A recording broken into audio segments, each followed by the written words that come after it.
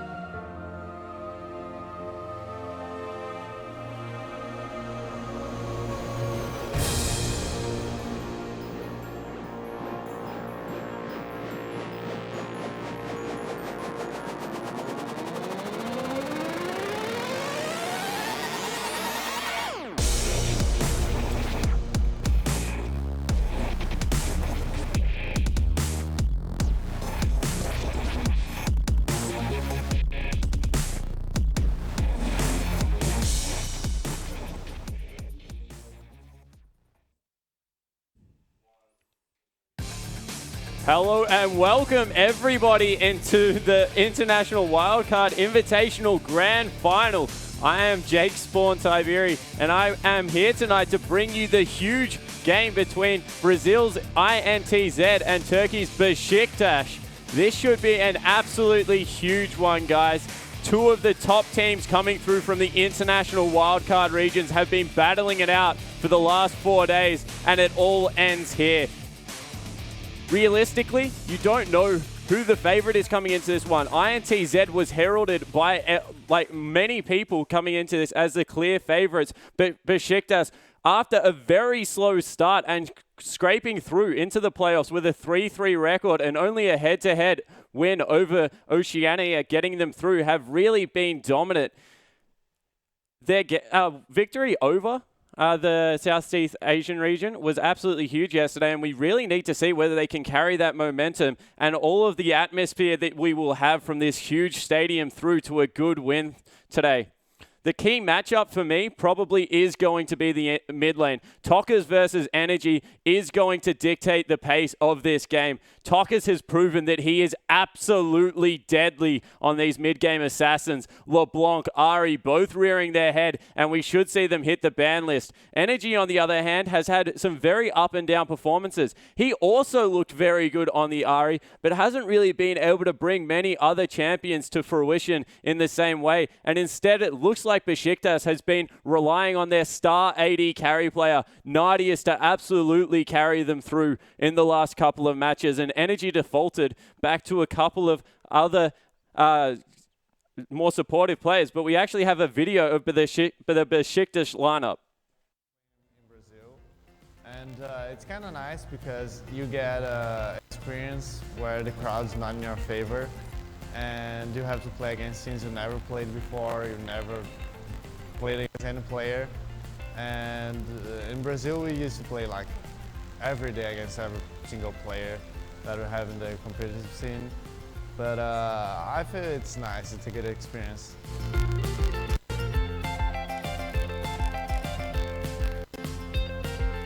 Our goal with the IWCI is to show people how Brazil can be like a strong region, because people really seem to underestimate us. So we want to go with the MSI and show we can do more than people think. I don't think I'm the best ADC in this tournament, but I think I'm one of them. And I don't think it's good to just say it, but I will try to prove it.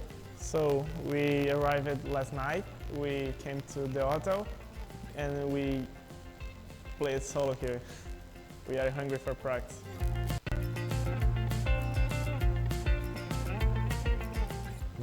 Para mim está sendo muito bom. É meio emocionante representar um país assim, tipo, internacionalmente. É muito excitante e ao mesmo tempo não sei como colocar em palavras, mas tipo, eu acho que é o melhor momento da minha vida agora.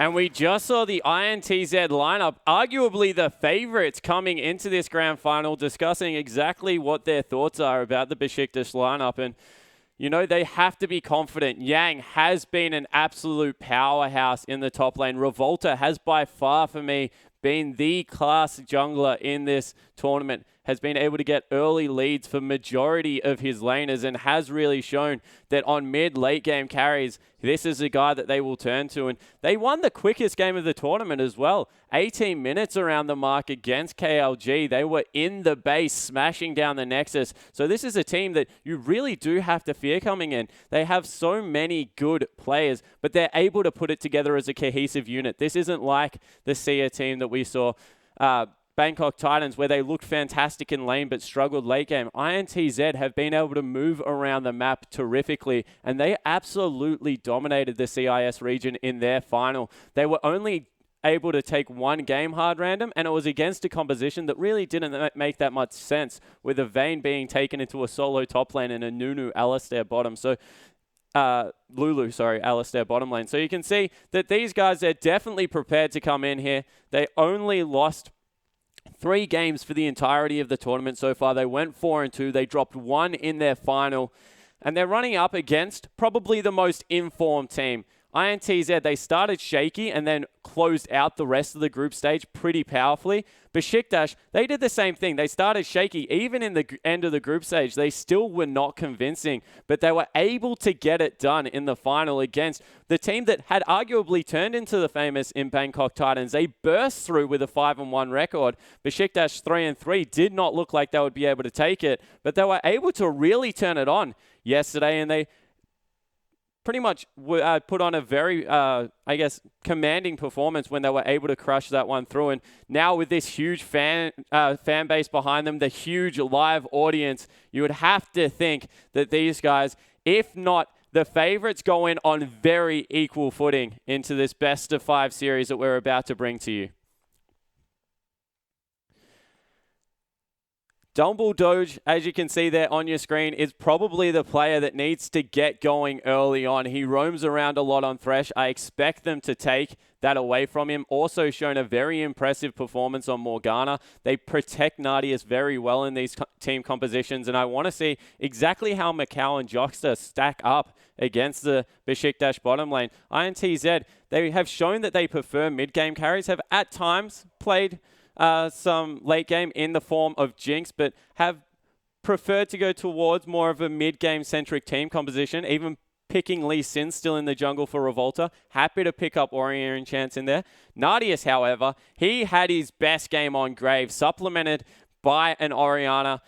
Anna Nunu was able to dive in, get so much work done in the backline. Tholdrin, he's happy to play the tanks. He's happy to play the carries. A very versatile top laner. And honestly, this is 2 very well-balanced teams coming through. A little bit of a different focus being INTZ very jungle mid-focused and Besiktas very support and AD carry-focused. But they honestly run very sound team comps. They have a very good understanding of the pick-bang phase coming through. In fact, Besiktas won that convincingly yesterday in their best of 5, you have to say. So probably the 2 most strategical sound teams coming through here. And it's going to be a very close game. Best of 5. There is, of course, everything on the line here for a chance to go across to America and participate in MSI against the top teams in the world. Going to be joining the likes of Team Solo Mid, Fnatic from Europe, as well as AHQ coming through from the Taiwanese region. And that's what they're playing for, guys. On screen right there, the International Wildcard Invitational Region Championship. And I couldn't be more excited to get into this. I think that we finally got through there with the 2 best teams. Oceania came in as pretty favored coming into it. There was a lot of hype around the Japanese region, but those guys fell out relatively early. Then Hard Random and the Bangkok Titans were able to make a fantastic push through day 2 and 3 of the tournament and exerted themselves as 2 of the favorites, but in the end, they all fell away, and we were just left once again with Brazil versus Turkey, the old school grudge match, and Turkey must be looking for revenge coming into this one, and we actually have a short clip of them.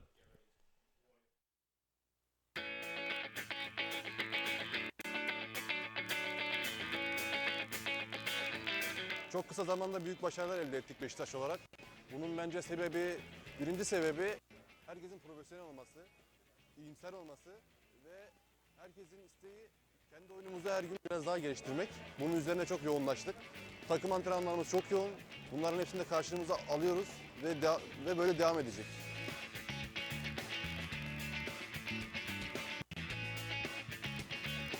It's nice that the tournament is actually in Turkey because we were already here, so we don't have to travel that far. Bu benim birinci uluslararası turnuvam ve benim için farklı bir anlamı var. Ama aynı zamanda Türkiye'de olması ve Türkiye'yi temsil etmenin nasıl gurur verdiğini anlatamam. Gerçekten bu konumda olduğum için ve Beşiktaş'ı temsil ettiğim için çok mutluyum.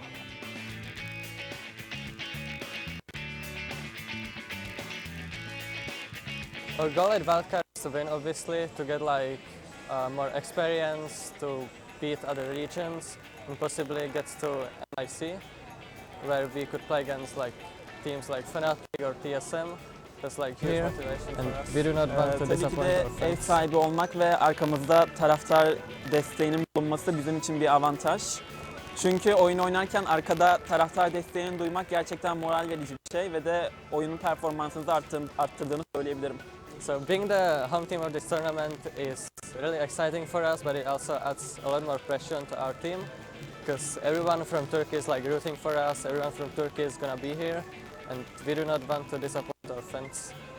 Önceki senelerde Dark Passage takımı Brezilya'ya yenilmişti.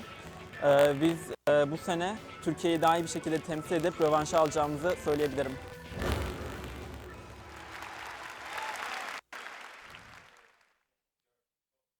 Welcome back, ladies and gentlemen, to the International Wildcard Invitational opening ceremony. I'm, of course, Max Atlas Anderson, and Jake Spawn Tiberi has been sitting here on his own for quite some time because I was stuck down a well and just could not escape. It was a horrendous situation, but we're here now. And thank goodness, because this is a massive grand final between Besiktas and INTZ. And the Brazilians, of course, causing a lot of fear in the Turkish lineup. Yeah, they certainly are. And you just saw from that clip, they mentioned that having the home crowd here, it's so important to these guys. Yeah. They're being rallied by it. But there's also a sense of pressure that comes through from having all the expectations on you. And we've seen the best of the worst of that already this tournament. Huge defeats coming through in the group stages, but then they rode the upswing that they were able to get from that last game, taking out Japan, making it into the playoffs, and absolutely crushing the Bangkok Titans. Now, with this home crowd behind them, you would think the sky's the limit for the Turkish lineup. Yeah, well, this is the thing. And, of course, against the Bangkok Titans, who were the favorites heading into that semi-final as well. Why are you grinning? I'm so glad you're out of the well. Oh, well, it was hard. Have you tried climbing out of a well before? I have not, unfortunately. It's very small. It was a small well. You know, you don't have very much room to move. But my goodness, what an incredible stadium. And the Turkish fans all in there, all cheering for Besiktas. And this has got away on the minds of INTZ. We've been talking about this Turkish lineup and what this pressure is going to be doing for them. But INTZ, Brazilian home crowds are absolutely mental, but there may not necessarily be quite as many of them here in Turkey. Yeah, so we'll see that the Turkish crowd is actually quite large coming through here, so they're going to be firmly behind. I'm sure INTZ used to playing in front of crowds like this. Of course, the Brazilian fan base also fantastic in supporting their lineup, and you would think there would be lots of love coming through from home for those guys. And this means that Game 1 now is all important in this series. Yeah. You talk about Game 1 in best of fives kind of setting the pace, but this crowd will be going absolutely berserk, getting behind the Besiktas lineup, trying to swell Theophilus into the new heights that he has been showing towards the end of this tournament. Most definitely. But if INTZ can break any of that momentum, quell the crowd, silence the arena, and put on a fantastic Game 1, you think that they might be able to set the pace to be able to get inside the head of Besiktas a little bit. Yeah, and the thing that I find really, really interesting about both of these teams, Theophilus and Revolta both massively pressure that mid lane. Tokas and Energy seem to be handed a lot of these victories in the mid based on this incredible jungle pressure to come through as well. Yeah, I think a little bit more so for Revolta. He really does like to get behind Tokas, and I think it's because Tokas really is the power player. Theophilus gets a lot of support at the moment. You saw yesterday, 007X was trying to repetitively invade, but Energy and Tholdrum were collapsing very well around Theophilus. So maybe it's the other way around for the Turkish lineup. Yeah, so I actually think that their top part of the map is more of a unit, and they just hope to get through the mid-game relatively even or ahead, and then set Nardius and Dumbledoge up for a success. It's kind of weird to call Dumbledoge the second carry on the team, but for me, he really does fulfill that role, is one of the initiators, is a fantastic peeler, and really does facilitate a lot of what is happening around the map for Besiktas. Yeah, he seems a little bit like a second jungler as well, always roaming through, able to get to the right positions on the map and creating things, especially in that mid lane with Theophilus and Energy there. There have been a lot of three-man gang situations, but do you think that had a lot to do with the Bangkok Titans, the fact that G4 is a massive powerhouse, or do you think that it's sort of just their playstyle? Well, we've had some huge mid laners throughout the entirety of this tournament. You can throw Syros out there as well, who really did impress from Japan. But you mentioned G4. There's also Tokas coming into this game, so you don't really have to change that strategy. If there are going to be major tournaments, you expect for most of these teams to carry a fantastic mid laner in, and getting a mid lane behind is always going to be promising, especially if you are like an Energy who does like to play more supportive champions, the likes of Lulu, the likes of Orianna coming through, a couple more control mages, although he does have some mid-game assassins up his sleeve. If you're able to get Tockers behind, the control mage is just going to add so much more to the team fight. Yeah, and Tockers is also used to being facilitated there in the mid lane as well. So it's the opposite situation here for INTZ potentially, because Revolta often spends all of his time hanging around that mid lane trying to get Tockers ahead. And Tockers seems to play fantastically well when he is ahead, when he is in that fantastic situation. But when he's from behind, he does tend to look a little bit weaker than normal. Yeah, they overextend when they're behind, actually, INTZ as an entirety of a unit. Even Yang is guilty of that. He's another very good player through in the top lane for themselves, able to get solo kills when he wants to. But if they do ever fall behind, they do start overcommitting for some things. They're a very aggressive team in general, and they like to move through the mid game in very decisive fashion. But what that means is if you don't have the items there, sometimes it does fall through. So look for Besiktas to put a lot of pressure on early game. I expect Gragas to be banned away by INTZ because you don't want Theocles on someone who can have an impact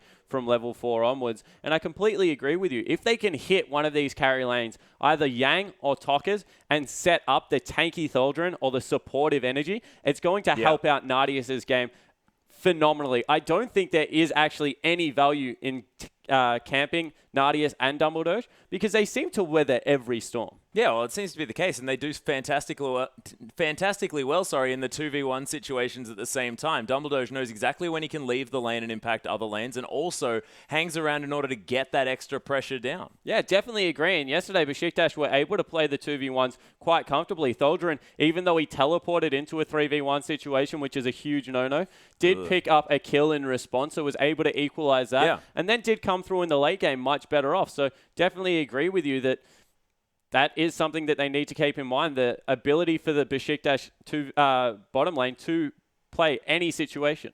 Yeah, and the thing is about this bottom lane matchup is that Jockster and Macau also incredibly strong. They've had incredible showings throughout this event, and you have to remember the 18.5-minute victory coming down there. Macau showing some huge plays on that Jinx very early on, picking up a very early triple kill. Admittedly, after that point, it was all a bit of a wash because when you end up back in lane with a BF sword at 5 minutes into the game. Against a level 1 support. Against a level 1 support, you're going to have a good time. But, of course, up there, in order to get him to that point, they played fantastically well. Yeah, they certainly did. And, it was some early game shot calling that really came through for them. They were willing to fight between the turrets, which not a lot of teams are brave enough to do. And in the end, it did come out absolutely massive for them. They went 3-0, got a huge triple kill, and it set up the pace of the rest of the game. So that's another example of how well INTZ play with a lead. It's just that whether Besiktas is a team will give it to them or whether they are going to show as promising as they have in the early game. Yeah, and the thing about this is it's not like going up against the Bangkok Titans where there's sort of a clear idea of what you want to be banning away. Oftentimes it is going to be 007X, although it wasn't in the last semi-final and they still managed to deal with it.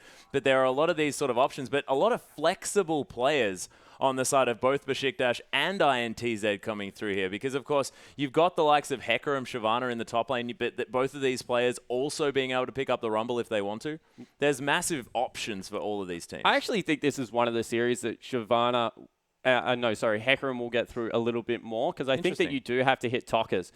Okay. The way that they play two-threat compositions with Nadius and Energy means that if there is an Arya or a LeBlanc on the team and it ever gets a little bit out of control, Nadius is just not going to be able to do his role on the team. So I think you have to take away the LeBlanc, then you have to take away the Arya. Then you have another ban that you can kind of flex in and out just to keep your AD carry safe because we've seen that Besiktas like to play around it. So I actually think that there is a key game plan that you take into this one and it's focus the mid laner a little bit, try and get Energy in a good lane matchup, one that you're happy with, and then try and take it from there. So it's more about banning away the strategy rather than the player. Yeah, exactly right. You don't want the mid-game assassin to be able to take out your AD carry before these team fights really get going. We saw Besiktas have very good success with scaling compositions, so they don't want to lose out in the mid-game. Yeah, well, we'll see whether they do that because, of course, INTZ, they are incredibly strong when they manage to get these early game team comps. And we saw Revolta, his Lee Sin got banned away consistently in their last matchup. Yeah, and look, I think that Lee Sin is the third ban for me as long as they are banning Gragas. If they keep Gragas up, I'm actually pretty sure that Theocles won't mind the matchup because you saw yesterday that he was happy to match the early aggression of 007X's Udyr, even with the Gragas. Things like Nuno as well were coming through for him. So I think that he also has some tricks up his sleeve. Very confident jungler coming through. He didn't have a fantastic showing before the semifinals, but then burst through and was instrumental in their 3-0 win. Yeah, and you have to think that that has a lot to do with nerves coming into this one as well, because of course Theocles, a lot of pressure on him. We've mentioned this many, many times, but you can be very nervous when you have so much pressure on you to perform in these situations. So Theocles may have just calmed down a little bit, got all of his stuff together, and he's going to be A-OK moving forward here. But this is the grand final. If nerves are ever going to be a thing, it's going to be now. Yeah, it certainly will be, and I'm very curious to see how the teams attack that. Do they go all in on a level 1, try and blow it all off and try and get in there straight away and fight? Or do we just see standard lanes coming through for game 1 and everyone take it nice and slowly? I guess you can go the opposites of extremes when it comes to big games like that. And still looking in on that stadium, Atlas. You keep mentioning nerves, and that is probably the largest crowd either of these teams have played in today. Yeah, well, today or to date? To date. Yeah, that makes a whole lot more sense, of course. I don't think we'd be in one of these stadiums more than once a day, but man, all of these fans looking at these players, and they glance past their monitor and see all of those people urging them on the side of Besiktas, and INTZ would look out and be like, this is so intimidating. To hell with that. When you get a kill and you hear the roar of the crowd. Yeah. I know they wear noise-cancelling headsets, but these things only go so far. You can only cancel so much. Yeah, exactly right. So I definitely agree to you. This is going to be an absolute monster of a game. And I think the crowd, either good or bad, will play a role in who takes this one. Well, it's true. And if Besiktas manage to take first blood, like you mentioned, that is going to be the most enormous confidence boost for this team. They'd hear an entire stadium erupt. Entire nation, pretty much. Yeah, exactly. And they're all waiting for this one to come through. The first game in this grand final. Besiktas having a fairy tale entry to this grand final, you have to think. 3-0 victory against the Bangkok Titans after they were the 4th seed, coming through at a head-to-head tiebreaker that had to be won out there against the Chiefs. Of course, it wasn't actually a victory, but they had that head-to-head. So, man, Besiktas, the skin of their teeth, and then 3-0 in a semi-final.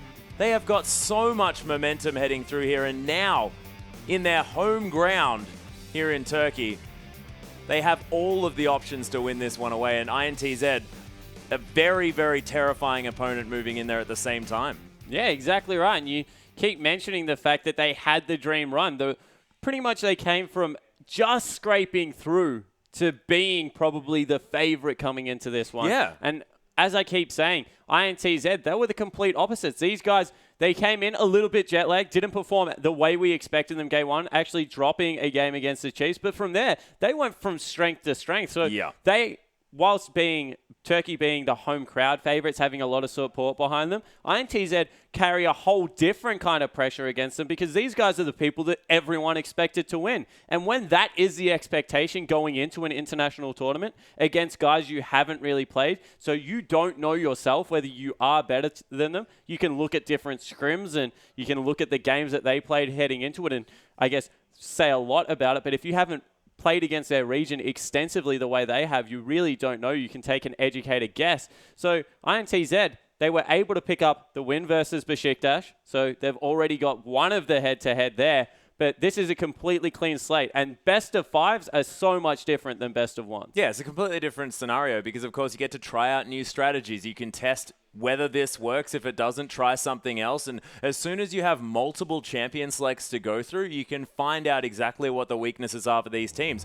A single game does not let you know anything, but the first pick already through here as INTZ are going to take away Siva Macau with a whole lot of engaged potential, and they've banned away the majority of the support champions. Yeah, so actually hitting Dumbledoge down in the bottom lane there, but not taking away Thresh, which is just weird. Really, really weird, Spawn. That's exactly right. Morgana and Lulu are going to be taken away, of course. Tokka's aiming that one at Energy, doesn't want to be against that Lulu in the mid lane. Nautilus is also available coming through here, and they have also Respect banned away the LeBlanc. Left the Ahri up, though, and Lee Sin is also still available. Yeah, Revolta can head back to that incredibly powerful early game jungler if he wants to, of course. I'm only saying incredibly powerful when it's in the hands of Revolta, because we've seen Lee Sin fall out of the meta. Yeah, exactly right, but Revolta Gragas used him is to up, great though. effect here. Yeah, I think Gragas is the huge one here. I'm surprised Theocles didn't take it. Instead, they grabbed the Maokai for Thaldrun, and he went absolutely massive. They have Dumbledore's Thresh, the kind of absentee ban that was so weird. Yeah. You can see they're playing heavy engaged, so what do they get rid of? All the disengaged champions, and I love the Respect to Energy's Lulu there in the mid lane. Oh, yeah. But that's just crazy because he's still got things like Orianna available. If you're going to hit certain picks, it doesn't really... The ones that they didn't make much sense, but they do lock in Gragas, they do lock in Ahri. And once again, we said INTZ, they love to run early game. This is another early game composition. Yeah, and with Sivir as well on the hunt, being able to run around in this one at the same time. And it's not going to be Macau on the Jinx, so they don't need to get too frightened of the level 3 triple kill to come through. Of course, is pretty difficult to make that one happen yet again, as now Besiktas thinking about their next 2 picks. And they've got a whole lot of flexibility now. Thresh Maokai gives about nothing away. Yeah, Nunu Lucian is what I'm expecting to come here through here for Theocles and Nardius in respectively. Being able to buff up the AD carry just a little bit gives Nardius some tools in there.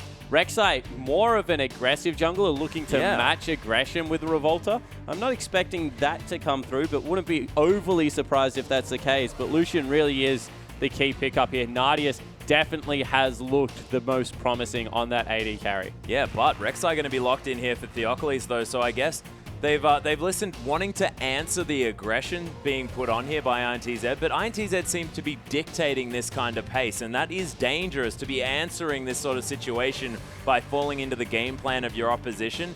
Isn't necessarily going to work out. Teleport Smite Shyvana, though, being thought about for Yang, and Jockster's locking away the Nautilus, and this is a terrifying INTZ lineup. Yeah, it certainly is. They just have so much initiation now coming through from Jockster, Gragas, not to mention the fact that Yang is able to fly in from the back line and take out what is a relatively short-range Nadia. So they'll have to be incredibly careful here, Besiktas. And if they do go with Orianna, I will be very surprised that there's not a Nuno on the composition, because he just does so many things in this that Rek'Sai does not. They've got all the initiation they need in Thaldrun. So the jungle matchup now doesn't really make overly a lot of sense to me, but we'll have to see exactly how it works out and whether Theocles can use a Rek'Sai to get them ahead early. That's what it's now all about. If Theocles isn't able to do that, the Rek'Sai pick is a waste.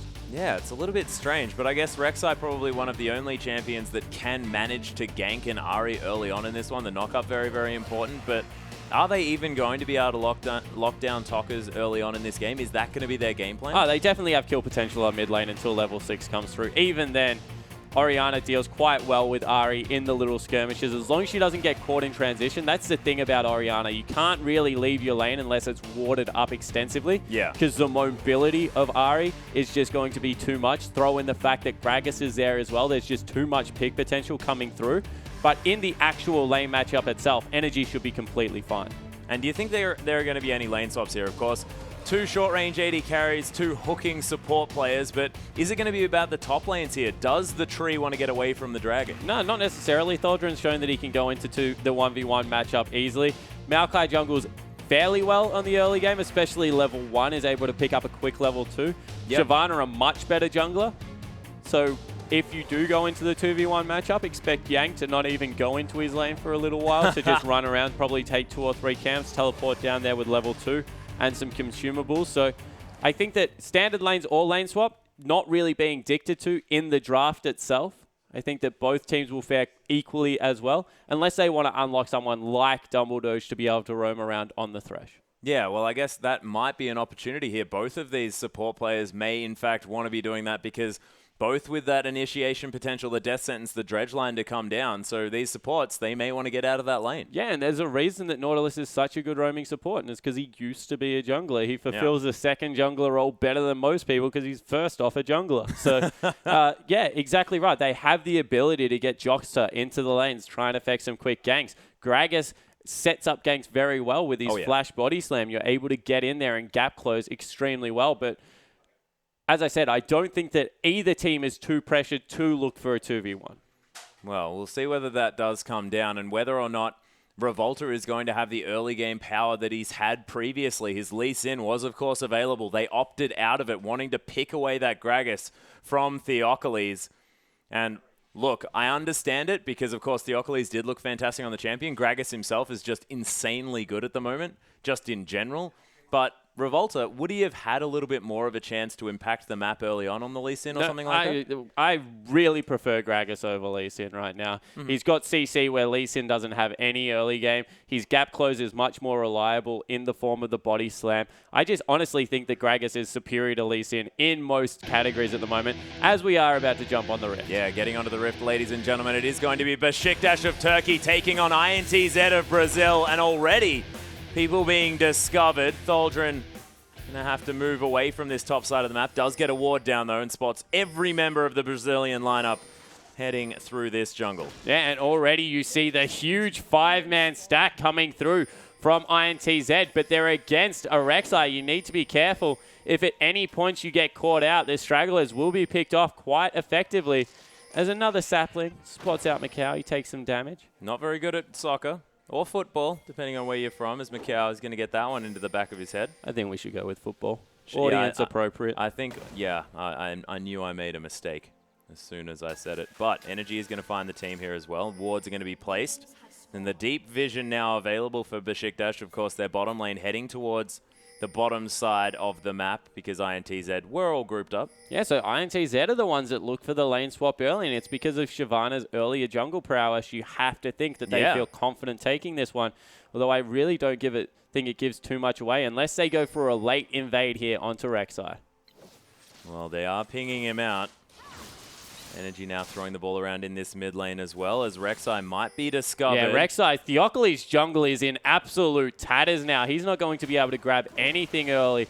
The invade comes through. Yang's going to be able to pick that one up along with Revolta. And all of a sudden, Rek'Sai is so far behind. Can't do anything. Nadius and Dumbledore, they're going to be able to take down the Gromp and head towards this bottom side, but that means they were unable to freeze up this wave. We'll see whether that was a decision that they made on purpose. They might catch Theocles for a second time here. Oh, goodness me. Yang now able to get the damage down. The flash into the dredge line, catches him after the flash, burns down as well. Joxter locks up first blood, and man, Brazil have come to play. And that was just a bad jungle path coming through from Theocles. He got forced away, and all of a sudden, just continued on the top side of the jungle. If there is a 2v1 as Dumbledore comes in for a roam, yeah, there's the hook onto Tockers as well. Command Attack Dissonance going to land. Clockwork wind up doing some work, but in comes the rest of INTZ. Dumbledore is going to get locked down by the stun. Joxter with so much of an ability to get around this map, even at level 1, but they don't pick up the kill. No one going to fall. And it's just Theocles that has died this game so far. Yeah, and everyone holds summoner spells as well. That was a very long skirmish coming through and not very many people burning anything. So Tholdren, he's joined in the top lane. It's a 1v1. Maokai versus Sivir. Maokai will be completely fine in that matchup, especially with the extra consumables. And it really is only Theocles that's fallen behind in this game. Revolta now going to get a 3-buff start because once he recognizes Theocles very low, can't go in, rotates down to his own red buff after taking Theocles, and he'll be able to grab the blue buff whenever he wants on the return. Yeah, and the thing is, Rek'Sai just has so much power in the early game generally, but now he's going to have absolutely none. Yeah, exactly right. And it was just some greedy pathing that came through, was absolutely punished, as Yang actually picks up a Hunter's machete there, so he's looking to take down those Krugs. You'd have to think at every opportunity after he's shoved out. Looking for the extra 15 gold that comes through, not to mention some nice sustain against monsters. Probably wants to get to that skirmishing saber as soon as possible as well, now that he's up against the Lucian. Yeah, potentially looking for the 1v1 to come out there. Also make some effect of the second summoner spell. Think it's a worthwhile pickup. I know that if you are in a position where you're against the top laner and it's a 1v1 lane, you're expecting jungle pressure to come through, can be incredibly risky. However, at this point in the game, it's going to be 2v1. You know he's going to be jungle farming more than anything, as Revolta is spotted by IWCI. So Theocles at least caught up in levels. Yeah, it does have even farm here with Revolta, who hasn't And been back leaves. to base. That is so bizarre. He just was there and he left his top laner to potentially get dove. Yeah, he's hanging around here. Prey Seekers are going to land onto the Brazilian lineup. There are some wards around here, so Brazil not going to be unnoticed in their movements around. Dumbledoge heading up towards this top side as well as Tholdren able to take down a cannon. Oh, actually missed it. A little bit sad there. Uses the Twisted Advance to clear out a creep, and the dive not going to come through just yet. So Dumbledoge also comes up into the top lanes, leads Shyvana versus Lucian 1v1 in the bottom side of the map. You'd have to think that is firmly in INTZ's favor, going to be able to shove that lane out now at will. They've got a 2v2 unfavorable, you'd have to think, in the top lane. And mid lane, not much really going to come across here, but Nardius will start to maybe struggle against the Shyvana. That's what a lot of these matchups tend to do here in the mid, is when you've got a lane swap, it's just going to be a bit of an island. Revolta takes down the blue buff here as well. 3 buff start complete, as Theocles now just tries to get as many jungle camps as he can find. And we'll see whether he goes for the Chilling Smite or whether he goes in for something a little bit more farm heavy. Because if he does go with Chilling Smite, he'll be able to gank a lot more effectively, but he's just not going to be able to catch the Gragas in terms of how much experience he picked up early. There's Dumbledoge in for another gank on the mid lane. So we mentioned the fact that Tokas might be, I guess, soloed out here in trying to get some focus down on him early. That definitely looks to be the case. Oh yeah, Dumbledoge though was forced to leave that mid lane area because there are a whole lot of the Brazilians heading down that river. And Nautilus and Gragas just seem to be friends. Revolta and Jockster just chilling out in the enemy jungle. And Really wanted to get Dumbledoge has something got happening. overextended here onto Macau. They're going to pincer in. Wisely backs away. Some good Sixth Sense maybe. Yeah, Dark Passage going to land there, but Dredgeline onto Dumbledoge gets stunned up just a little bit as in goes Soldier, and he does get out eventually Macau. using the flash. Macau goes down as Dumbledoge picks up the kill, and I don't know how that worked, but Tholdren played that so aggressively and didn't get punished. Yeah, so Tholdren dove back in, had to flash out, but it was really all about Dumbledoge, who got the first playthrough and then hooked him back under turret with Ignite. Just able to take the 2 turret shots in there and picks himself up a well-deserved kill. Yeah, really beautifully played. If we have a look at this CS line in the mid lane, Energy actually quite far ahead here, 60 to 50. Has picked up himself up a Chalice and a couple of Doran's rings as well, so he's going to be very, very safe in that mid side. Of course, Yang is going to be ahead on farm, but man, Tholdren has really kept up despite all of the action here on the top side. And you can see it's a 100 gold lead for Besiktas, or maybe a 50 gold. It's nothing at all. Yeah, so in the end, they have to swap back because Besiktas, they've picked up CS advantages in 2 of the lanes. Orianna has one, not to mention the fact that Nardius has a CS advantage. Oh, yeah. And that's the real terrifying thing. Make no mistake, the AD carry player for Besiktas is their star. And if he is able to get ahead, he will really punish this INTZ lineup. Yeah, and the beautiful thing about Nardius as well is he's their star player in the team fights in the later stages of the game. He sort of sits back for these early phases, but then really manages to shine after the CC's gone down and then just tears everyone apart. Yeah, so we see Revolta sweeping out a pink ward there. A little bit more attention now coming into the mid lane. 2 pink wards actually on the bottom side of mid. So you mentioned it, the focus that will come through onto Energy in the mid lane now seems to be there from the INTZ lineup. Yeah, they've lined it all up here as Dumbledoge is going to get Dredgeline back. Nice double body slam and the Thresh going down so low. These tanky members, Yang's actually going to teleport in as the flash is going to net the dragon, potentially a kill. No, Revolta's going to lock that one down. As Dive's Yang going to looking come through, for the Nardius, dive. you are in trouble. And Yang is so tanky as well. Skirmisher Saber going to be used as Revolta. He's getting taken down low, but Tokas arrives and he picks up the kill. INTZ with an incredibly aggressive but beautifully played out dive. Yeah, so able to get there in the end. It was all because Tholdren got greedy with his teleport to get more farm. Went back into the top lane. So in the end, the teleport from Yang wasn't able to be matched, and they're able to get the successful blue buff invade. The denial of vision was very strong around mid lane, and That's a very powerful first move coming through for INTZ. Yeah, really beautifully done. Although now the energy shockwave. Yeah, he's looking for something here. Revolta body slams out, but it's a beautiful boomerang to get energy to half health here. He does not want to go any further.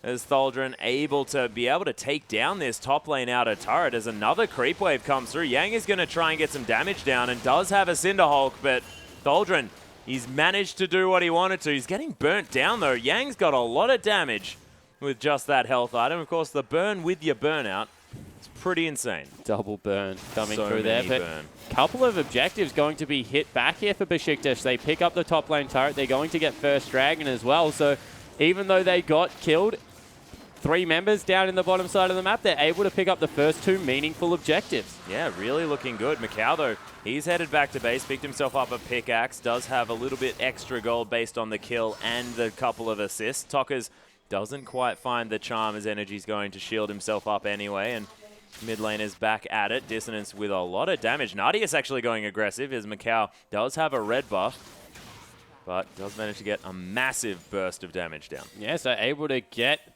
through that spell shield and picks himself up some damage as there's now a gang coming through from Revolta into this top lane. Will be spotted out by a ward, and Theocles' tunnel network, even though he was put behind early, is become incredibly impressive. Yeah, Jockster actually going to use that dredge line to escape hit the gank in the bottom side as Theocles has turned up down here. Actually managed to stay relatively effective in this game. I mean, 29 CS to 28. Hasn't got his jungle item completed like Revolta does, and Revolta has been involved in 3 of the 4 kills on this map here for INTZ, so able to do a whole lot of work with that as far as the gold is concerned, but Theocles not going as bad as Dark Passage forced to be used here as Nadius is burning down from that Ignite from Jockster.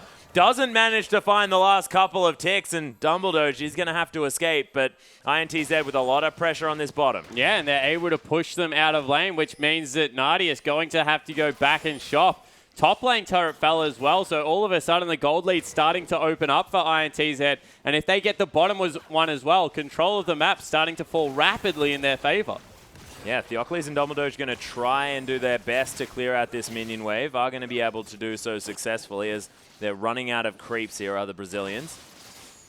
Tokker's clearing out minions in the mid lane as well, and he's very, very close to that Luden's Echo, and that's going to mean a whole lot more wave clear, but also a whole lot more burst damage. Yeah, it's just the assassination potential that comes through with one item. Ari really did hurt from the missing DFG. If she wanted to go more of the assassin path, of course, you can build Ari purely as a mage as well, and she does very good consistent damage, but with either the Luden's Echo or the old DFG, you're a complete mid-game assassin, just able to get in there and burst people down.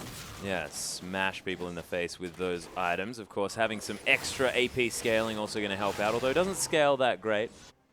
It is definitely still more in the arsenal here for Ari. She had enough, honestly. She was able to do buttons all the time on that champion. Yeah, she certainly is a very good combo mage coming through there. You can wait on your ultimate to get a second reel of your spells up. She just does significant burst damage. And stealing away that blue buff from Energy honestly set the Orianna back behind. We saw that Energy was starting to get a very big lead in the mid lane. It has stayed at about 10 CS, but just when you thought that Orianna would be able to take over the lane completely, missed out on the blue, and now being a little bit bullied or at least pressured in the mid lane. Yeah, and Revolta actually thinks that this top side of the map is his in the entirety as he's taking down the red buff of Theocles while Yang is getting rid of these Krugs. Meanwhile, Besiktas in the bottom side are trying to fast push But there's this going to become turret. a 3-man dive in the top lane. Tholdren's in trouble. Does have a catalyst and those Merc treads, but you're exactly right. This Maokai not as tanky as he's known to be in the later stages of the game, and the inner turret might need to be sacked here by Besiktas. Yeah, so they have to back away because they can't defend it, but a tier 2 turret at 13 minutes into the game would be an absolute nightmare. Creep wave does run out, and Dumbledore has rotated around, so won't be able to get too much more damage on it, at least you hope for Tholdren's sake. Yeah, Tholdren doing the very best that he can to try and clear this one out. He does hold the minion wave off the turret here for a bit as well, and Besiktas successfully defend as Nadius versus Macau on the hunt has been popped. Boomerang not going to find the Lucian as the culling comes through. Nadius able to answer back on this one. Does flash forward. There's the passive to come down. Double teleport through here. Nadius picks up the kill though as Yang's looking for him. Tholdren, of course, in here at the same time, and man, Nadius is a boss on this Lucian. Yeah, and that was just a bad play coming through from Macau. Thought he could out-trade him, but Lucian in the mid-game is the best skirmisher.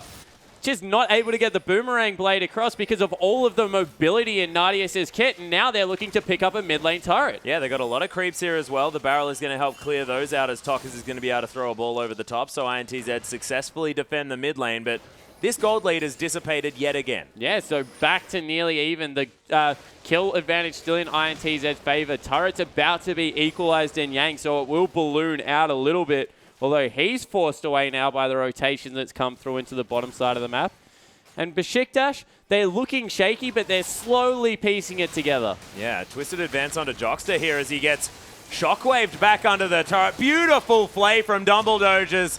Jockster flashes out and realizes that was an odd decision. Dumbledoge's mechanics on Thresh is amazing. He hooked himself to a creep to get into range to flay him back further underneath turret, just using every piece of his kit to his advantage. That was beautifully done. Hopefully we can see a replay of that in slow motion at some stage.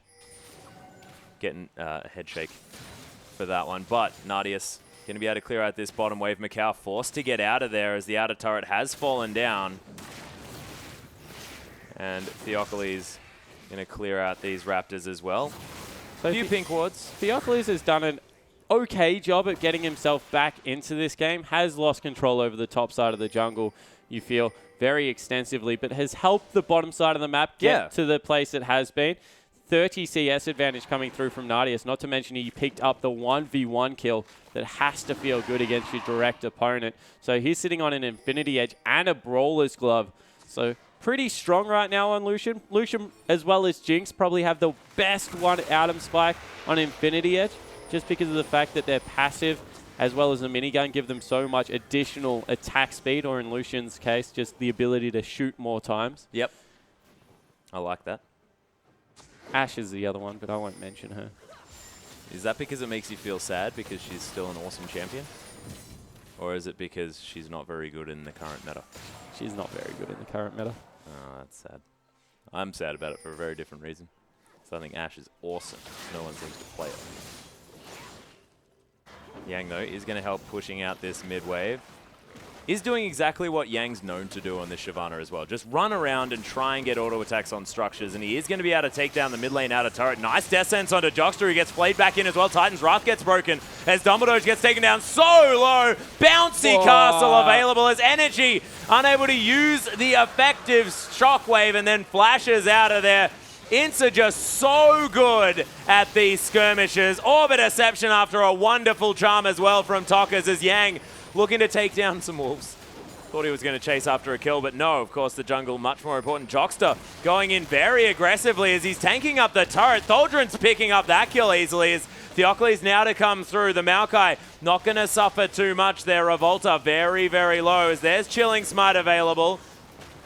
Tokas doesn't land the charm as Theocles is able to tunnel his way out of there. And Besiktas, they limp away from the fight, but they lose the dragon. Yeah, so they lose out on Dragon. They lose out on the team fight, and Energy whiffed the shockwave. Not a good feeling coming through there for the Besiktas mid laner, because you feel if that was in the right position, in that choke, would have been much harder to get across and collapse onto Nadius the way they do. As the hook sails to the right, Yang able to dodge out on that one. He is incredibly quick right now. Also incredibly tanky, about to finish off that Warmog's armor as well as this Shyvana. And Yang is almost going to be unkillable. In dragon form, so much effective health, it's ridiculous. Yeah, it comes through with all the added resistances coming through there. As we see Theocles heading back to his red buff. I believe this is the first red buff that he has been able to secure for himself all game. There's still a slight question mark on it as well as to whether he's going to secure it, but Energy comes over the top, is able to offer a ball just to help him out, and he is going to secure that one as well. It wasn't Jockster's idea to get over there and try and disrupt that action, and their ward just ran out anyway. Yeah, so able to push in here in the mid lane. 3,000 gold, the advantage right now for INTZ. So the early game definitely going in the favor of Brazil. And they've got a very incredibly powerful Ahri now split, pushing in the top lane. Has the Luden's Echo, prioritizing boots too. Some cooldown reduction coming through from that Fiendish Codex as Revolta's trying to solo out Theocles, but that's just not going to work. you are a Gragas. Yep, you're a tank. And Besiktas are waiting alongside here as well. Tholdren looking to try and get amongst it, as Theocles will need to go back to base and get some health back. Yang split pushing in this bottom side, but not actually pressuring any turrets just yet. He's quite a way away. But he's 40 CS ahead of the Maokai route now. Tholdren just not going to be able to do his job, as well as Yang, who is a legitimate threat on the backline. He's going towards what you would assume would be a Thornmail as well. And from that point onwards, Nadius just not going to be able to kill him. No, most definitely not. I mean, he'll have to try and ignore the Shyvana, hope that Dumbledore can actually peel that one away, which is going to be very, very difficult. As Yang able to get some vision down here as well. Theocles is going to spot that one out, but he's gone Warrior Enchantment, and Yang is not afraid of this Rek'Sai at all. There might even be kill pressure, as that was a Chilling Smite that did not slow Yang at all. Yeah, so not able to get anything done as Soldier, and he's being pressured by 2 people. So that was only 3 members on the bottom side of the map, but still enough to be able to take down majority of this turret.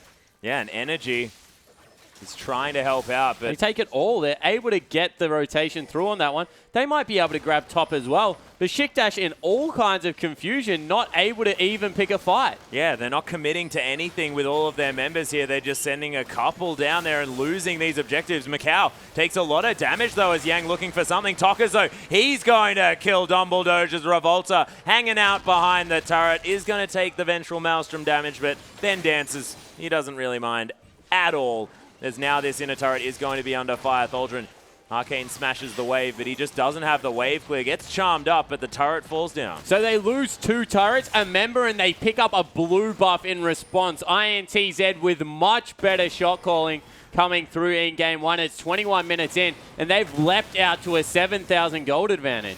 Yeah, 8-4 in kills. They're even on Dragons here because Besiktas did manage to take down the first one, but the 5 turrets to 2. That's the massive statistic, because now INTZ, with the superior shot calling in this game, also have massive map pressure. But Yang is just huge. Like, that's as far as it goes. You have a 3-item Shyvana with boots too that is going to be diving onto a 1-item Lucian. There is no way in the world that Nadius or Energy can currently kill Yang, and he's going to be able to wreak havoc across every member. Yeah, and you saw the attack dissonance combo go across Yang as well, and it did no damage at all, and he's got no magic resist in his item build whatsoever. Yeah, so just getting everything from his ultimate coming through there has got so much effective health now, especially against the AD users coming through on Besiktas. And his mission is just to take out Nadius, let Energy be dealt with through Tokas, but the top laner right now is in a position to really carry out this mid game much earlier than you'd expect a Shyvana to be able to do. Yeah, and I understand that Energy is behind, just wants to get some effective statistics as well, but I disagree with the arm guard. I feel like Energy needs to be picking up as much AP as he possibly can, and it's going to mean that this Shockwave is just going to bounce people around, but they'll just ignore it. Yeah, and I don't know who it's directed to either. If he gets caught by the assassin in the mid lane as Soldrin trying to fight here. Yeah, they're looking for Yang. Luck, The drag. What the hell? Yang takes absolutely no damage at all. Hasn't even blown the ultimate. The burnout doing so much work as he dives over the top. The culling going to be used here. That's the only way Nadius can actually get anything down, as my goodness, that dragon took so long to die, and Nadius almost killed himself. Yeah, Nadius actually wasn't hit by any abilities there as Theocles dove. Yeah, trying to get the dive on, but Revolta still tanking up this turret. Macau getting the auto attacks off on the Hunt's Beam pop. They do take the turret down, but Macau's going to pay for it with his life. Energy picks up that kill. Doge takes a lot of damage. The charm, though, not going to land, as that was an interesting flash. Orbit Deception comes over the top. Tholdren still looking to engage this one. Dissonance for the speed up, but a nice Riptide is going to help get them out. Energy takes a gigantic burst of damage as Tokas gets the ultimate back available. Spirit Rush, one more charge as Orbit Deception is going to find Energy again. They've got Yang back available, but Tokas is dead. Yeah, he is super dead as Energy gets the shutdown there. Teleport to come through from Yang, though. They want to re-engage. Energy gets stunned up as Jockster trying to be the hero. Energy's going to die. Nadius, super low, gets smote here by Yang, who now again finds himself in amongst multiple members as Revolta's chasing Dumbledore. And Yang, I have a feeling, might be able to 1v3 as he's going over to the Gromp. Yeah, so the problem is he doesn't have CC, but they actually can't kill him. Without Nardius having a last whisper, there is just no way he currently dies. Yeah, well, he's got the Vamp Scepter going, hopefully, towards that Bilgewater Cutlass and Blade of the Ruined King, so he will have a little bit more sticking power. After that, I'm hoping for a Frozen Mallet. But we'll see whether that one does actually come through. INTZ going for their second Dragon. 10-8 now in kills. The gold lead still at about 7,000. A little bit less, 6.5. So Besiktas not behind by as far, and Energy picked up a couple of kills in that last skirmish. He's now got a needlessly large rod. Yeah, so he's at least hitting a little bit harder. Also, Nardius is still equal items coming through with Macau, which is absolutely massive for being behind, what, 6,000 gold in a game. So he's getting the farm he needs, also going to pick himself up a red buff, but they need to continue to stall this game for much longer. And unfortunately, with that turret going down, they no longer have the tools to be able to do so. Yeah, and Tholdren, he's 3-0-3, but he's behind 60 CS. And Yang just looks so much bigger. You can see he's level, I believe, 15 to level 13. Yep. Which is just nuts. Yeah, and this is the thing about Shyvana. She just picks up CS wherever she goes. Trying to push into the mid lane now is Besiktas, so they'll at least get a turret back for their problem. Revolta needs to be careful there because Nardius, if anything, has shown that he has a willingness to be aggressive, and there are members in the top and bottom lane currently for Ints. Yeah, it's the 1-3-1 split push coming down here, but of course Macau with a lot of wave clear, they are able to defend that They're turret. pinging out Baron on the side of INTZ. Do you think they just feel like they're further ahead than they actually are, maybe? Well, they're really far ahead, so I don't know how much further ahead you can be. 7,000 gold at 26 minutes is a fairly significant margin. Oh, it's not completely That's shut out. two major items. It's not like we can do anything and still win, though, you know? Isn't it? Isn't it? I think it is. All right, okay. Well, look, you're the boss. So we'll take your word for it, Spawn, and we'll see whether they are going to go for the overly aggressive play on this Baron. Not going to be going for it just yet, though, as INTZ just going to get some exclusive vision of the area. They're sweeping out as best they can. Besiktas still with some decent defensive vision on this top side, but other than that, there is nothing there, and INTZ are just running freely. Like, no one can kill Yang right now, so Yang can honestly go up and hit that inhibitor by himself, and unless they bring 4 members to it, they can't kill him, and they're just going to be able to start up the dragon regardless. Yeah, Tokas is actually standing on a ward here as well. They haven't swept this one out, but INTZ, they do have exclusive vision of the pit, and they know that Tokas is standing there. There's nothing that Besiktas can do, and this is the perfect example of a lose-lose situation. Yeah, and they go for the lose around the Baron, so they're going to give up the first inhibitor of the game. And once again, there's just no good decisions coming through for Besiktas. Look at Tholdren. He's trying to whack him down. Probably does less damage right now than the base regen coming through from Yang. Yeah, and Yang might just sit alongside. I don't know why he's backing away. Yeah, it's a bit interesting. Maybe lost vision of a few of the members here as actually INTZ have gone down fairly low from this Baron, so it's their turn to be a little bit indecisive here. Yeah, so INTZ, I'm very confused by how Yang was just playing that fight against Soldier, and you saw he was getting absolutely no damage done to him whatsoever. Could have just continued to run up there, hit the next inhibitor a couple more times, would have been able to take that one down easily. He had complete vision of everyone on the Besiktas lineup, but instead decides to play it extremely safe and back away. Yeah, Theocles now going to be able to clear out that pink ward there as well. So Besiktas clearing vision, and they've got wards now in this Baron pit, so they're clawing their ways back in. They haven't lost an inhibitor, which is very, very important. But INTZ still firmly in control. Yeah, certainly are. They have all the control over the entirety of the map. They're able to take away the bottom side of the jungle still. So even though that is a 60 CS advantage, it is much more in reality because most of those are monsters, as Zhang has just been probably farming more effectively than both junglers on the map as well when it comes to the jungle. And you see that he's now level 17 to level 14, just able to take away everything, continue to push. Yeah, BF Sword's completed here for Macau as Energy. He's going to get bounced back into his team. Uses the Zhonya's there as it blocks out the damage from that one. Oh, that spell shield was god tier from Macau. Shockwave doesn't do anything. Nardius now under fire as Orbit Deception not going to find the last hit, but double kill from a massive crit out of Macau. The body slam onto Thaldren There's INTZ. They are going to follow him over the top. Tokka's actually taking a fair bit of damage here, but does get the shutdown. INTZ, only Dumbledore now alive for Besiktas. And they can either take the base, take the Baron. INTZ, they got so many good options. Yeah, so they're going to just be able to push in here. Yang can just take up the turret realistically, although he goes on a sidewave mission to try and push in bottom simultaneously. So they will get 2 inhibitors. And once again, a horrible shockwave coming through from Energy. Just not able to get on top of anyone. So both key shockwaves missed out this game, and he streams back in, but needs to be careful he doesn't get re-engaged on. Yeah, they are going to lose both of the inhibitors here as Yang. He's just tanking up everyone, not too worried about much at all as the members of Besiktas going to get slowed down. Nice explosive cask. Going to stop the re-engage as INTZ, they just want to get back to base, pick up some items, and head straight to the Baron. Yeah, exactly right. You nailed it. They've got control over the bottom side of the map. Baron is the next clear objective to come through for this team. You see the Ahri has picked up a death cap. 5-1-5. My goodness. Tokka's in the mid lane. He's an absolute monster. Hasn't really been the flashy carry this game, but every single team fight just does a little bit more than Energy. And Besiktas look like they might be going for a Desperation Baron, although now they're just clearing it out. Probably can't hope to get much done. Yeah, they get rid of the vision, though.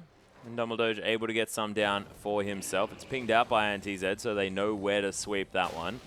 8 turrets to 3, though. This is the big deal, is INTZ have just taken down everything from the Turkish lineup. And Yang, he's just going to solo out this dragon. He's got a Blade of the Ruined King now as well. Yeah, exactly right. He's picked up another Ruby Crystal. You'd expect him to go towards some version of MR, maybe a Spirit Visage, most likely probably the Banshee's Veil coming through there. I like Spirit Visage if you're going to take a Blade of the Ruined King, as Theocles is going to get a ward down here, but Yang did take away the dragon, didn't even use Smite. Yeah, so he's going to be able to smite the Gromp. Exactly, that's what you got to do. Need that buff. And we see they're completely ignoring Baron. They just want to push in the top wave, recognizing that someone has to go in there eventually to deal with it because it's the only wave left. And in the bottom lane, Shyvana just once again split pushing by herself, going to be able to shove in. If they don't go right now, Shyvana will just take the whole base. Yeah, Charm going to land on a Thaldron here as well, as Righteous Glory has been popped. It explodes now, though. INTZ, they do make it out of that situation as now they pop their own. Nice spell shield. Going to block away the Prey Seeker, but Righteous Glory going to fall down again. And Yang, he's going to take a Nexus turret. Yeah, so he might just take the whole base. Cannot be stopped in here. You saw how little damage the couple of shots of the culling did to him, and he's just able... He would win that 2v2, I think. Oh, yeah. Theocles is super squishy here as well, as this Rek'Sai has continued to be low. And, man, Energy just gets torn apart by that combo. Jockster, he's going to get hooked up there a little bit. Nadius gets knocked up by the Alt Thaldron as well, as Twisted advance to try and get him in amongst it. But, man, Tokka's is doing some damage. Energy does use the Zhonya's, but it's not going to do much at all, as Theocles now going to get fire breathed at him. Yang just being the gatekeeper to the fountain. And INTZ with a gigantic first game victory. Besiktas, they looked great in the early stages. There were some things that were working well, but INTZ, they got one dive in the bottom lane, and that snowballed the whole game out of control. Yeah, exactly right. They understood that they had the teleport advantage and were able to push it. What did we say? Orianna can't walk down first because she'll get caught in transition. Yeah. No teleport coming through from Maokai meant that it was a 5v3, and they just weren't able to do anything, coming up absolutely huge with the early dive. Yeah. And they just rotated that gold into all of the early objectives. INTZ understanding that they had the mid-game power. Not only were they ahead, their champions were stronger at that part of the game. And in the end, it was an unbearable Shyvana coupled with a scary mid-game assassin, Ban Ahri, that just tore Besiktas apart. And I have to think that most of that game revolved around how massive Yang was. There was nothing that they could do about that Shyvana whatsoever. And what do they do now? Do they ban that away? Does Besiktas need to react that aggressively against the Shyvana, or just pick differently? No, I think the picks were fine. I actually disagree. I think that Shyvana became a massive problem, but it's how you get there. Your mid laner can't stand up to the Ahri. Your jungler fell so far behind. What does that mean? That Maokai's left on an island to try and deal with a Shyvana. So do something better in the early game. Get some control over the map. Maokai would have scaled into a late game tank as well. You saw that he was very tanky himself. Oh, yeah. It was just that everyone else... Energy was getting like one comboed through from Tockers. Yeah. Like, Shyvana is the vocal point because it's so tanky and ridiculously, I guess, in the end of the game, it was just there. But realistically, it was everything happening around it that allowed Yang to do what he was doing. It's facilitated towards that late game. We do have a replay, ladies and gentlemen. Let's get that up on your screen. And this is the first fight of the game. Yeah, so this is the one where it went all wrong. Look, Tholdren, he's ultimate on cooldown. Both mid laners, exactly the same position, but all of a sudden, when we roll this one out, you see Theocles, he goes in, but the teleport straight away from Yang comes through on the backside. Dumbledore just caught out. Orianna cannot lead Ari. Has to walk behind it. So Ari going to be there. On the backside, they're able to pick up the first kill. Nardius is caught between the whole team, so he comes back through and tries to get underneath the turret. Not able to get it done. Theocles rejoins him, and still Orianna has to take the safest way through the jungle just in case Tockers catches her out. In the end, it's a 3-0, and no response can come through for Besiktas.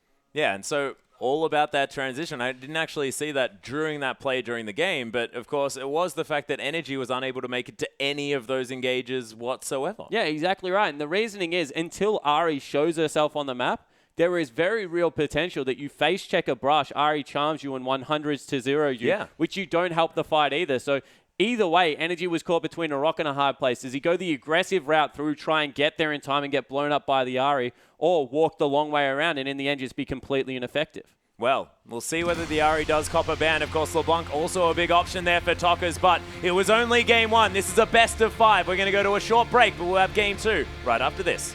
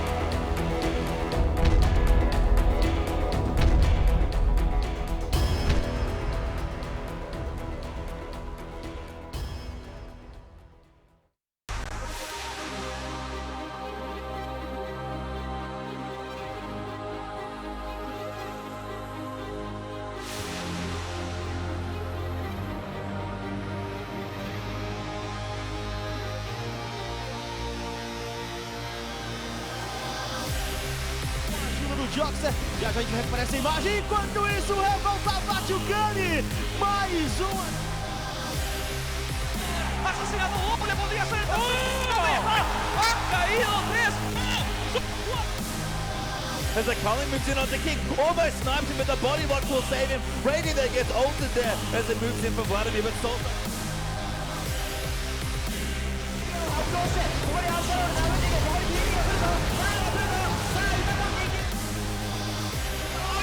Agora o Leandro American kill! I have a stop! Not kill!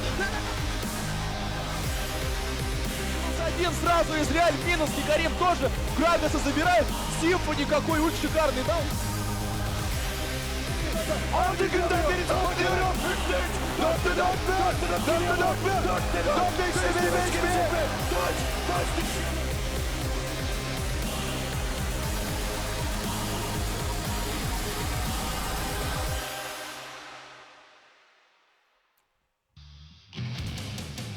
Welcome back, ladies and gentlemen, to the International Wildcard Invitational Grand Final. Game 1 already completed here, and INTZ coming out with a massive bang, really taking it to Besiktas, our home squad here in Turkey. And man, it's going to be rough for them to try and come back through because the Brazilians are looking super hot. Yeah, they certainly are. Listen, we said game 1 is the all-important game. Can they break the crowd? Can they get some momentum? Because remember, Besiktas in the semis were able to absolutely roll through the Bangkok Titans and really take a commanding place in this final. But all of that momentum now halted. INTZ completely dominated the early mid-game, had some aggressive plays, and now with a 1-0 lead, looking very good to close this one out. Yeah, really looking strong, but it is of course, a best of 5. Even if INTZ managed to win this next one, there is still a game after that. The possibility of the 3-0 sweep afterwards could come through for Turkey. They've got some opportunities to get back through here, and maybe what the answer is to just calm down, collect themselves, and make sure that they don't let the nerves and the pressure overtake them. Yeah, well, that's step 1, but doing that is just going to put them in the exact same spot where they started the early game. That's what a good they point. actually need to do is get their jungler in a position to be able to do anything around the map, because Theocles was dictated to in the early game, and the unfortunate thing is, it was his fault. Went for the greedy Raptor pickup when he'd already been shoved off his Krugs, just got overzealous in wanting to take the top half of his jungle when the lane swap had been dictated to. He could have just invaded their red, done anything. Pretty much he could have been anywhere on the map but that quarter and would have been fine, but threw it all away. Yeah, isn't able to get anything done. And a lot of these junglers may not necessarily have as much experience getting the jungle dictated to them because, as you've mentioned previously, these are the best teams in their region, used to winning. Yeah, exactly right. And when you're in a position like that, sometimes a mechanical outplay can come through. You can maybe get something done in there, but unfortunately, just wasn't able to get away. In fact, didn't even take the last little Raptor. I thought he was going to grab the last little Raptor, just level the burrow or something like that, be able to get away, but in the end wasn't able to do it. So definitely do look for Theocles to step up next game. I think they need to secure him Gragas. If it's available, they need to first pick it because he just hasn't looked the same when he's not on that champion. Yeah, and they do have first pick this time around. They could potentially try and leave that one open. INTZ, they may ban it away, but that might leave something in the pocket. Maybe Thaldron could pick up the Hecarim here. It might escape the ban list. Was, of course, there last time around. It was, in fact, I believe, Besiktas that banned that one away. So we'll see whether they leave it up, try and get that one into their hands. Yeah, and I think, Hecarim, he definitely is a champion that we'll have to look at if it is left available. But I honestly think Shyvana does a very similar job to Hecarim at the moment. We had a conversation about it yesterday. Shyvana does very meaningful damage in the mid game. Doesn't one-shot in the same way that Hecarim does, but consistent damage output in a team fight, does very good things. Doesn't have the CC that Hecarim is. So that's the one thing I will give Hecarim. Better burst damage, better CC coming through there. But Shyvana is a huge tanky dragon. And when you have this melee absorb that all these people have to collapse onto, you saw they sent 4 people to the top lane, and Nadia still nearly killed himself shooting Yang in the top lane. Then obviously Shyvana can play a very meaningful role in these team fights. Yeah, and not to mention the fact that Yang took so incredibly long to die, and that lost them an inhibitor turret. Yeah, exactly right. So they're able to push in off the back of that. And Yang, he really was a split pushing threat. Yeah. You mentioned, do they have to hit Shyvana with a ban? I still don't think they do. I think Theldrin can hold his own in there. I really do look, but between Energy and Theocles, one of them, if not both of them, need to have a much improved game if Besiktas have any hope of equaling this series up at 1-1. Yeah, and it's going to have to be a lot of focus there on the mid lane as well. But Theocles, at the get-go, is going to have a decent jungle route early on. And how do they do that? How do they guarantee that Theocles is going to be okay here? Because Revolta has shown time and time again that he's more than happy to go super aggressive in the early stages of the game, and that is how INTZ have got a whole lot of their victories. Yeah, I agree with you that Revolta has been a very aggressive jungler, and that does play on your mind. But this game had nothing to do with Revolta's early aggression. Honestly, it was just a really horrible judgment call coming through from Theocles to put himself in a dangerous part of the map. All of a sudden, he gave up a 3-buff start, had no early gank pressure, had been spotted and sent back to base, so people know they're not going to be ganked. Sometimes as a jungler, it's just about not being seen by wards for a while, so no one else can make an aggressive move in case you're there to counter gank it. But realistically, he had none of those things. No early dragon pressure could come through because he was like level 2. He just had nothing left in his toolkit to create pressure on the map. And that's what early game League of Legends is all about. As a jungler, it's about the pressure game, whether it's implied pressure by sitting off ganks and just farming up, or whether it is a heavy pressure as you go for the early ganks coming through. Honestly, Theocles did neither. No.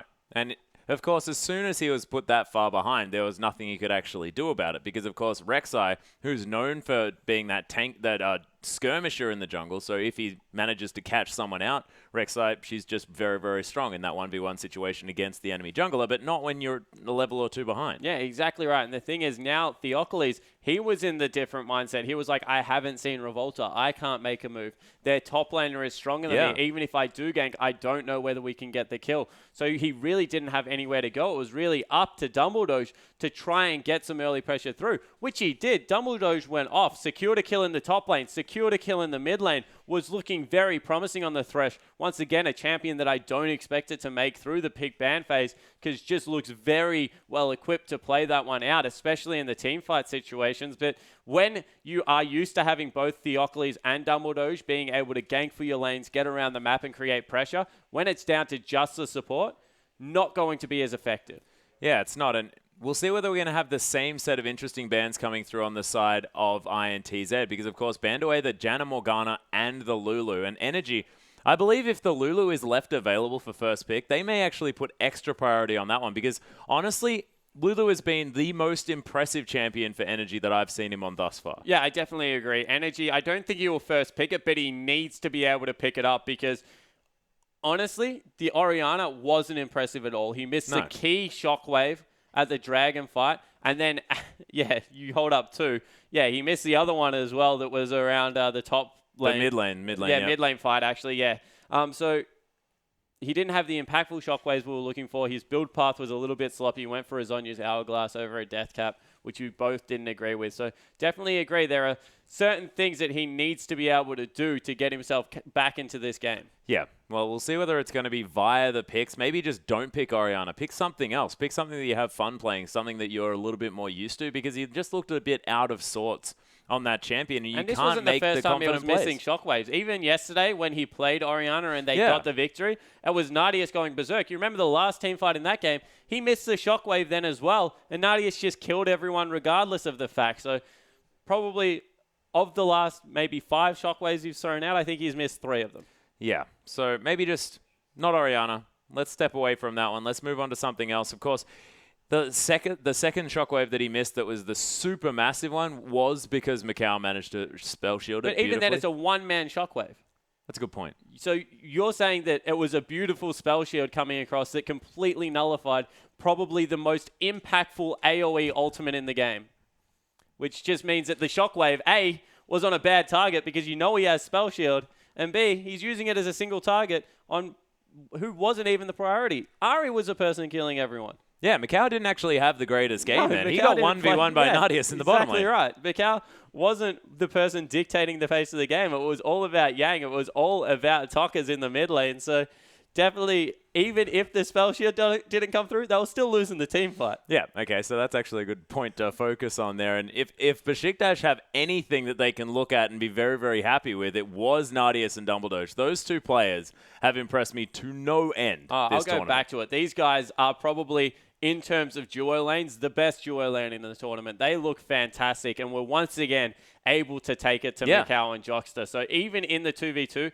against INTZ, who handedly won that game, Nadius, Dumbledore are still looking terrific, and the team really needs to rally behind them if they have any success at all. Yeah, they looked absolutely fantastic, and we'll see whether that one is going to be what sort of solidifies a victory for Besiktas if they manage to get one here in this tournament, because of course one up already for INTZ. They're looking to make it the 2-0 as we move into game 2, but Besiktas now with the side change, might be blue side could be the thing here for these teams, because I mean that has been a thing in the past, but red side's arguably been stronger. Red side's not arguably stronger on the current patch. Red side is stronger on the current patch. There is a reason that everyone chooses to play on red side. You get 2 power picks. There's just not enough bans right now to get everything off the board. Also get to counter pick the all-important mid lane, which is absolutely huge, especially when you're playing against someone like Tockers. You don't want to have to blind pick anything into this guy. So blue side actually, I think, puts them in a further hole, and it's just whether they can crawl out of it and turn this back into a series. Well, we'll see how it does go, but we are into Champion Select, ladies and gentlemen. The picks coming through thick and fast. We'll go through the bans first before we head up to the top of the screen as LeBlanc, Shyvana, and Kalista taken away by Besiktas, and Lulu, Hecker, and Janna. So they forgo the Morgana ban, and of course that means Thaldrin going to lock that one away first up. Yeah, exactly right. That one is locked in. It looks like they're going back to the Sivir. Revolta is hovering Lee Sin. Gragas is available once again. Would not be surprised to see that one picked up for Revolta in the jungle. And why didn't they pick it for Theocles first up? I have no idea. I would like to know the same answer. But it is Sejuani as well as Sivir being locked in for the first 2 picks, so maybe that's why. Because they knew that Revolta was also going to make the mistake of not picking Gragas? The mind game. I'm super confused, Spawn, but you seem to know more than me about this, so I have no idea. I'm going to leave it with... No, but you sounded so confident, man. Why did you... You could have just left it and just been, oh, yep, I'm an honest fool, Atlas. I'm an honest fool. Well, we have that in common, don't you worry. Mostly the fool part on my side, but at least you're honest. Nailed it. On the other side, though, Energy is going to lock away the Ahri from Tockers. So that is definitely a good pickup here. Doesn't have to go onto the Orianna, but is going to have now Gragas that power has fallen through the champ select completely. Nunu is a pick here for Theocles. Oh my goodness, Brazil. Please, my favorite champion. And if there's a region that is going to play Mordekaiser, it's Brazil, right? I guarantee no region will play Mordekaiser. What? EU played Mordekaiser? Did they really? Yeah, Overpower. Did it win? No. Wait, yes. It did. Yeah, Roccat. It was a long time ago. A long, long time ago, but Roccat played it, and he also built a Gunblade. Was it after the changes? Yeah, it was a long time ago. An incredibly long time That means ago. before the changes. No, it wasn't after the change. Yep. Okay. Yep. Active listening. Yep. I apologize, my friend. Look, he's actually stronger now, though, after the changes. So, look, it's not going to get locked in, though, so we can stop talking about it. Tockers is going to be taking away the Nautilus here for Jockster, and it's going to be Yang on the Gnar in the top lane.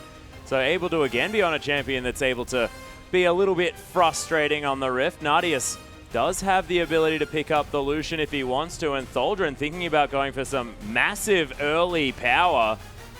And if they were to go with these 2 picks, that is so much area zone control if they do manage to do it in a choke, but not a whole lot of tank. Yeah, and I don't know how they start a fight. Super Mega Death Rocket. Without a pick or fantastic denial of vision, if this is the lineup that they go with, there is no way INTZ ever has to fight them. They can just lock in something for their mid laner that supports a fast push composition, and they can just rotate around the map and never actually be hard engaged on until they choose to be the team that starts the fight, because they've got the Sejuani, they've got the Gnar and the Nautilus. There's only soft CC coming through, unless Besiktas have the monopoly over vision control. and are able to make sure that it's always INTZ walking into them, they never can start a fight on their terms. Well, Tockers is looking to want to start fights on all sorts of terms as he hovers the Talon there, but not going to be the case, and I doubt Timo is going to be one either. Here's a serious hover as Mordekaiser comes through. We'll see whether Tockers does go with it, because of course they do have a lot of extra CC, so Mordekaiser does actually work in this comp. I tried to sound serious there. Did it work? Yep, certainly did. Vladimir would be a better choice if you wanted to have some damage on top of very little CC. There's heaps of CC. No. As far as an individual pick, he's got the pool. Well, that's more than Mord has.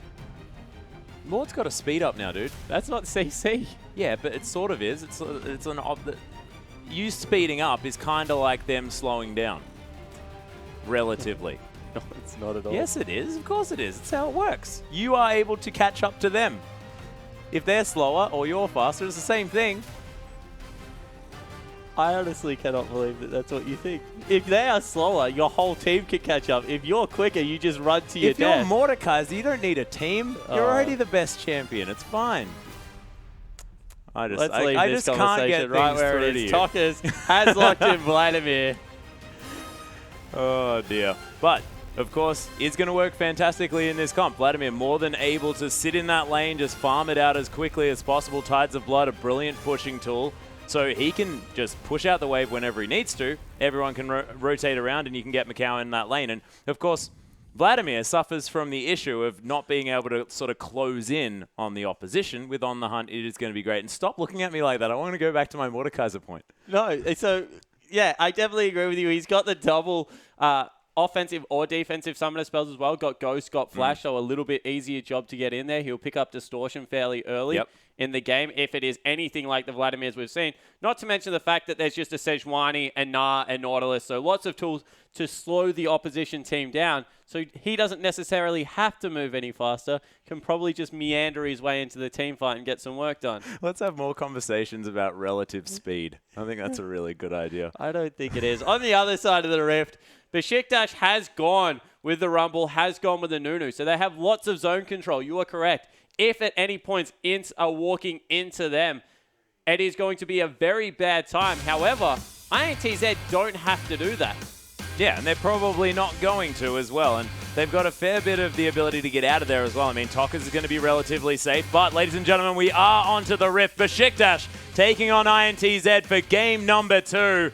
And the Brazilians already up one game with a fantastic first series. And we'll see how this one goes. And you mentioned Spawn. Besiktas not with too many engage options, and we saw this work horribly yesterday. Yeah, it certainly did. So we'll see how it exactly works out here. Looks like we'll have standard lanes. Dumbledore and Nadius down the bottom. A little bit weaker this time round. What's on Tockers Jinx doing? Morgana. He's just hanging out in the top lane. Yep. Fair enough too. Vladimir just chilling out up there. Gnar is around the area, but he's just looking to get vision down. So this time round, Theocles should have a much better time taking the jungle aggression to Revolta. Nunu, one of the quickest junglers in the game. As you see him doing a little bit of a boogie. Oh, he can walk on water. He can moonwalk on water. Is that a moonwalk? I don't know. No, it's not. It's most definitely not a moonwalk. He'd have to be going backwards for one. But he's also a Yeti. I just don't know how that translates. Michael Jackson to Yeti. I'm no help in this conversation. Yeah. Don't look at me. I was trying to get some sort of opinion from you there, Spawn. Normally that's quite easy. Yeah. Not about music, it's not. Well, we are going to have INTZ starting here on this Gromp. Revolta is going to smite it and leave the experience over to INTZ. So you get the buff, you don't get the level, but of course with the W, Revolta going to be relatively safe jungling anyway. So that's a very nice gesture coming across from the jungler as he pulls it out to max range. There's a danger in doing this. So what Revolta did is between his auto attacks, because Sejuani has such a low base auto attack speed, he's able to avoid one auto attack every single time he steps back. However, because of how blue buff currently works, 5s. Oh, in the bottom lane already. Nadius forced out. They went so aggressive at level 2, and Tockers and Macau able to pick up the early victory. He's going to have to go back to base. He did. He did. He's already walking back up here. May have one more potion, potentially. Yeah, there's a mana pot there, but it's not going to help him out with any sort of aggressive move that Macau's going to make, and they shove out that full wave. 2 CS to 8 now, and Nadius, we mentioned the fact that, you know, this is the star lane. Not even for about the Besiktas. CS. It's about the early levels. All of a sudden, Siva, in what should be an losing lane, is going to be 2 levels ahead of the Jinx and not going to be able to do anything now is Nadius, as she just repetitively shoves in the lane. You cannot push it back out. Well, Nadius still level 1, looking for that next level as minions are falling. But when you go back to base that early on, still going to be sticking around on level 1 for quite some time. Hits 2 as the enemy is going to hit level 3. And there's another dredge line to come through from Jockster. Dark Binding doesn't find the mark as Dumbledore is going to shield himself up. Maybe a little bit late there. So they've able to get the reverse push in here, and they've also sent Nunu down bottom very early as he's done a full clear. Nunu just flies through the jungle. You can see he is full health with his potion still versus Revolta, who hasn't taken his red buff. Nunu is just freakishly good at jungling, and that's why you normally see him invade, and especially against Revolta. Yeah, well, I would have thought if there's any time for Theocles to be on the other side of the map, it's now when he's against a Sejuani and he's Nunu. Yeah, exactly right. So maybe just the early loss coming through from Nadius meant that he had to go down there and at least put some, I guess, presence into Nadius's lane, although he's not playing Maokai, who, of course, is the only person that can literally put presence in lane. Oh, well, theoretically, a Mumu is a present in a lane. That's a bad Mumu skin, though, so no one uses it. Oh, that is not true. That is not true. Ladies and gentlemen, if you are on Twitter, use that hashtag IWCI and at SpawnLol and let him know that he's an absolute moron for thinking that, because that skin is adorable. Flat out adorable. Re-gifted a Mumu. Re-gifted a Mumu. So good. Anyway, back to the game here. I'm appalled. Boomerang not going to find Nadius or Dumbledoge there as Siva looking to try and get this push back out. They've got a big minion stack as Jockster finds the wall there with the dredge line. That exactly there is why Jinx actually should win this lane. I was waiting for it to happen. So Siva's auto attack range is that small that when you have to last hit the range CS there, the caster creep, you generally take... Wow. Whoa, there's the flash dredge line though as the stun comes through as well. Oh, those chompers did not do anything, and Macau picks up first blood. Not going to stop there as the boomerang comes across. We'll have a look at the mid lane as Dumbledore is going to survive. And there was another gank to come through. Theocles was unable to find Tockers there, and he didn't even blow some of them. Yeah, so he just had to pull out, but Macau, he's been able to reverse the minion wave, crush it in there, as now Tholdren in a huge trouble. Yeah, Revolta looking for the Arctic Assault. Will have to... No! Doesn't have to blow the flashes. He's not in range. Revolta not quite able to get the CC. Revolta actually saving his summoner spell for a rainy day there. Could have got in there with an Arctic Assault flash combo. Instead decides to not use it and just walks away there to Tholdren.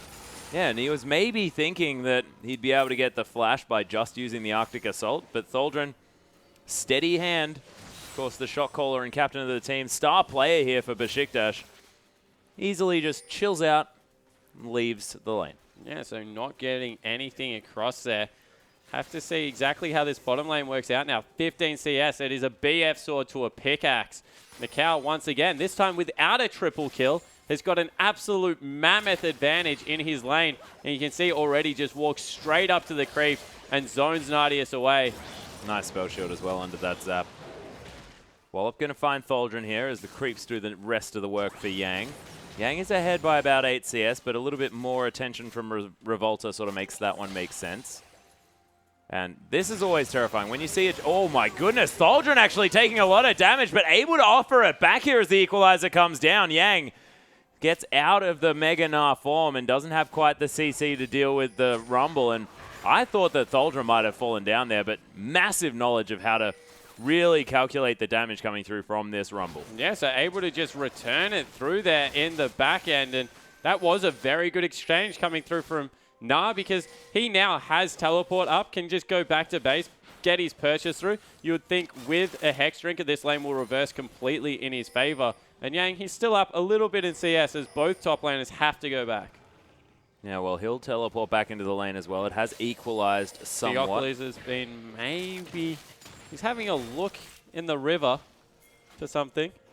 He's found a ward. He's unaware of the fact that he's found a ward. Teleport coming through. Wow, he's in trouble now. Yeah, Yang looking to try and get something happening. It lands the boomerang as Theocles going to get hypered here as well. Revolta looking for something as the dragon's been started.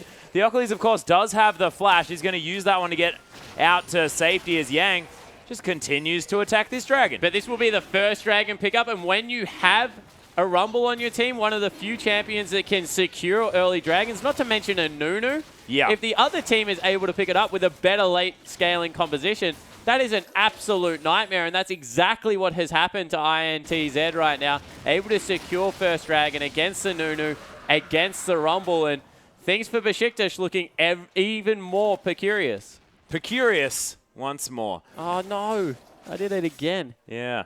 But at least you can say Precarious. analyst. You can say analyst. Precarious? Precarious. Or curious. Curious is a wrong word. Yeah, it's sort of completely out of context. It was cute, though. If you had said it with enough commitment, then I would have still taken it. All right, not happening there, but Energy's going to be able to take down a blue buff. And that isn't Precarious spawn. I don't know what Precarious is trying to mean. I just don't. I'm not quite with you. The pull going to come through, though, as there's still a spinning blade hanging out in the middle of this lane, which is kind of a... Yep, there it is. There we are. Mikau able to play some Beyblades while he's chilling out, last hitting under this turret. I mean, in the middle of the lane. And they're continuing to shove this one out. And Spawn, we've got to segue out of this horrendous bit of banter because Revolta's going back. He's very, very low. Yang is putting the pressure on Thaldrun here. He's building up a decent rage bar. But is probably going to be scared because he knows now that Thaldrun more than happy to turn these exchanges. Yeah, he certainly is able to get in there as we see another misbind coming out of Dumbledore. And relegated to farming with Zap currently as Nadius. Mikau complete control of that lane, 20 CS advantage going over to INTZ.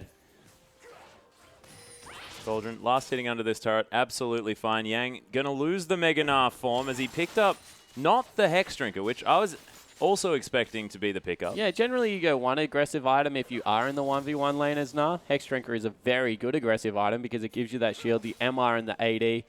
Very good for early trades coming through, but just going all defensive. When you look at the lineup, it does make a little bit of a sense because you are against... Oh wow, Nadius.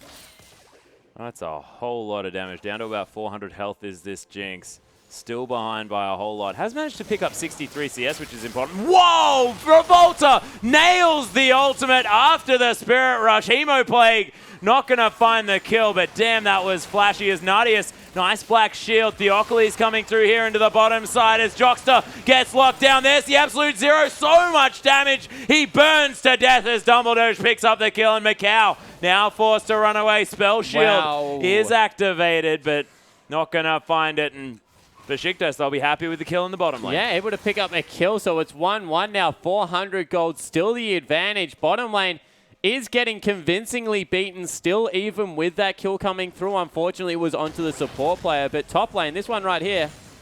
Yeah, Thaldrun in a bit of trouble here as Yang once again into the Mega Gnar form. Just nars Thaldrun into the wall. Will he have the wallop available? Can't really slow down this Rumble quite enough, and man, that was so close. There he is, back into the mini Gnar form and just wanders through the equalizer because he can. Yeah, exactly. Gets back to lane. In the end, the flash burnt as well coming through from Thaldrun. A little bit of a fat finger there, so not able to get over the wall. We've all done it, so won't hold that against him too much. Baron wall, incredibly thick. Yep, that one is a thick wall. I wasn't actually aware that you could even flash through it, and I failed it that many times. But Nadius able to clear out this bottom wave. He's going to try and catch up just a little bit here in the farm. Still behind more than 20 CS there in that lane. Behind the crit cloak. My goodness. But still, it's just a crit cloak. You know, that's just RNG. If he gets the right RNG in a trade, doesn't even matter. Yep. No worries at all. Energy clearing out this wave, continuing. As Dumbledore doesn't land the Dark Binding, and Jockster is going to ignore him. Dumbledore shielding himself up there, just the tip of the boomerang for so much damage out of Mikau. And now Revolta heading into this lane does have the Glacial Prison available. Has the ult available as well, meaning he can animation cancel the travel time and just nail Nadius if he wants to. Oh, there it is, the flash. Such incredible reaction time. But you're exactly right. Probably could have Arctic Assaulted first. Arctic Assaulted, flashed forward and just did it. There are so many things that right now Revolta could do. That is a lazy gank. Just, I hope I hit him. Of course, Burning Flash is really important. AD carries rely on it extensively to reposition around fights, but Nadius should be dead. This should be an even bigger hole that he is currently trying to crawl out of. Instead, Theocles is in here. They might be even able to turn this. Yeah, they're looking for something. Theocles and Revolta trading some damage as the Chompers come through as well, just to hold this one. Again. Yeah, Tholdren's in trouble, but Energy's coming down to this bottom side. Yang's actually teleporting to answer Tholdren's as well. Of course, knew that he wasn't going to be able to stop that one coming through as... That was a very strange pair of teleports coming through. Yeah, Tockers is very confused as well. He's like, okay, well, I'm just staying in the mid lane. You guys can do all of this weird stuff around the Dragon Pit if you want. It's not even up for another minute, so both top laners have to take a vacation from farm. Yeah. Probably in Tholdren's favor because his wave will push back eventually. Although, nah, he's pinging it out. Yang's like, I'm going back top. Apologies for the visit. That was a little bit too early. Yeah, got a little bit excited about that one. Spell Shield going to come through from Macau just to stop the damage from that zap to come through again. And they're going to take down these minions. And Tokka's taking a bit of damage, just ignoring it. Transfusion going to help him get back up to health as he's got the Will of the Ancients and a Null Magic Mantle going towards that Abyssal Scepter, you have to think. Yeah, and there is no way he can be shoved out of this lane by Energy. Unless he dies 100-0 in a gank, he's just going to be able to sustain through all the damage that can come through. And even though there is a 20 CS advantage and a completed IE coming through for the bottom lane, Macau doing a fantastic job, the exact same has been replicated in the top lane. It really is Tokka's in the mid lane, 30 CS up, has just been farming up an absolute storm on Vladimir, and Energy not able to go with him. Yeah, and Tokka's has just been ignored throughout this whole game. And we mentioned this earlier on, the fact that our experiences with a lot of these teams involves these mid laners quite extensively, and a lot of jungle pressure being put in the mid lane. The other lanes generally getting a little bit ignored, but this time, it's just an island. Yeah, it certainly has been, apart from that one Sejuani gank that did burn the RE flash and force her out of lane. Yeah. No one else has really come close, as Theocles and Revolta going to slap each other a little bit. Yeah, nice Black Shield is going to stop the stun from coming through onto Theocles, but does take a little bit of damage in response. Energy makes his way around. Tokka's more than happy to concentrate on the minion wave and not care about his team whatsoever. Yeah, now clear 30 CS exactly. So having an absolute farm fest in the middle lane is Vlad. And this is a great feeling with Vlad, where you can just crush through minion waves. Make sure that you're always up in CS. You know that you're just going to scale exponentially better than everyone. So you're going to do a good job regardless. Yeah, and you're actually doing your job by sitting in lane and farming. Yeah, exactly right. And we see they want to get aggressive again. Whoa, Nadius taking some damage from one pass of the boomerang. Macau continuing to dominate this lane. He's got so much control down here, and as a Sivir into Jinx, that is ridiculous. Yeah, it certainly is, and we've seen this with Sivers if they are able to get early advantages. Yang, once again, oh, he misses the ult. Yeah, doesn't get the nah. In the end, just looks a bit amusing. The boomerang comes across again in this bottom side, and Theocles, is able to clear out this pink ward as Energy gets a ball over the top, but Tokka's just doesn't care. Yeah, exactly right. Just able to sustain throughout the entirety of the lane, and Theocles really has to concentrate bottom lane, as we actually have in the middle lane. Ultimate burn. Yeah, Tokka's is burning down here as well. Revolta catches him afterwards as there's the flash forward, but Energy doesn't find the kill. Hemoplague does go off, takes him down for the kill as Jockstar looks for it. Oh, super mega death rocket just to the left. And Nadius almost got himself back into the game with one ability. And overcommitment once again coming through from Energy. He didn't have to go that deep. The gank came through. He was successful already in forcing Vlad out of the lane. Could have probably transitioned it towards a dragon. Instead went incredibly deep. Burnt the flash trying to get off some more damage. Fell down, and now a second dragon will go over to INTZ. Yeah, and Spawn, we've had a conversation about this item on Vlad as well. Spirit Visage to be completed by Tockers. You can see where all of the synergy's coming through, but is that going to leave him behind on the damage front? Yeah, it was you and Papa Smithy that had that conversation. So thank you for including me, but I was not there. But I actually am of the adverse opinion as yourself and Papa Smithy. Gives him the cooldown reduction he needs at this part of the game. I loved it. Papa Smithy was not about it at all. Yeah, also means that against a Rumble, a Nunu, an Ari, and a Morgana, completely unkillable right now. Yeah. Gets so much health back, can pick up Merc Treads, and is legitimately a tank as well as an AP carry in the mid lane. Vlad's always been about the sustained trades, never about the burst damage. And realistically, with Na, Sejuani, and Siva, the ultimate alone would be enough damage coming out of this team comp. Yeah, because you're going to turn everyone into a damage threat just by getting the Hemoplague down. The damage amplification going to make everyone massive. Exactly right, as we have both junglers in this top lane now. Yeah, Revolta does have the ultimate back up here. Whiffs it right through the middle somehow, but still picks up the kill onto Thaldron. Theocles not going to get slowed down, but there's the boulder as Yang doesn't follow through. They know that energy was coming up, and that is some heads-up play from INTZ, not going too deep. And complete dominance once again coming through here as Dumbledore's looking to get aggressive onto Jockster. Yeah, Jockster getting caught up there. There's the ultimate to come through. Beautiful Black Shield, going to stop anything from happening. Stays there as well as Jockster's burning down. Forced to flash out. Super Mega Death Rocket. The Besiktas lineup pulling this one out somehow. The double kill for the bottom lane as Yang tries to get through there, but energy's in amongst everything. Tockers comes down around the outside. The Hemoplague's there. Dumbledore, you are most definitely dead. But the only casualty for INTZ, and that went horribly wrong for the Brazilians. Yeah, they get the 3-for-1 trade, and more importantly, they get a kill onto Jinx and get her a creep wave in the bottom lane. Will close that gap back down to about 10. And that is just awesome news coming through. As you see, exactly what we were talking about. Tockers now does not care about Energy's damage. He can just pretty much tank the wave. Yeah, he's more than happy to get charmed by Ari. So now all the pressure on Nardius. Nardius needs to be the huge carry in this team comp because honestly, magic damage not going to get it done against this Vladimir, who is 213 CS, 50 CS up on anyone on the map, and going to be an absolute monster. Yeah, he's above the clock at this stage as well. I mean, we talk about 20 minutes, 200 CS. That is almost perfect, but he's at 216 at 19. Now 20 minutes into the game. So really looking fantastic. Is going to get to that. And look at this. Just doesn't take damage. Yeah. And he's able to clear out the creep wave just by pressing E all the time.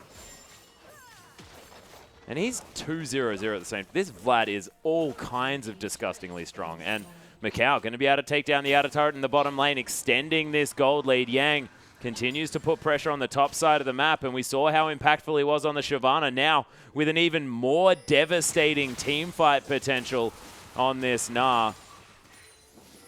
Tockers, yeah, it's like he doesn't even see energy in this lane. As Yang has a Randuin's Omen as well, almost towards that Banshee's Veil by the looks of things. Theocles heading through to this mid lane. Just gets transfused, but he also doesn't take much damage. Nah, he's not too worried about much at all. He's got a rejuve bead. Theocles, however, moving in on this top side of the map. Thaldron once again in a lot of trouble. Yang probably going to look for a bounce over the wall. Gank doesn't come through, in fact, so they're just willing to chill out there. Are they stealing away a blue buff? Maybe they had the timer on that one. No, Revolta, he's just very patient. Yep, sitting in the brush.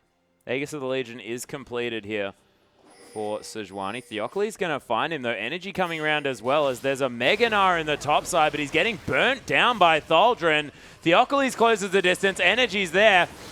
With Nah back into the wall, but a beautiful charm. The wallop comes down, but it's not enough, and not even a Glacial Prison going to hold Theocles down. But they also lose out on the mid lane turret, and almost clinically, Int just realize that, yep, he's definitely going to go down, use as minimal as possible, although Revolta's ultimate probably unnecessary there, especially with only a minute left on Dragon. But they move into the mid lane, crush down that structure. So all of a sudden now, all three out has fallen, and there's a 3,000 gold gap in favor of the Brazilian lineup. Yeah, despite the Turkish team managing to equalize the kills, the objective still going in favor of Brazil. And 2-0 in the Dragons. And the Besiktas lineup have a fantastic area damage comp. Yeah, exactly right. The only thing Besiktas can really force fight over is neutral objective. So the fact that they've fallen behind in Dragons, haven't even been able to pick up their first by the 23-minute mark, just means that that 5th Dragon never realistically going to be an issue for INTZ, because they think with the Vladimir, 255 CS right now, 260 at 23 minutes in. It's just going to outscale the 5th Dragon buff, if we're going to be honest. Really nothing they can do to slow this guy down right now. He just built an outright death cap. Yeah, no position to be able to fight him. No. Ain't no one fighting that guy. 2,300 gold ahead. He is the gold lead right now. He is. This Vladimir is an absolute monster. And if they get Tokas into a position where he can fight this one, get into a spot where he can actually rotate down in time, because you have to say a lot of the times that the Turkish team have managed to get an advantage, it's because Ari's moved there before Vladimir. Tokas hasn't made it to the fights in time, and Energy is able to get down there faster. Yeah, so we see Macau. He's being collapsed on a little bit. Theocles forcing him away. Dragon is live. You have to think Besiktas have to fight this one. With the Rumble, he's picked up a needlessly large rod. He's in a position to be able to do some work this team fight. Jinx has finally nearly equaled out items, although Siva's still much stronger, and they look like they're just going to give it up. Yeah, the teleport's coming through, though. Thaldren looking for something. Dark Binding not going to find it, as there's the ultimate. The ult comes through into the backline. Nadius gets stunned up, forced to use the flash to get out. Theocles, the full channeled ultimate as Jockster. He's going to go down first. Yang now gets exploited as Theocles. He's been the most massive tank in this fight, as Tokas now gets the focus of Nadius. Super Death Rocket flashed out of the way of as Tokas might be able to turn something. The pool does manage to get Dumbledore. But Besiktas, they managed to pick up the team fight. 3 alive to 2 as Macau wants to get a boomerang across, but Besiktas were all over that one. And Theocles' ult, how did he get that full channel? Yeah, able to get it through there. They just ignored him, and now they're going to be able to pick up a Dragon, you would feel, with the Nunu coming through. They grab it. First meaningful objective in the game, and they win the team fight. Yeah, beautifully played by Besiktas. And that was all about Nadius. He got caught by the Glacial Prison, but then immediately flashed out and got consistent damage from that point until the end of the fight. Yeah, exactly right. Was just able to free hit, because it is so hard to run through all of the straight line damage that comes through. Theocles, he's got the absolute zero, but then you have things like the Morgana bind, the Charm, not to mention the fact that you've got like Harpoons and the Equalizer there as well. Nunu's already a nightmare to run through. When there is straight line CC coming at you whilst you're trying to do it, it's almost impossible. Yeah, it's just ridiculous. Now Thaldren, he also has the Zhonya's Hourglass, so capable of multiple spell rotations and can be actually more of a frontline Rumble in this fight. So that's going to be really frightening, because that gives them more of an option to really take it to INTZ, try and get in amongst it. Yeah, it certainly does, as Dumbledore might have been caught out here, though. Good binding gets him to safety, and now the Jinx picked up the Static Shiv. Static Shiv versus Phantom Dancer. Late game is going to be a meaningful difference for Macau. Right now, really isn't that much, because the first crit that will come through will set up a lot of the damage you feel for the Jinx. Yeah, this is the thing. And the fact that that's a crit rocket as well. So that's a doubly AoE crit to come down from that Static Shiv. Yeah, so we'll be able to do a lot of damage in team fights. And as I said, late game, definitely favor the Phantom Dancer, but right now helping wave clear, getting a lot of work done, has a very good gold efficient build to go into, of course, because all you have to get is... Ooh, is he getting caught out now? No. They're looking for something. Revolta does have the ult. Yeah, so you get some gold regeneration as you build it up through there, as they're trying to siege down this turret now. So Nadius, he's caught back up. Very well done after being so far behind. Remember, he was forced out of lane, level 1. And he's now only 20 CS behind, a little bit less than that actually, as now Jinx is going to be able to head around the map, pick up as many things as he can, but the main thing is those extra 3 assists, just going to mean that they're basically exactly the same on gold, and we've already mentioned, Siva loses out that match. Yeah, exactly right. So really now all of it is up to Vlad. Tokas is the huge member on his team. Has gone for some some spell pen boots, which I really don't like on Vladimir. He's like Rise in the fact that all he needs is consistent damage. You don't need the burst rotation to come through. You can just go Merc Treads, Void Staff, and all of a sudden your build is ridiculously huge because you're an AP tank against 4 AP people. You can finish off with a Zhonya's Hourglass to ensure another rotation comes through. As Dumbledore, very cheeky. Yeah, Toka's going to ignore it entirely and keep clearing out this minion wave as INTZ, they've got a lot of wave clear. The charm lands onto Tok as he gets bound as well, forced to use the pull, but comes out of it immediately into the chompers, and Nadius picks it up with a beautiful crit. The Hemo plate comes down, no damage to be taken from it. Top lane a fight. Yeah, they're going for something here as Yang in mini now are able to chase down Thaldrin. The boomerang doesn't find him, but that's a flash traded. Would have definitely died after that one, but Besiktas winning the fight in the bottom lane, and Toka's just a little bit overzealous. But that was just perfectly changed CC coming through. Energy able to nail it. And then the chompers came down. There was a Dark Binding. There's also the ultimate to be followed up by Morgana. In the end, they were just able to layer everything perfectly, and he had no chance to get away. It's also going to pick Besiktas up a tower in the bottom lane. Nadius being able to deal with that one, and all of a sudden, Gold's nearly back to equal. Yeah, Ints have really sort of let this one go, but see whether they can come back through. I mean, you've mentioned the fact that Besiktas not with a whole lot of engage tools, and Ints with about 5. Yeah, they certainly have a lot. So they're able to get in there. So definitely agree with you. Still an uphill battle here for Besiktas, but at least they've got their Jinx in the position to start scaling. Actually ahead in items now, as maybe Civ has been caught out again. Yeah, Theocles trying to get... Was that the ultimate? That was the ultimate. Interesting. They could have just kept diving. Theocles actually doesn't take damage. No, Dumbledore doesn't quite find the Dark Binding. The minion wave was coming through there as well, but Mikau, of course, making it under the turret is going to deter the members of Besiktas. Now, actually an arm guard being built up here by Vladimir. Very worried about the AD damage that can come through, so going for the armor item. As your Beyblade's still in lane there. Yep, just chilling out. It's fine. Waiting for a challenge. Yang doesn't have it. Of course, both Boomerang champions on one team means that they don't want to battle each other, because that's a bit crazy. That's crazy talk. Yeah, no Boomerangs to be had. As Equalizer comes through, nice depth charge from Jockster. Jockster going to lock down this. Oh my goodness, turns it around. Mikau just getting burnt to shreds as Revolta, he's coming through as well. He wants to try his hand at taking down the Rumble, and Scrap Shield's going to keep him alive for another few seconds. They want to give it to Tokas. Yeah, Tokas just says, step aside, friends. I will pick up this kill, and he does nail it in the end. But able to push up mid lane, so they trade 1-for-1, and really a lot more used on the side of INTZ. Super Mega Death Rocket sails into yonder. Yeah, that was a beautiful view. If we're being honest. But if we're being honest, what, you have been lying for the rest of the cast? I was just, yeah, okay, that was probably the wrong statement, but it was a little bit off topic is more what I meant there, Spawn. Thank you very much. But in the end, gold lead still at about 1.5 thousand for INTZ.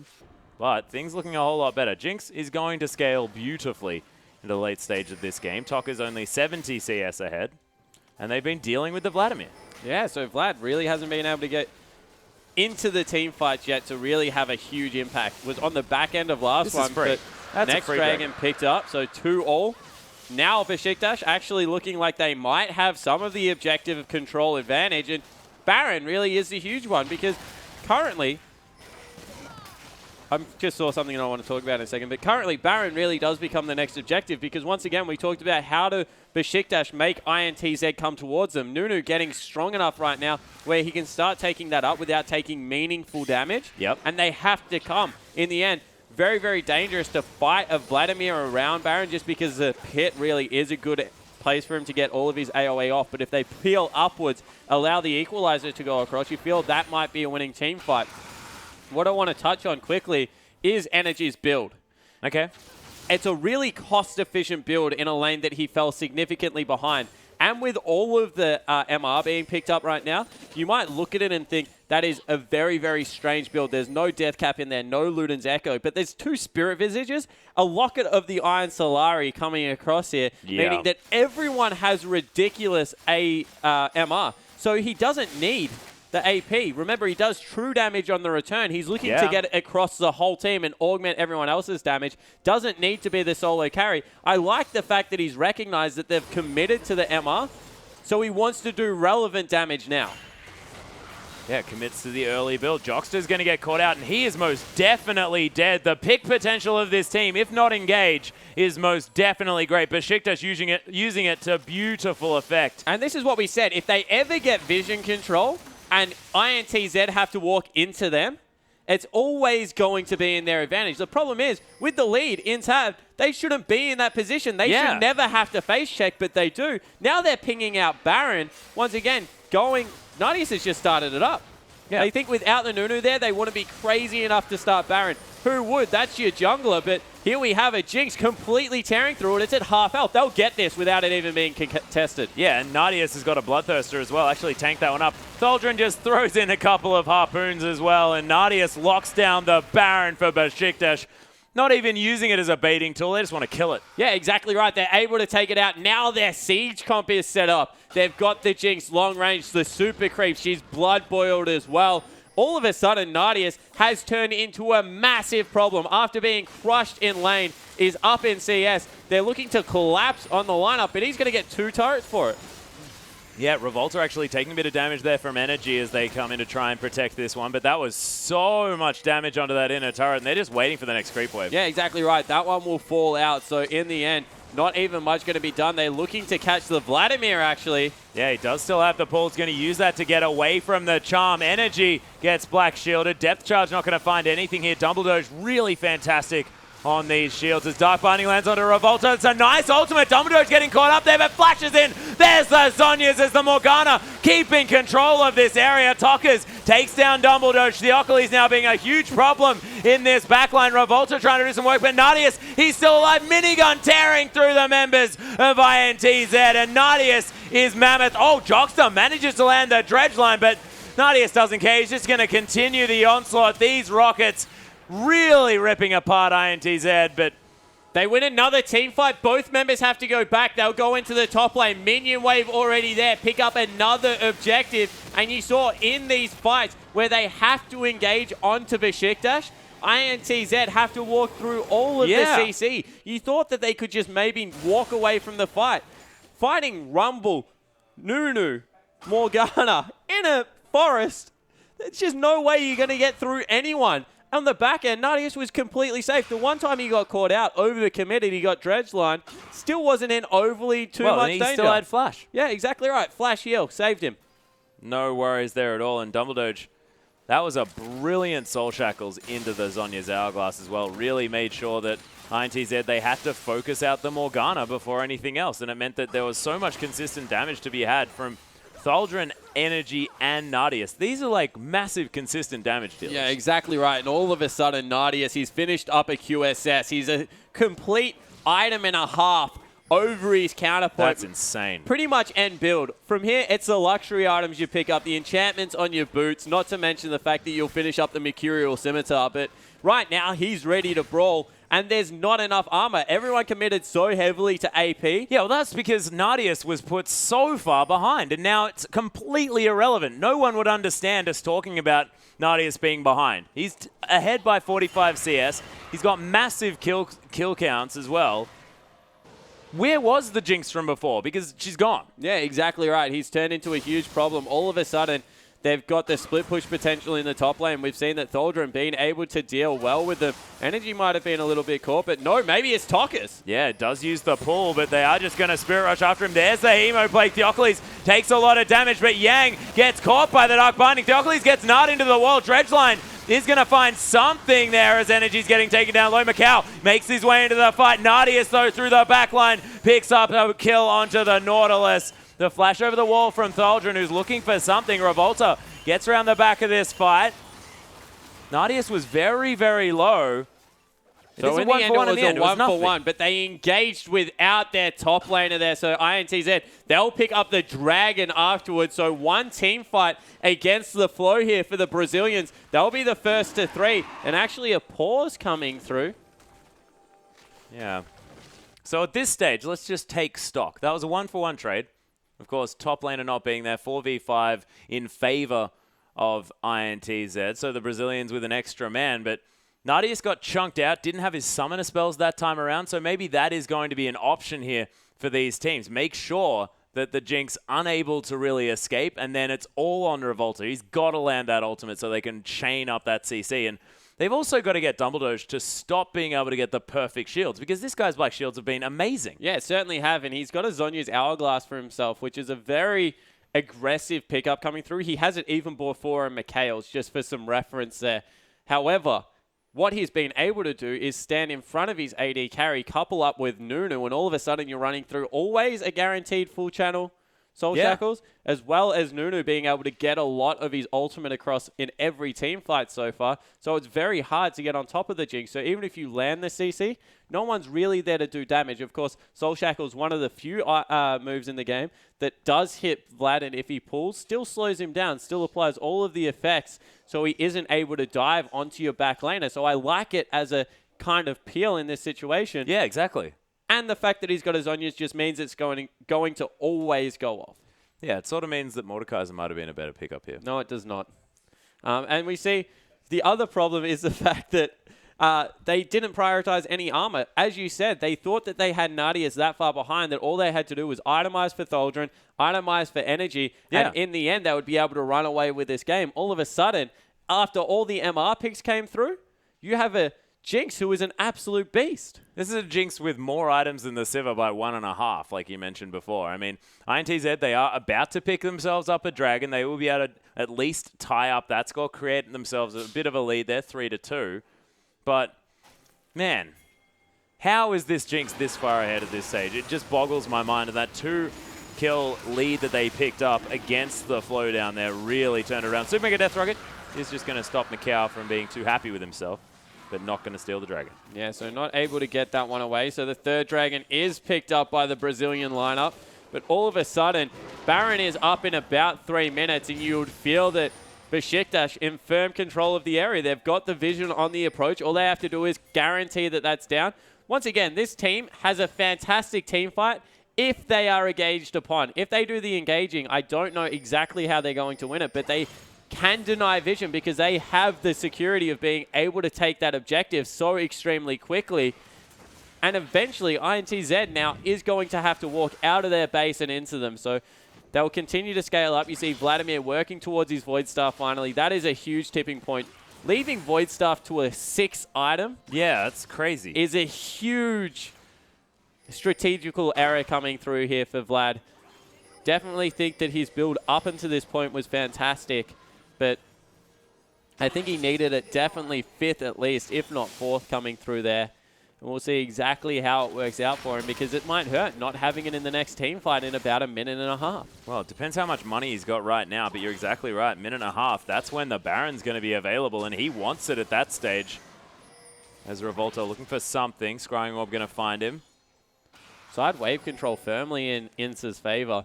This is something we've complimented them on all tournament long, Atlas. Yeah, Bottom exactly. lane looks to be on their side of the map. If we go to the top, it's just been shoved firmly out by Besiktas, so they're going to easily be able to rebound that one. Dumbledore once again looking for a fight here. Yeah, they're looking for a bind. The rest of INTZ looking to try and clear out They've got the inside vision. track on top lane. They might just be able to push through this turret. They have to go from the side.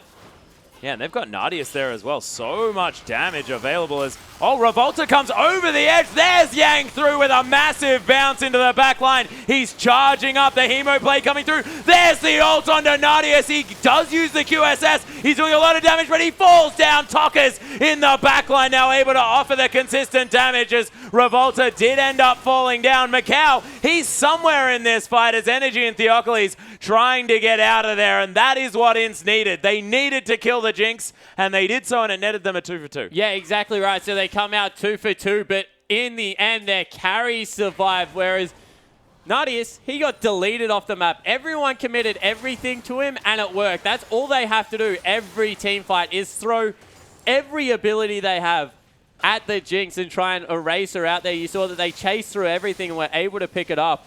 It was an awesome engage coming through from Revolta, who once again didn't use his flash. So there still is a better engage out there somewhere for a Sejuani. but able to pick up a good team fight victory at this stage, relieve a lot of pressure. Now bottom wave has to be dealt with from the Besiktas lineup, and they might be able to get control over this Baron area. Yeah, well, they're at least going to be able to sweep out their own jungle, get control, get the vision down in that place. And 2,000 gold now behind is INTZ, but they've proven to themselves more than anything else that they can win a team fight. Yeah, they certainly have. See if they can get, once again, the perfect engage through. You feel that was an overcommitment from Besiktas coming through there. As Nar is an absolute monster at this point. Yang extremely tanky, but that is a completed item, Jinx, in the late game. Yep, completed item Vlad, though, in the late game. Yep, so Vlad, he's also now just picked up the Void Staff, and that is an incredibly powerful pickup coming through there. You would have to think that if he can get a full spell rotation across everyone, it's probably their team fight to lose. Yeah, well, this is the thing. So we'll see whether he manages to get that one down as Dumbledore is building up a Luden's Echo instead of a Mikhail. Aether Wisps. Also build into Twin Shadow. Yeah, but he's got a needlessly large rod. Oh, he does. Yep, Yang looking for a fight here, but he gets chomped up. Super Mega Death Rocket comes through. Tholdren teleports into the middle of the fight. The Equalizer goes down, but he's going to die as soon as he comes out of it. Yang is able to escape somehow, but Energy picks up the kill on the backside. Theocles, he's going to explode as Macau picks up that kill. Energy comes over the top. Nardius is chasing now, and the Jinx with so much damage. Dumbledore comes down with a massive Zonya's Hourglass to at least let Nardius get back into the fight, and that's what a win looks like for Besiktas. Yeah, so once again, the face check coming through. They're able to pick it up. They just overextended, and the teleport was actually really strange coming through from Tholdren. It looked incredibly bad, but the fact that he got his ultimate and Zonya's off before they were able to blow him up turned it into a really good teleport. Yeah, it was fantastic, and he stopped the whole team from being able to do anything. They had to wait until he came out of that stasis. I have no idea how he got the ultimate in the position he did as well, whilst having to click Zonya's, because he's a very good Rumble player. Yeah, apparently I would have fat-fingered everything there, flashed at the side, probably died. That's why you're not at IWCI, Spawn. That hurts. No, it's just it's fact. You know, you told me to be honest before, remember? No, I didn't. We were talking about the distance. I did not at all. No, we had to look at the horizon. Yeah, I said, had you not been honest before, I didn't say be honest from now on. Okay, my bad. I'll continue lying then. Thank you. Yeah, you're welcome. You're welcome. Much easier on the old feelings. When you're at IWCI, we'll see whether you can do the same thing, Thank whether you. you've worked on that fat fingering. The jungle rumble coming through. Oh, Rumble in the Jungle. That's been done. We got a friend called Papa Smithy who's done that. I believe. It was a long time ago, though. Let's not talk about it. Oh, Jockster was looking for something. Is the Dredge Line not actually going to find the creep wave? Did have the depth charge available, and of course Dumbledore was there with the Black Shield, so if he did manage to get on top of Nardius... So they're trying to bait vision around Dragon. The problem is that isn't the primary objective on the map right now. 5th Dragon for both teams, very far off. So instead, INTZ run towards the Baron Pit. That ward, I actually don't know where it is. I don't know where it is either. Is it on the... which side of the wall? Okay, so you can assume it's on the nearest side of the wall. And they start it up. Yeah, they're going to start up the Baron... Oh, Macau almost getting hit by that charm as Besiktas actually not opting in for anything here just yet. The Baron down to about half health. Revolta's taken half of his health bar. INTZ are going to have to get out of here. Charm goes wide as there's the ult into the back line, but Dumbledore able to use the shield to... And look at the creep wave, Atlas. All three of them pushing this time in Besiktas' favor, and they're going to lose their base for this. Yeah, the inner turret falls down in the bottom lane. That is a massive creep wave, and the inhibitor turret, sorry, is going to fall, and Besiktas just played that whole exchange out so well. And they use their engage tool. They don't have the Sejuani ult. They don't have the Sivir ultimate coming through. They try and start it up, but they have to go deal with this bottom lane. Yeah, it is huge. There are so many minions there. It is going to be Yang picking that one up, so they're not going to be able to take double inhibitor turrets, and of course the inhib's still alive here, but Besiktas, they are now able to get control over this Baron yet again. Yeah, they certainly do. So this time it will be INTZ walking into them. Can they get any form of a pick, or do they just start up the Baron? Because top creep wave, once again, incredibly big. Yeah, Yang has the teleport, though, so that is a big deal. Just start the Baron. They've got so much Baron damage. Okay, not going to start it. Another ward goes over the top. Bit of footsies to be played by both of these teams. And now the Baron's going down, and it's going down very, very quickly. Immediately the teleport in the back of the pit as Yang finds his way in there. Yeah, that's all they had to do. Yang now caught out. He's Creep Wave top lane. It's on the turret. He's got Mega Gnar, though. There's the ultimate into the wall. Energy and Theocles getting caught out. Energy's going to die. Immediately, Nadius over the wall there. It's a nice equalizer by Thaldrun. Yang's burning down, but there's the wallop as Thaldrun's trying to get that damage through. Jockster on top of Nadius as Tockers is around here as well. Jockster, this is the only time a Nautilus wishes he had more CC as Tockers is able to finally take down Nadius. Dumbledoge and Thaldrun taking on the world here. The triple kill for the Vladimir as the transfusion onto Thaldrun. They're the last men standing, but I'd probably give it to Vlad in that 1v1. Yeah, certainly would. Gentleman's agreement. Thaldrun runs away. Yeah. But what a team fight coming through in the end from INTZ. Good ultimate, but Nadius' position over the wall. Free hitting meant that Vladimir had to fly in from the side, commit everything. And in the end, it was like throw everything you have at Nadius, take that man off the map. As soon as they did it, they started winning the fight again. Yeah, it looked really, really good. And Yang is about to finish off another tank item. And this is going to be 100% tank Gnar. And that's going to still be hard for even a Jinx to get through. Yeah, it certainly is. He did fall down relatively quickly on the back end of that team fight, however.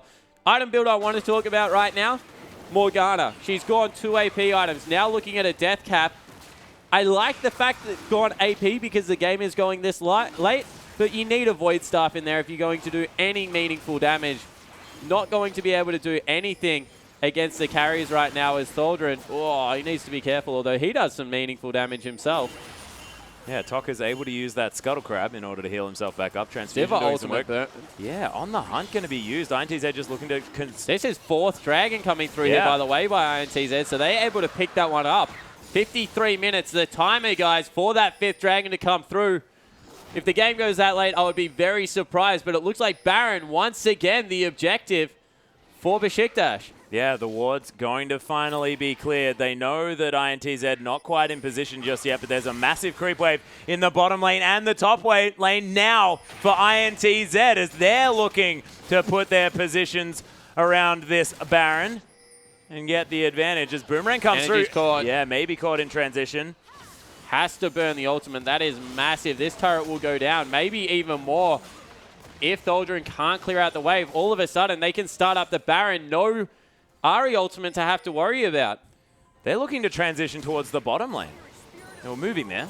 Not actually going to happen. As INTZ maybe a bit confused about where to go next. Thaldrun needs to be careful. He's caught.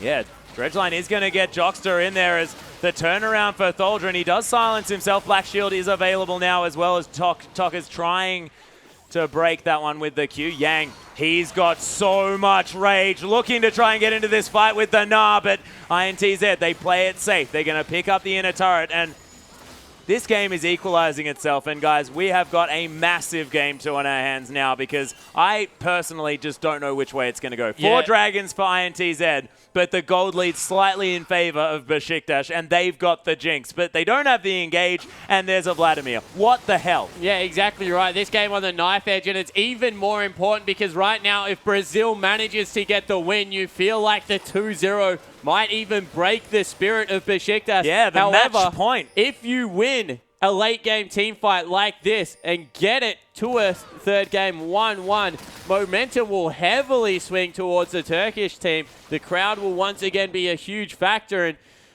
I think this game might actually be the Series Atlas. Whoever wins this one, I think, would be very heavily favored to go through and take out the rest of it, because when a game goes towards a 50, 60 minute mark, it becomes so much more important. Fatigue starts to set in. Yeah. Shot calling now, so important. You already mentioned Thaldrun. He's having a great game on Rumble now. Able to get in there with a lot of these team fights, and even more pressure on the top laner for Besiktas. Yeah, actually, Thaldrun now ahead in gold, has picked up a few of those kills, as you can see. But look at these gold lines. 3,000 gold still the lead for Nadius.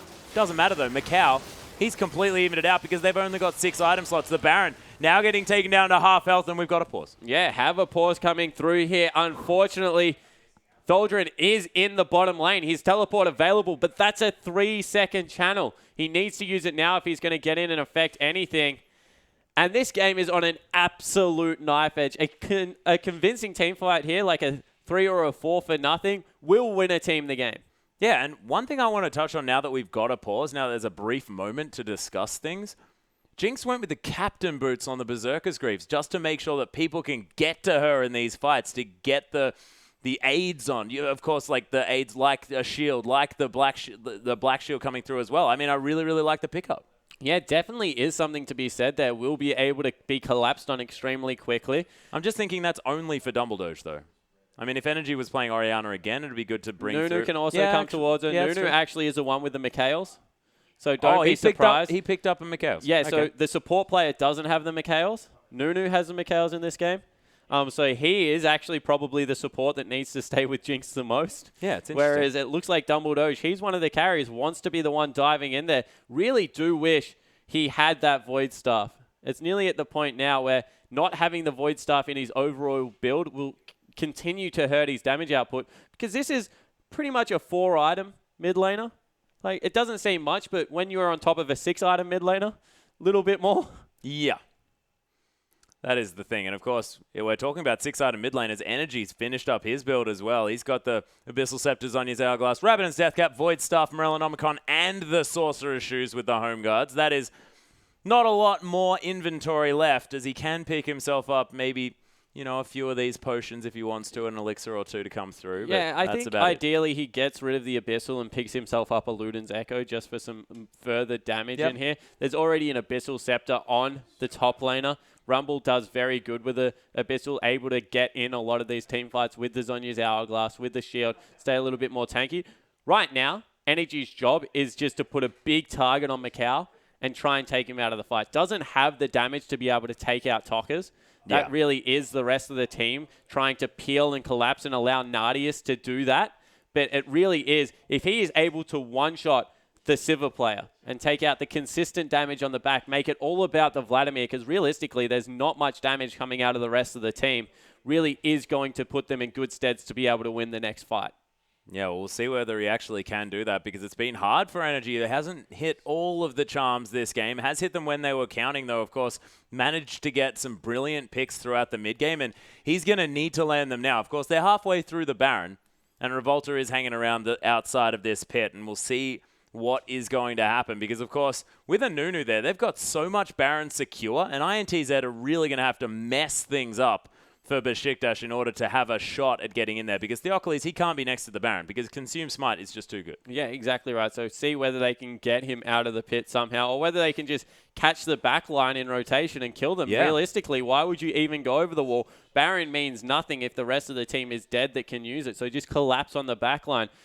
Nardius is in a good position. He's on the top side of the pit. Unfortunately, both top laners, it looks like Yang is closer, but he's a couple of walls away, and he doesn't have his flash available, meaning he has to run the whole way around. Whereas Tholdren, he has teleport, so we'll be able to get into the fight on one of the wards a little bit quicker.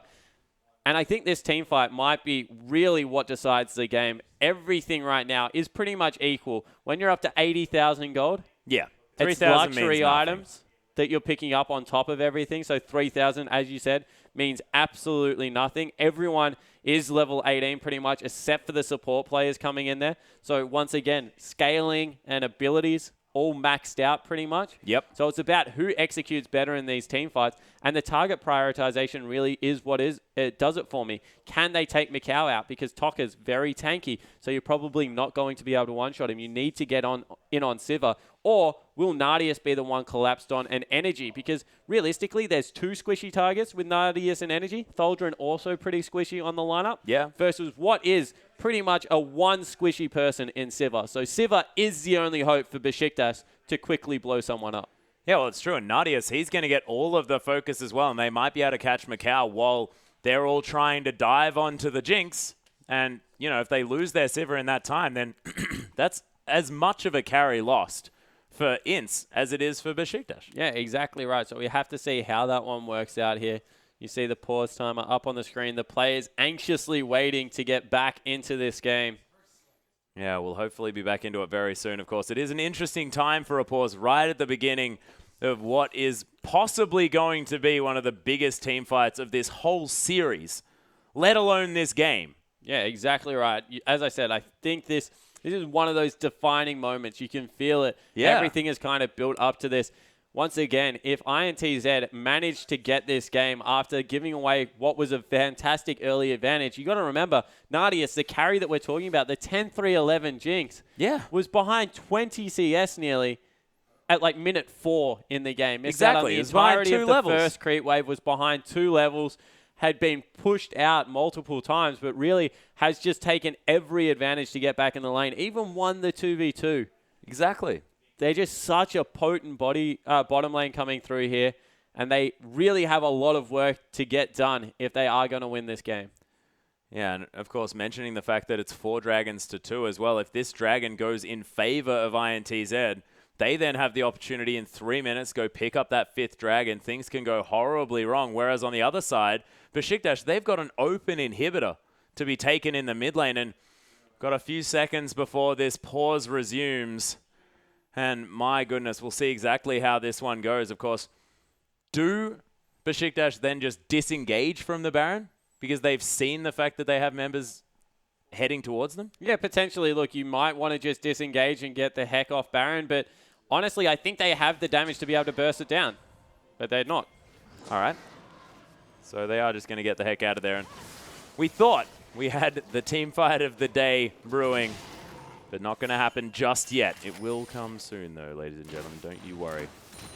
Nadius is going to take down these creeps in the mid lane, and now INTZ, they've got the positional advantage around the dragon. As soon as they see Nara in the bottom lane, his teleport is just, it's just come up. I was going to say it's just not available. Would have been maybe a time to press the go button. Instead, they don't do it. Yang going to be able to clear this one out. Can they get a fight started? Once again, this is the thing that the Besiktas lineup struggles to do. They cannot force fights. They have to force people to face check them. I believe the top wave is actually slowly pushing an advantage for INTZ, though. They're going to be able to wait for that one. Meganar is now being hit by Yang, but he's going to go into exhaustion mode. This could be an opportunity for Besiktas. Of course, every time you're fighting against a Gnar or with a Gnar, you have to play around the Meganar form so much. Yeah, exactly right. You see Yang streaming towards it. INTZ, they're looking for a way in here. They know the Baron hasn't been started up, so it's just in favor. He cuts off the minion wave in the mid lane. That's extremely smart. That was going to push forward, so uses it to grab some wave, but also uses it to cut off the minion wave. Yeah, he's into yellow rage bar as well as INTZ. That's enough. He's on the verge of transforming. That is beautiful. And playing around the Gnar as well is great when he's on your team, but it's so much credit to Besiktas to really be looking at that as to whether or not to engage these team fights at the same time. Yeah, so Besiktas don't want to engage. They want to be engaged upon. So regardless of whether the Gnar bar is, they are not pulling the trigger in a move forward fashion. There's just no way that they can do it. Well, we've seen it hasn't necessarily worked out in the past, but they have managed to win some team fights here with superior, I guess, engagement location. Yeah. I'm not even like entirely sure how. Well, the thing is that you can't run into them. As long as you are going forward into the Besiktas lineup, they have the advantage because you have to run over all of their CC. On the other side of the map, if they ever try and engage on you, it's complete suicide because they don't have the ability to do it. As they start up the Baron in the bottom lane now, it is Thaldrin out of position. Super Mega Death Rocket used. They have to go. Yeah, that was a scouting tool there by Besiktas. There's the ultimate. Theocles actually getting into the pit here. It is going to be Sivir locking down the Baron, but Vlad, he's fallen down. Energy launched into the back of the team as Dumbledore is going to fall down. Theocles very low, but Energy able to dance around this fight. Yang trying to get Nadius out of here, but he gets excited as Jockster falls down. Only 2 members alive on INTZ, and they only lose Dumbledore on the other side of the rift. And they got the Baron as well. Will the crease be enough to push them away, or will this be the game? It looks like Besiktas are going for it. Yeah, they're going to be able to at least take down an inhibitor here, Spawn, and we'll see whether they keep pushing forward. Nadius has ridiculous damage on this Jinx, as there's the rocket. Not exactly that much damage onto Revolta, who's pretty tanky, but this turret is getting torn to shreds. These Baroned up minions being ignored, but they are at least able to take out the other minions, and that's just one Nexus turret so far. We'll see whether they can actually get it on the next They still have wave. 30 seconds. There's a just long looked time. at the death timers. It's ridiculous. There is so much more time for these guys to fight this one out. That wallop was brilliant, though. Energy going down low as Revolta. He can't leave his turret. Yang looking for something, but Nadius just tears him apart. It is going to be Tholdrum picking up the kill. The Nexus is exposed. Revolta's going to die. The ace, the double kill, and the Nexus died. And we've got a 1-1 in our hands, ladies and gentlemen. The momentum now back with the home side, Turkey. Yeah, you have to think that felt very good coming through for Besiktas. The crowd would have gone berserk as you see them celebrating. And wow, what an end game coming through. Nadius with the positioning. Tokas flew at him once again, but they were able to peel, keep the AD carry player safe. And in the end, 11-3-14. After what was a disastrous early game, he was able to get it done.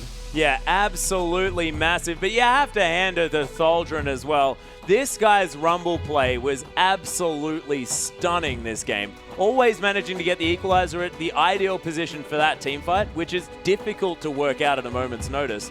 And even after that weird teleport, able to get things going in his team's favor. Yeah, the teleport play was huge, but the last team fight, more importantly, he was the one that took out Macau. A lot of the damage being done on the back end was the Rumble, who got completely ignored. And everyone loves to talk about Rumble's two-item power spike, the double pen. But late game, against no magic resistance on your AD carry apart from a Mercurial Scimitar, he does ridiculous amounts of consistent damage. And I think we have a replay to show this as we pull it up. This is the fight in the jungle where it looked like everything was equal, game on a knife edge, and you just saw exactly how Besiktas' team comp worked.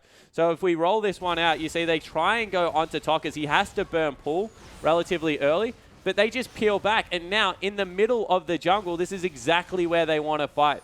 They continue to move it out, catch someone, and all of a sudden, the teleport comes through, and you're fighting a Rumble, a Nunu, and a Morgana in the middle of the jungle. You saw no one could get through any of that AoE CC.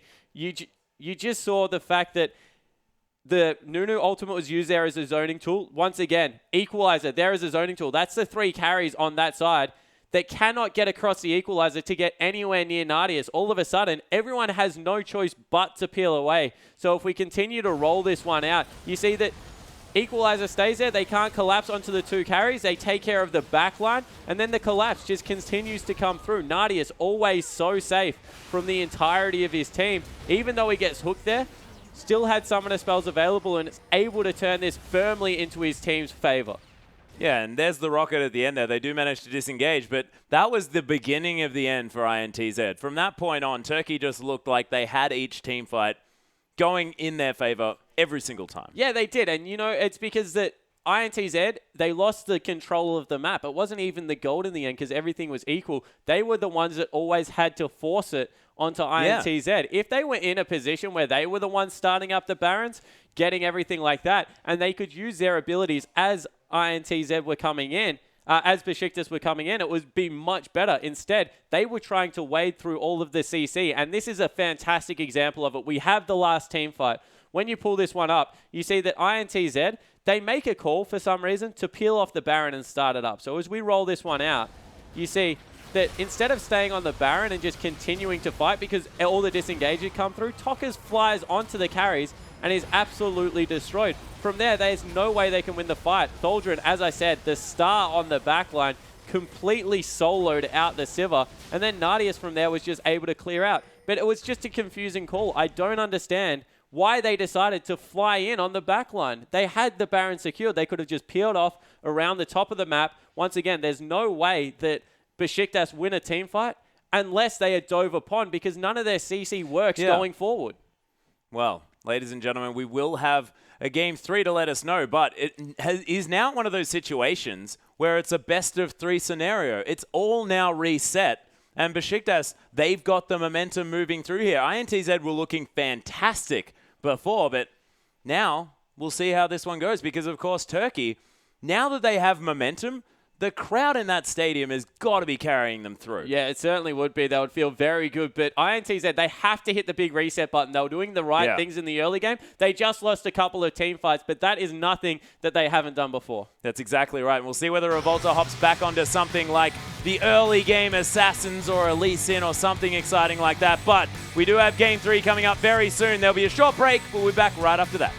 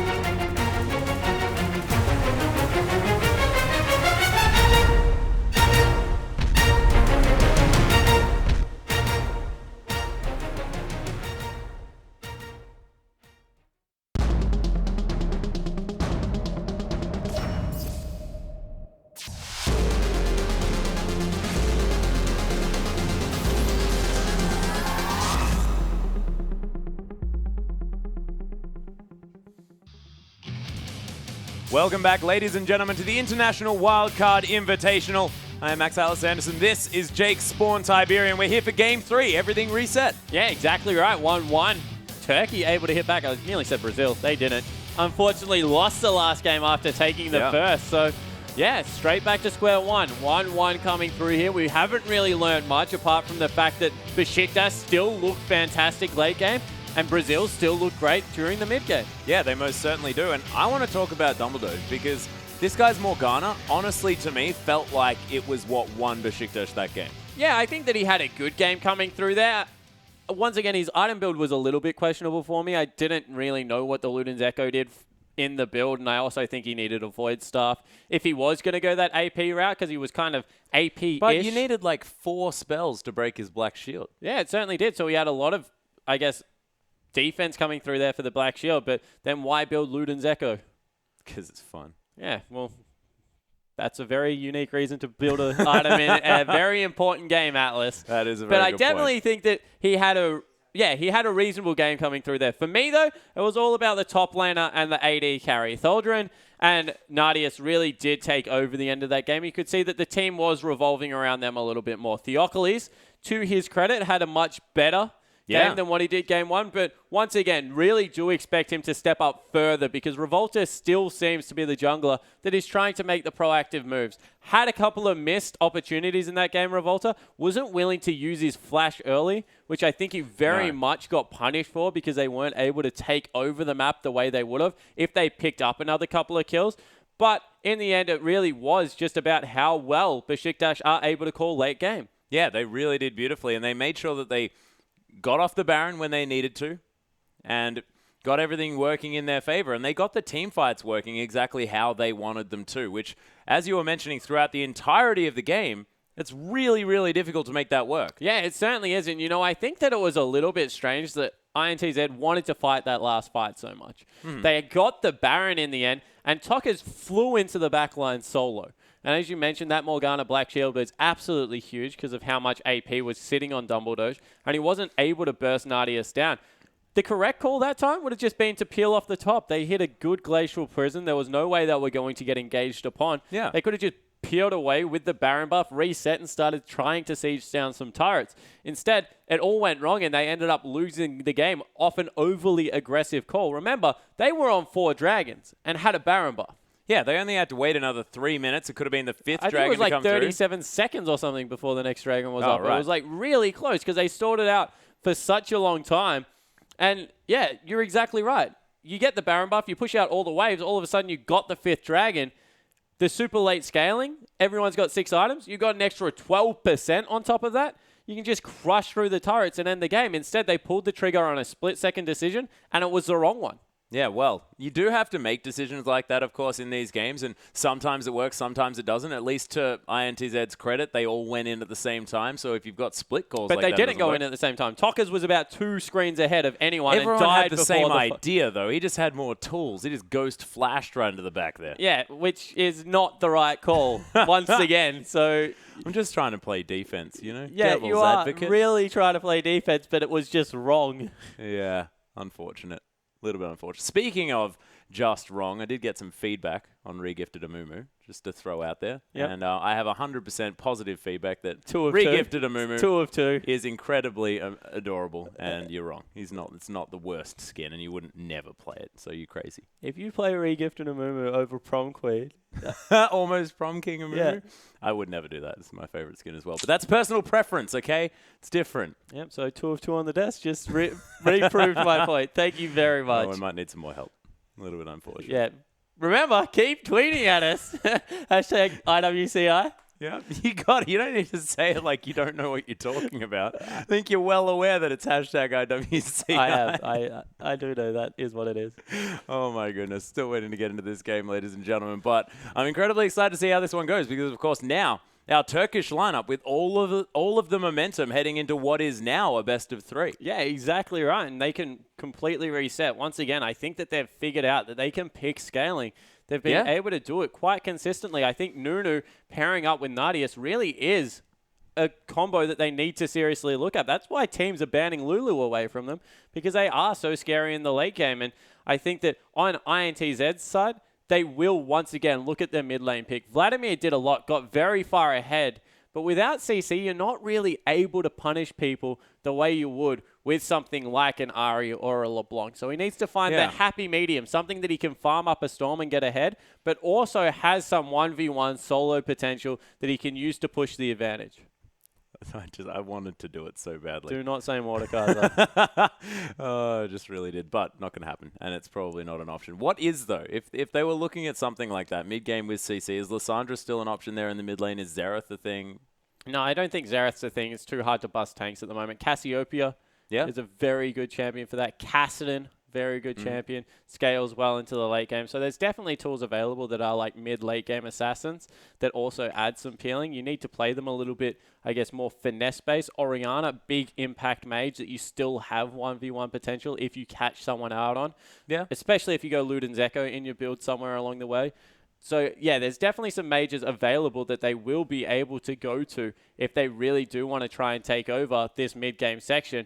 I just didn't know what exactly they were hoping. Like, the layering of CC was there if they got the perfect engage. But when they saw the kite back comp that had come through Besiktas, I think they need to swap it up a little bit more. Yeah, well, we'll see what they do, because there's a whole lot of different options here. I just expect that Morgana is most definitely from now on going to be INTZ's most highly prioritized ban. Yeah, it definitely would be one up there. I think Lulu still takes the cake. I think Lulu does everything that Morgana does, but does it better in a mid lane position where Energy all of a sudden is completely safe and can't be killed in lane and can farm up a complete Storm. So I think that Lulu, Morgana are the two ones there for me as well, because they keep Nardius so safe. Yeah, well, and Nardius does seem to be a player that they can play around as well. It once again had an absolutely awful early phase, but then got huge. And we do have a replay from last game, and we'll put it on your screen now. And this was the siege on the top side that didn't actually work out that well. Yeah, so this is a fairly even trade. As we take a look at exactly where the teams are positioned, it looked like INTZ were caught way off guard. Besiktas had rotated into the... were able to rotate into the top lane, and as we roll this one out, you'll see that Besiktas have to very quickly disengage, and Revolta flies in there and gets 3 people stunned up. The problem? None of those people are Nardius. So as we roll this one out, you continue to see Nardius getting a couple of free hits on the back line, and it's not until they get on to there, right there, that they are able to really keep Nardius under control. So it was all about Yang this time around. The engage was good, but the re-engage from Yang, jumping over the top, throwing Nardius through and getting everything on there. You saw Jockster also burnt the ultimate, is what secured INTZ having any hope in this fight. As we continue to roll it out, you see Macau joins the fight from the side, able to get a lot of damage through. Theocles actually got a full channeled ultimate on the backside, which did a lot of work, and we ended out fairly even. I believe it's a 2-for-2 trade.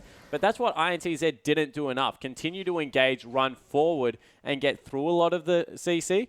Instead, they were going with 1 and 2 members and weren't able to get the flank positioning, which is why I thought peeling off the top of the Baron would have opened it up, because all of a sudden, if ever Besiktas step towards you, you have much better tools to deal with them.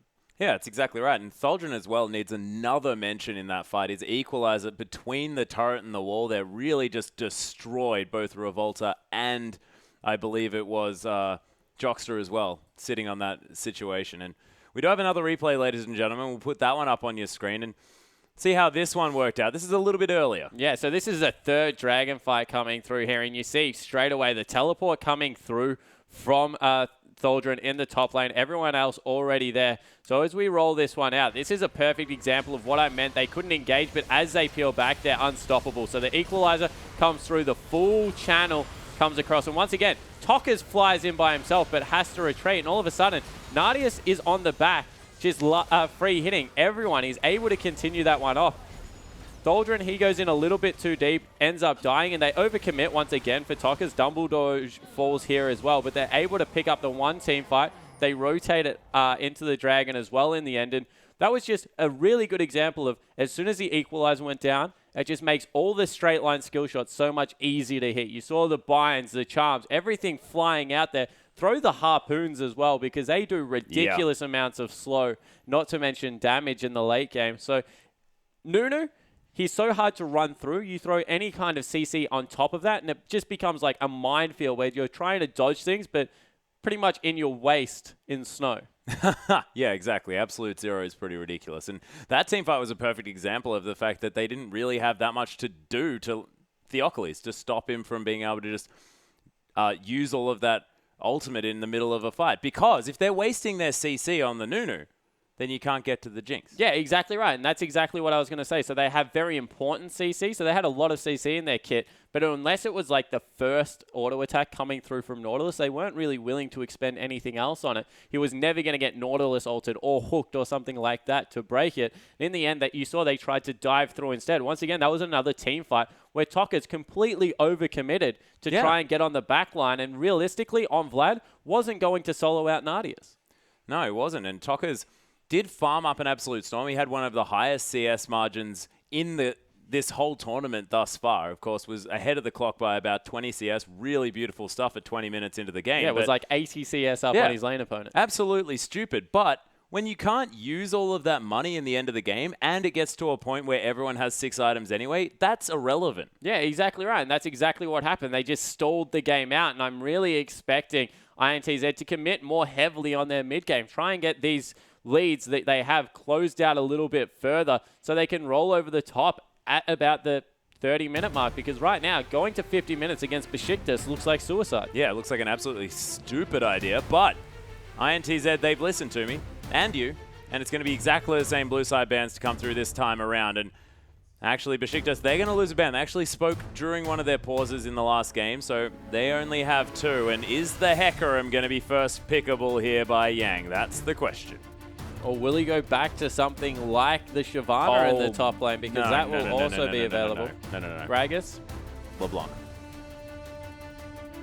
LeBlanc can possibly be the ban? I think LeBlanc has to be picked up first up if it doesn't get banned away. But it is going to be banned, and that means Hecarim is going to get through. Yeah, so Hecarim is a potential first pick here. We've seen already Doldrin very happy on the Maokai, and I think that Maokai does relatively well in the lane. Also gets extremely tanky last game, but it won't be. It will be the Ahri picked up first, and this means Hecarim can go over to Tholdrin. Yeah, they've got Hecarim and potentially a Nunu and a Gragas. They could go Hecarim Gragas, and that would be a ridiculous disruption comp. Yeah, it certainly would be. So obviously INTZ prioritizing getting Tokkas onto an extremely comfortable mid-game mage over going for one of those top lane carries and try and setting Yang up, as we see Tholdrin taking a very serious look at that top lane Hecarim. They go Hecarim Sejuani. Yeah, Theocles is going to take away the Sejuani here, and Revolta was very, very good on that champion. Now, again, considering the Lee Sin. But we'll see what he does go with, because that is a whole lot of terrifying late game once again to be picked up by Besiktas. But you have to get there, Atlas. If they go something like Lee Sin, commit on the Rumble, they actually don't. They go towards a Sivir Thresh. So once again, taking the Thresh away from Dumbledore, trying to get him onto something he's not comfortable with. Yeah, they've banned away the Morgana here as well, so no Thresh to be had for Dumbledore. We'll see what he does pick up. Nadius thinking about what he wants to go with, just cycling through about all of the AD carries. And we'll see what Energy decides to do as well now that his Ahri's been taken away. Of course, hasn't been quite as comfortable on anything other than the Ahri. We'll have to see exactly how that one works out. Had a pretty decent last game on Ahri, still wasn't able to keep up in farm, and wow, that's a powerful engage tool coming through if they go something like a Leona here in the bottom lane. Oh, I really want that Varus to come through. Why? Because Varus and Leona is amazing. Yep, and Ahri will just kill him every fight. Unless he kills her first. Chains of Corruption, man. Spirit rushes at you, just chains her up. If Ahri gets a Luden's Echo, you're not going anywhere. Because you're dead. Ah, right. Okay, I was wondering how that Luden's Echo is CC. But Nadius is in the end going to lock away the Lucian. Probably a more intelligent choice, I'll admit. But Macau now thinking about Gragas for Revolta. That'd make a lot of sense. A little bit more early power than the Sejuani, but still is going to be that massive tanky beast in the later stages of the game. Shades of Julio Stito coming through there. His Gragas was absolutely amazing, but Gragas just in general across regions has been fantastic in the jungle. And Yang thinking about just heading straight back to the Shyvana, just trying to beat Tholdrin at his own game. Yeah, exactly right. Looks for another probably peaks a little bit earlier, Shyvana, to be honest, and doesn't have to commit to a damage item at all throughout the game. Can go the Blader than King if you want, but gets extremely tanky, so we'll be able to deal with Lucian a lot easier. So we'll have to see exactly how that one works out. Only a mid lane to come through. Both sides actually lacking in the damage department over long extended fights. Ezreal doesn't really make much sense in that regard because you're not really going to get through a Shyvana with Ezreal. So hovering a Diana now, better assassin potential to get onto the backline, but once again, the consistent damage is going to be a problem here for Besiktas. Yeah, and Yang's probably not going to have too much trouble going up against a Diana in a split push situation as well, but Soldrin might get to a stage, especially in the late game on this Hecarim, where he will just be able to run wherever he feels like. And Dumbledoge has been considering this Diana for quite some time. Yeah, so Diana probably going to be the pickup coming through. It is. Wow. So a very tanky lineup once again. Diana, a very tanky mid laner, turns into kind of an assassin once she grabs some items, but with that shield is very, I guess, safe in a split push situation. I actually think that she can go against Yang fairly well in the early game because she will have the Ignite to be able to get down some rotations of spells as well as the Ignite coming through. But we'll have to see exactly how that one works out. And on the side of INTZ, I'm very concerned about late game damage. I just don't know whether they have it to cut through Theocles, Dumbledoge, and Thaldrin. Not to mention Energy, who's going to be getting double procs of that shield. If he goes anything like a Abyssal into a Zhonya's Hourglass, is going to be incredibly tanky. Yeah, it's going to be super hard to kill him. Not to mention the fact that it's going to be super hard to kill everyone other than Nardius. Yeah, and once again, we've already shown that Nardius really hard dude to catch in the back of team fights. Yeah, and he's very good at holding onto his flash as well. We've seen him only using that when he's definitely going to die half the time or kill after someone. a dredge line. Yeah, or if he needs to kill someone. Yeah, we've seen him use it if he needs to kill someone as well. So we'll see exactly how this one works out here. And they've got better engaged here on the side of Besiktas, definitely this time around. They have the Sejuani, they have the Leona to be able to layer up some of that CC. But we'll have to see whether they're able to pick the fights because, once again, they look very good when people are engaging on them. They're kiting away. They're kind of using terrain very well to their advantage. That's something that Nardius does terrifically.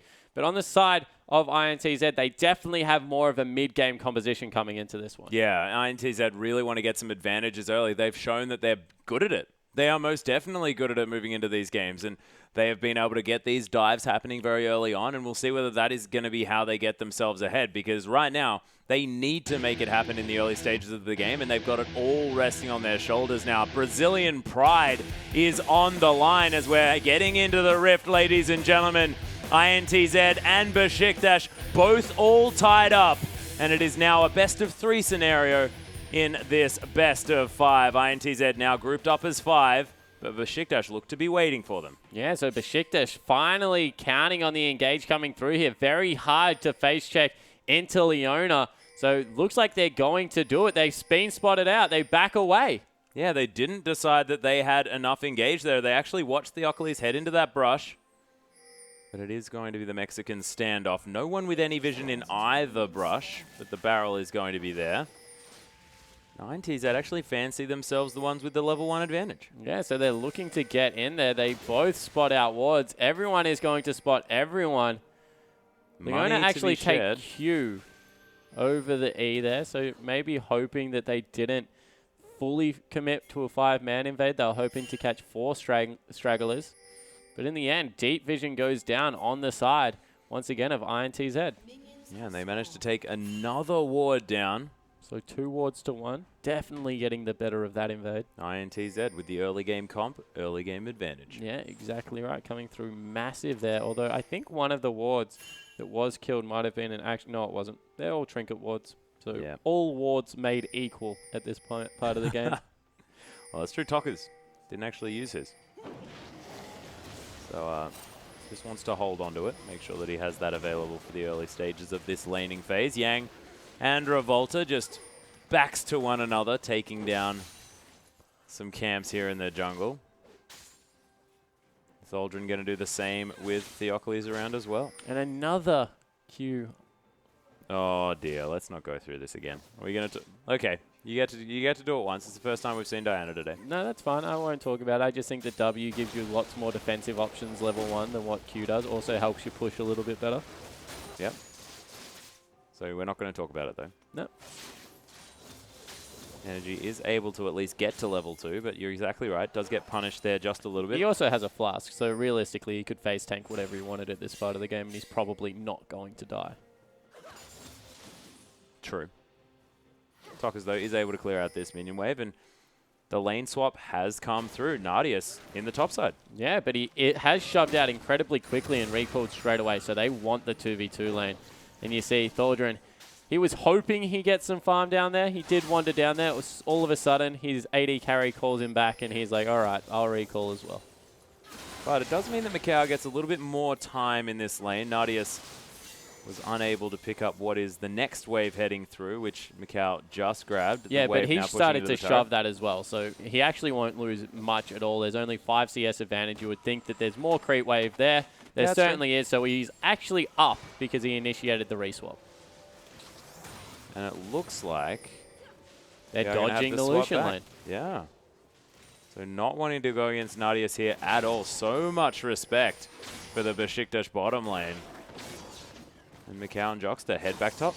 Yeah, so they're completely dodging it. We'll have to see whether they chase them for a third time. As Thaldren, that's actually a huge creep wave up there pushing into him. He probably wants some assistance because otherwise he's in a position to be dove pretty heavily by Revolta. Yeah, Revolta does get the Rift Scuttler, but is going to be heading up top again. Very dark on this map for Besiktas as Jockster and Mikau heading up here as well. It's 3 men strong. Yang still hanging out. That is a huge creep wave, and no one is there to help the top laner of Besiktas. He's in a lot of trouble. Yeah, he's going to get body slammed here as well. Does move out of the way of it, but takes half of his health. And he's going to lose 2, nearly 3 creep waves on that turret as the teleport comes into the bottom lane. So they're going to be able to pick up a lot more CS on their side. INTZ, and a good trade back actually helps them out very extensively. Thaldren teleported in. Yeah, Thaldren actually getting back into the lane. Okay, Theocles was up there. I was like, wow, that is real brave. Nah, Bristle's there. You're fine.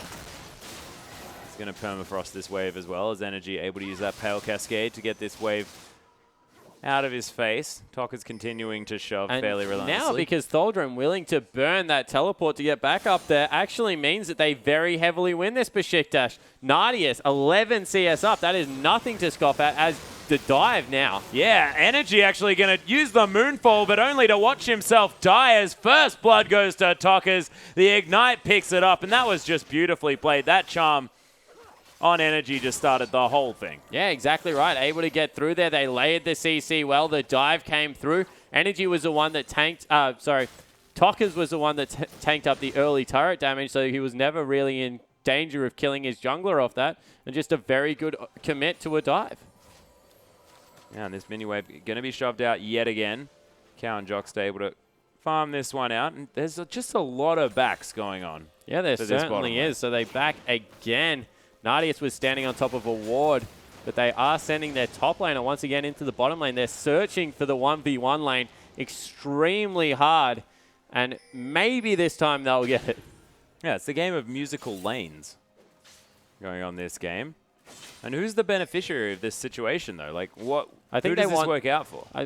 For some reason, I think they think the Leona lane will be able to win out against the Thresh. Maybe counting on Dumbledore to be able to get a good engage, but you think with the Spell Shield, not to mention the Flay, that's going to be extremely difficult to level 6, but they seem to be doggedly hunting the 2v2 lane. They must think they have an advantage in that situation. Yeah, there must be something available for them because, of course, Thresh has been picked often as a counter matchup to Leona. Yeah, there's very differing opinions about that. At level 6, it's definitely in Leona's favor. Okay. Well, you just throw the Solar Flare at him. Yeah, so you get flayed out of your Zenith Blade and then say, all right, I'll press R. Yeah. Yeah, good point. Boomerang going to come over the top. Mikau not going to find Nardius or Dumbledoge, but they do shove the wave out. And needlessly large rod to be completed by Tokas. He spent a lot of time in that lane and picked up first blood and first ward, I believe. So he's going to be able to pick that one up. A lot of extra damage here. And the response is an extra Doran's Ring. So, man, Energy Not exactly in a position of power in this lane anymore. Yeah, definitely not. So it's the 2 Doran's ring that was a pickup for energy. So it was an 800 gold shop to a 1600 gold shop. So much more power, as you said, coming through. As the hook does miss there from Jockster. Yeah, Macau getting a love tap over onto Dumbledoge there at the same time. Theocles does head over this wall. Body slam going to be there for Revolta. Barrel comes down. Theocles losing out on this trade, most definitely, as Energy can't find the Crescent Slash. Yeah, so the rotation came through. They're looking for the blue buff already coming down. They've got the early invade, and they're going to be able to pick this one up, you would think. Yeah, Tokas is over the side here. The collapse actually coming through onto Tholdren. Now he has to be careful. Yeah, Tholdren gets caught out. Good juke. Toka's going to get exploded. Beautifully played there. And Besiktas just said, let's kill Ari. Yeah, so the Duke came out of Tholdren to dodge out of the charm, and in the end, all the damage just came through. An overcommit means that the kills will be equaled up. I think that the use of the Hecarim ultimate may be a little bit of an overreach, but in the end, doesn't really matter because they pick up the kill. Definitely looked fancy, though. I'll give him points for that one. Style points? Yep, star points ultimate. You may not need to use it in the next little while, but it is his flash. Dressage out of 10. Right there. Yeah, definitely dressage. I liked his braided mane. That was my favorite part. Macau able to auto-attack these waves down, and Dumbledoge waiting patiently in the brush. He's now going to show himself. Hasn't hit level 6 just yet. It's the land going to be used to pick up some souls there. And they're going back in the top lane yet again, so Jockster and Macau both recalling Dragon, now a very high priority at only 9 minutes in. They use the ultimate out of Nadius to try and shove this lane in as hard as possible, and they'll match the recalls. Or actually just try and get some turret damage. Yeah, Macau actually stopping his back here as they're going for a dive.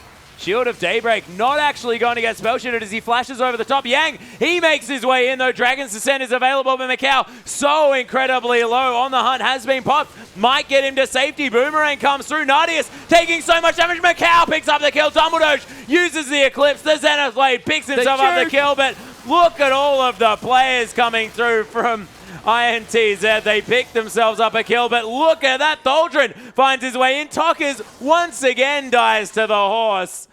And I don't even know how many people died in that exchange. What was it, 2 for 2 in the end coming through, but probably a win for Besiktas again. They are able to probably go for this dive even off the backside.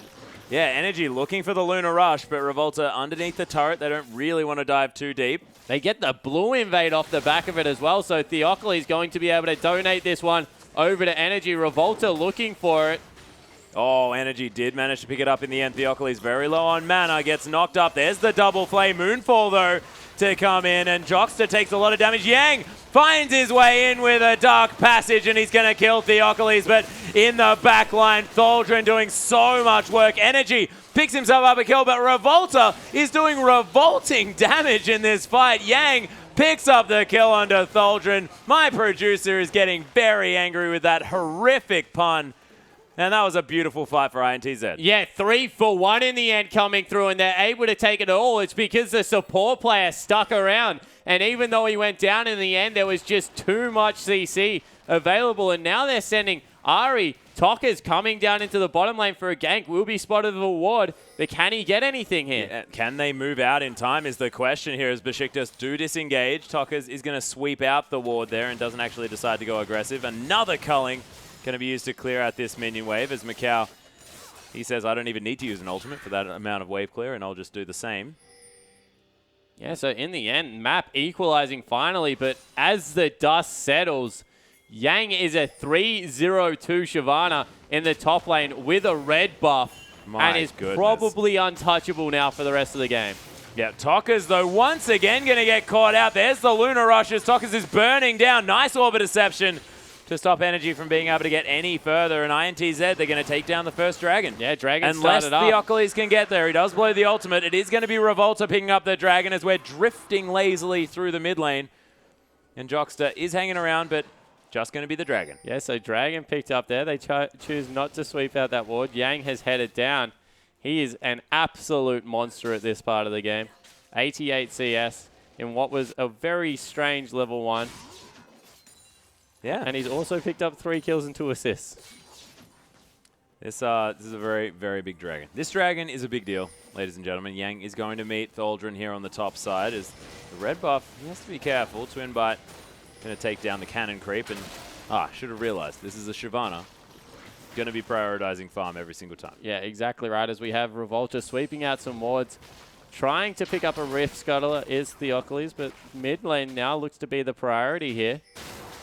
Yeah, Energy clearing out these minions underneath the turret. Pale Cascade getting them to a nice spot, and that's a nice Q in order to clear out the rest of them. So does have the CS advantage. Tholdren now getting his wave shoved in over and over again as Yang doesn't want to spend any time in the lane, just wants to be able to clear out the jungle.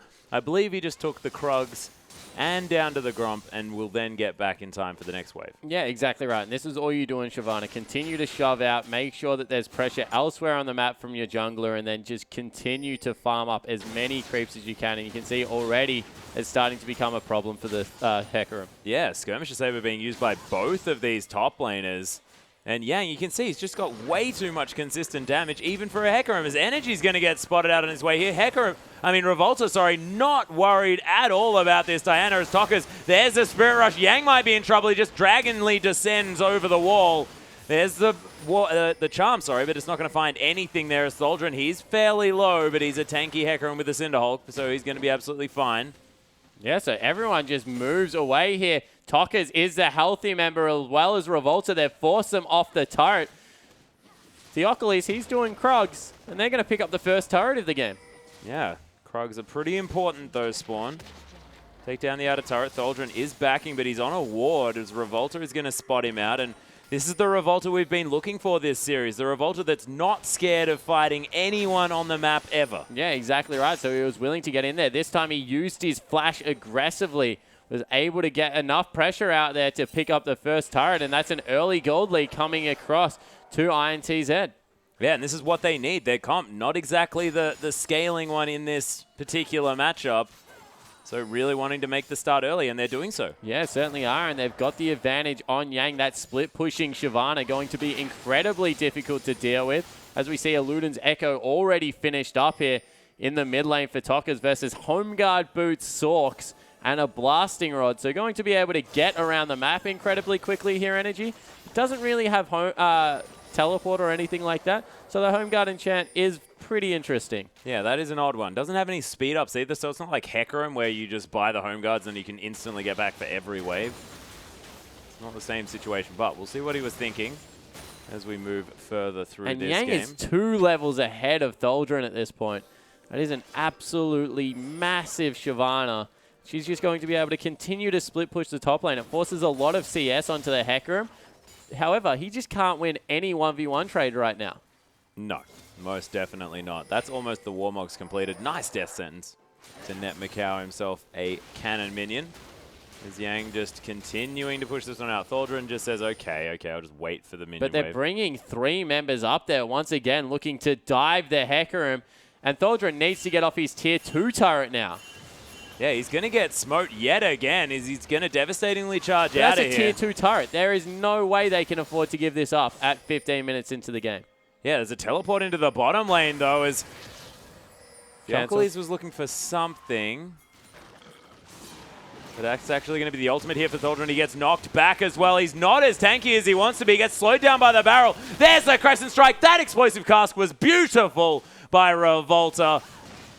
And that locks them down the kill and maybe even the turret. They trade for the outer in the bottom lane. INTZ do disengage from that one.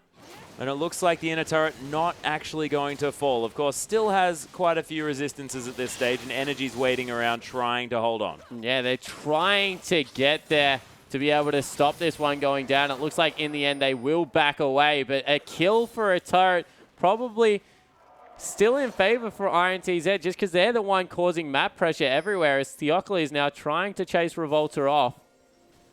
Yeah, but if this is news of things to come, 3-0-3 now for Shyvana has picked up a Warmog's armor as well. He's just so accelerated in this game. Once again, the Lucian going to struggle very much to kill him. Yeah, we've seen this story. We Game have. 1. We have. Didn't go too well for Besiktas.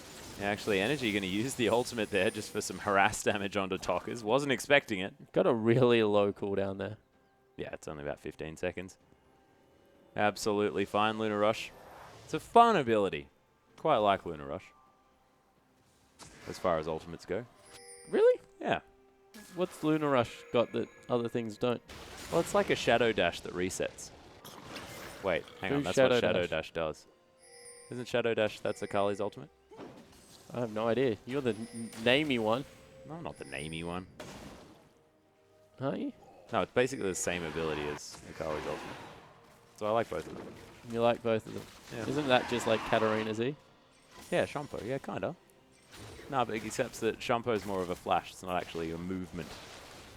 So, for instance, you can Shumpo over Azia's wall, and you can't Shadow Dash or Lunar Rush over an Azia wall. I didn't know that. Yeah. See, fun facts with Atlas. But, in other news, Dragon's going down. Besiktas, they're going to answer the Dragon that INTZ managed to pick up before. Yeah, but once again, just all the pressure on the top side of the map is going to go across, and they might be able to pick up once again another turret as Soldier, and he has to stop his back here. They need to bring more members up.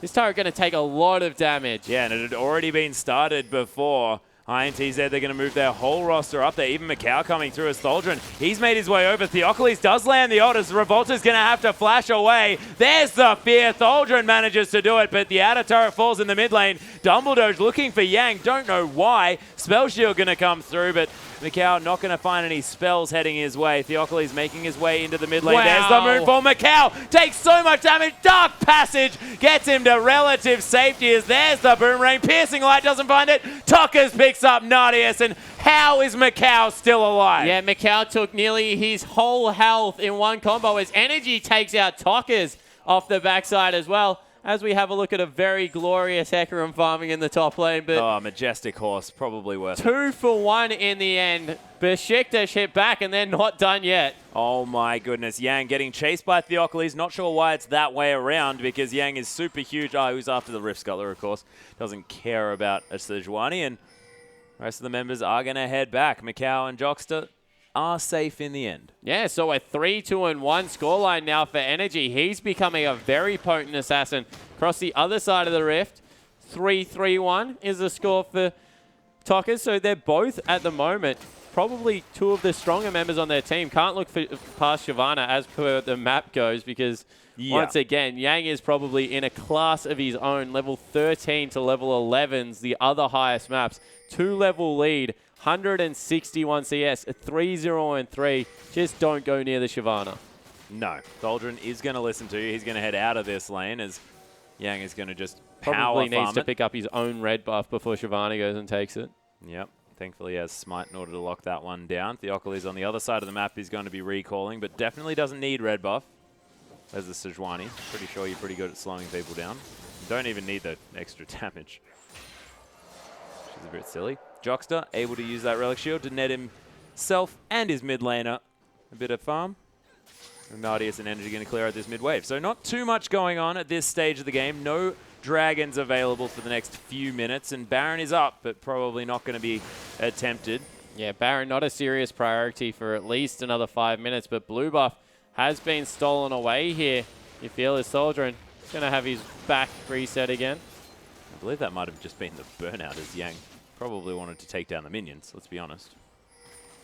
INTZ now hanging around the dragon. Not sure why, because not up for the next little while. Oh, the blue buff was stolen by Tockers. Yeah, so Tockers able to walk away there with the blue buff. They get that off Diana. Very important to be able to deal with Diana's cooldowns. Of course, not going any early CDR is going to hurt her now, and they pick up a bottom lane turret as well after a very good rotation. Probably just going to have to burn the ult here from Gragas, but should be able to clear out the wave. Yeah. No, they don't choose to. Might be some kind of base race scenario going on here as the inner turret is now under fire in the bottom side. Hecarim is hanging around. Did have the home guard Collapse boots. coming through. They need to be careful here, INTZ. They might be able to get it, but the rest of the team is on their tail. Yeah, they are running quickly. They do have On the Hunt available, but Yang launches himself into the back line. Revolta looking for energy, gets a barrel on him as Theocles does try to take down Jockster Macau. He can take the lantern, but does he want to? Definitely not, as Nadius trying to deal with this dragon. Crescent Slash not going to find it as Macau is able to pick up Dumbledore. The double kill for the horse, though, as Tockers somehow fell over in the backside. We'll have to see exactly how that happened. Help your AD carry. Yeah, Macau comes through. Nice spell shield as the ult is completely whiffed, but Nadius is massive on this Lucian. So fantastic at that champion. Theocles finally going to fall down, and these top laners, they're getting kills. Yeah, so in the end, a 3-for-3 trade comes across. No one getting the better of that one, but you think Yang continuing to pick up all of these gold. And once again, you mentioned Theocles not able to nail the ultimate coming through there. Probably cost Nadius his life in the long run.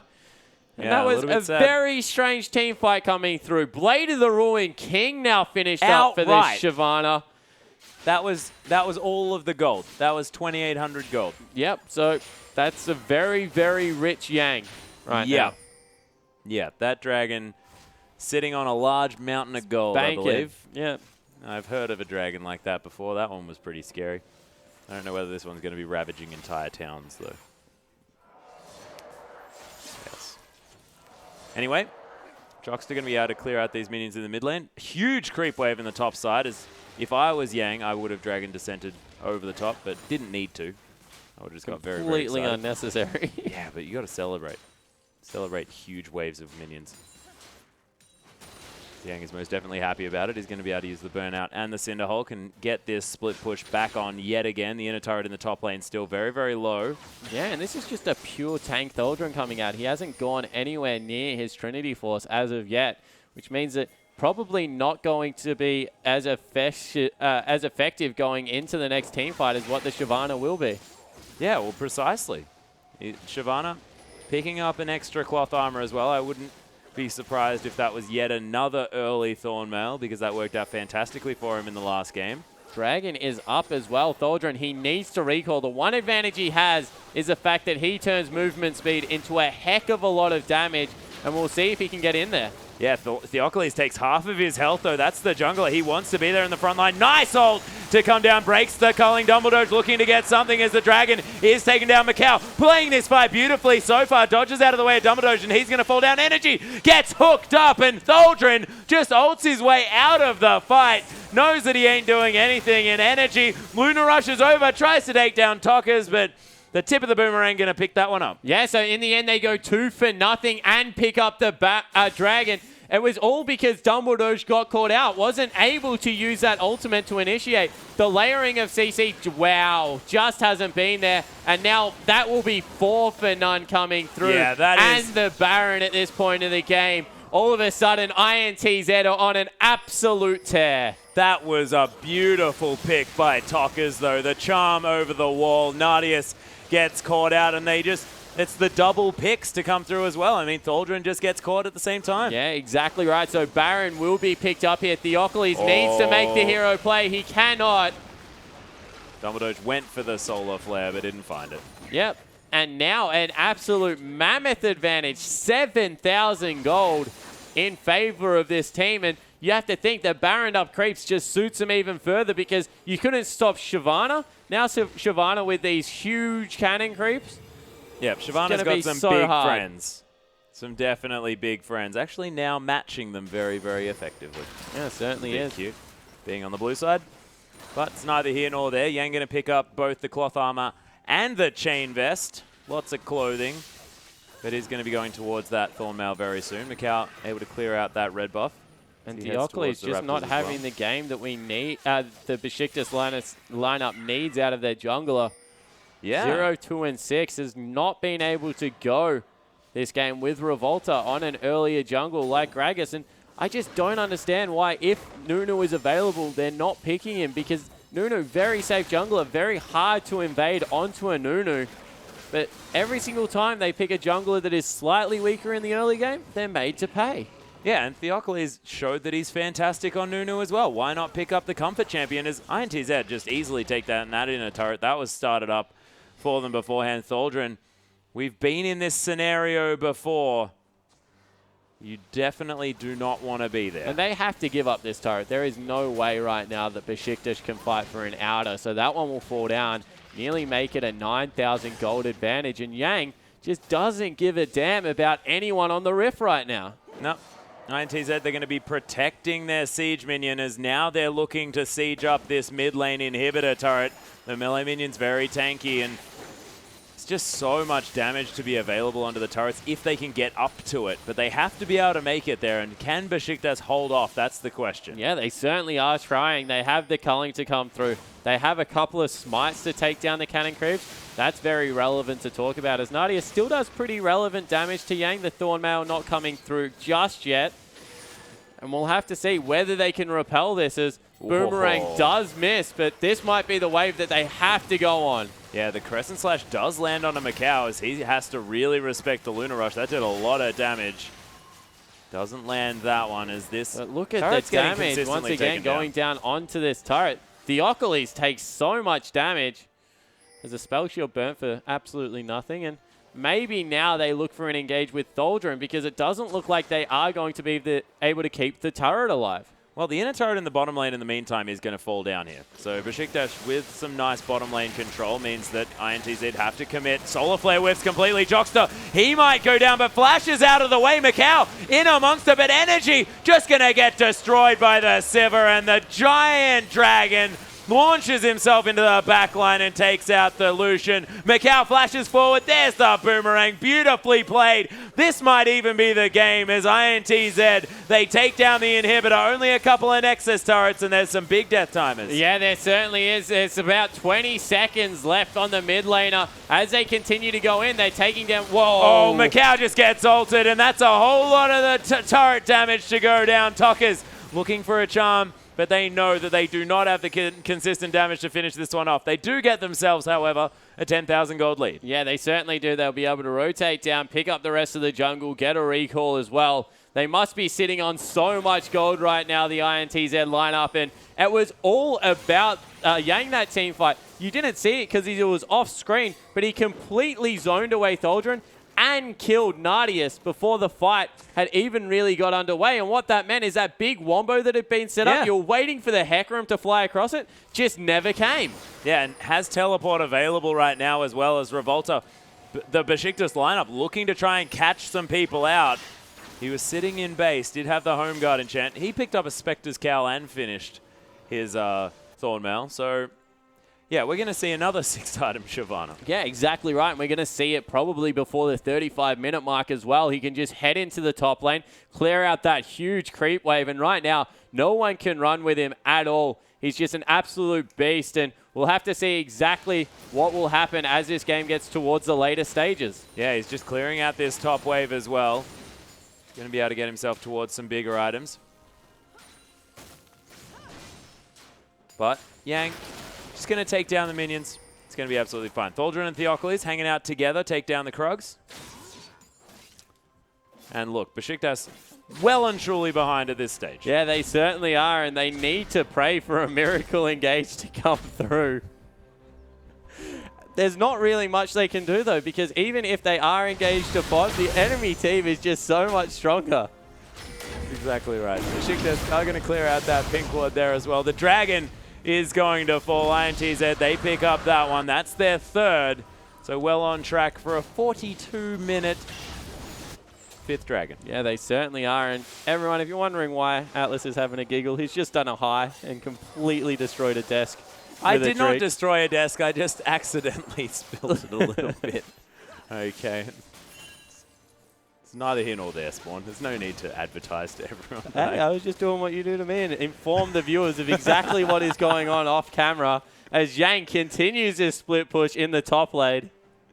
Red buff is going to be taken in the meantime by Thaldron. Yeah, this game, they can continue to stall out as well. That barrel even does serious damage to Nardius, but there's just no real solution they have unless they are able to nail them with all the CC underneath the turret that Yang is not tanking. If Yang is tanking the turret and they nail them with the CC, I still think they win the fight. Well, it's almost as if they're fighting without the turret, because Yang just soaks up all that turret damage and it's as if the turret wasn't even there. And they've gone on Yang. That seems to be the option, but no, he's just way too tanky. He's level 18 on the map right now, and they cannot deal with him whatsoever. He's bringing 3 members towards him as he pushes in that super creep wave, and Besiktas, they're just in such a devastating hole right now. They need to make something work. Yeah, well, they just don't know what to do. Macau actually going to get caught out here just a little bit, slowed down by the Solar Flare. Jockster takes so much burst as Tokka's trying to escape. These massive damage dealers are falling down, and Yang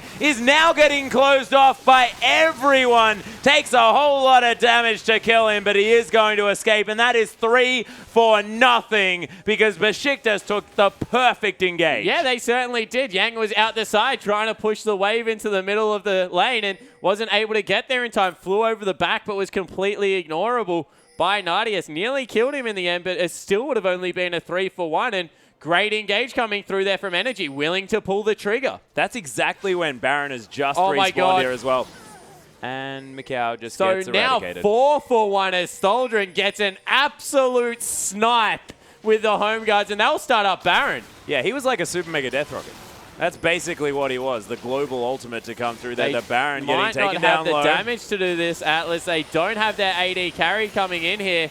Yeah, Jockster is going to come around, gets caught in that animation for the death sentence as Revolta looks for Nadius. He picks it up before falling down. Yang, he's trying to make his way into the fight. They don't have a lot of consistent damage, and this dragon's pretty massive. Tokka's here too, though, and that's heaps of damage. Wow, Tholdren does beast damage as well. Is going to eventually go down as the super creeps as well as top lane are destroying the base of Besiktas, but they rolled the dice and they came really close to that one. Yeah, they certainly did. The members of INTZ just got there a little bit too quickly. The inhibitor turret going to fall down here on the top side, and Yang just looking very difficult to deal with. But if they manage to kill all of the carries before Yang is even a problem in the fight, that is how they're going to win if you're a Besiktas fan. Yeah, exactly right. That seems to be what the game plan is. They equalize, I guess, a little bit of map control right there. Dumbledoge looking for some vision around the Baron area. Needs to make sure this one doesn't get snuck, and they have started it up.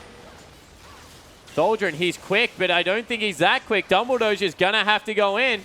He's looking for something. Jockster very, very low. Tokka's looking for something as well. Has all of his mana bar. Misses the charm. Energy steals the Baron somehow. I have absolutely no idea. The ultimate to come through over the side. Dumbledoge looking for Tokka's here as he locks him down. Macau is going to get the kill into Dumbledoge. Double kill coming through for Revolta actually is...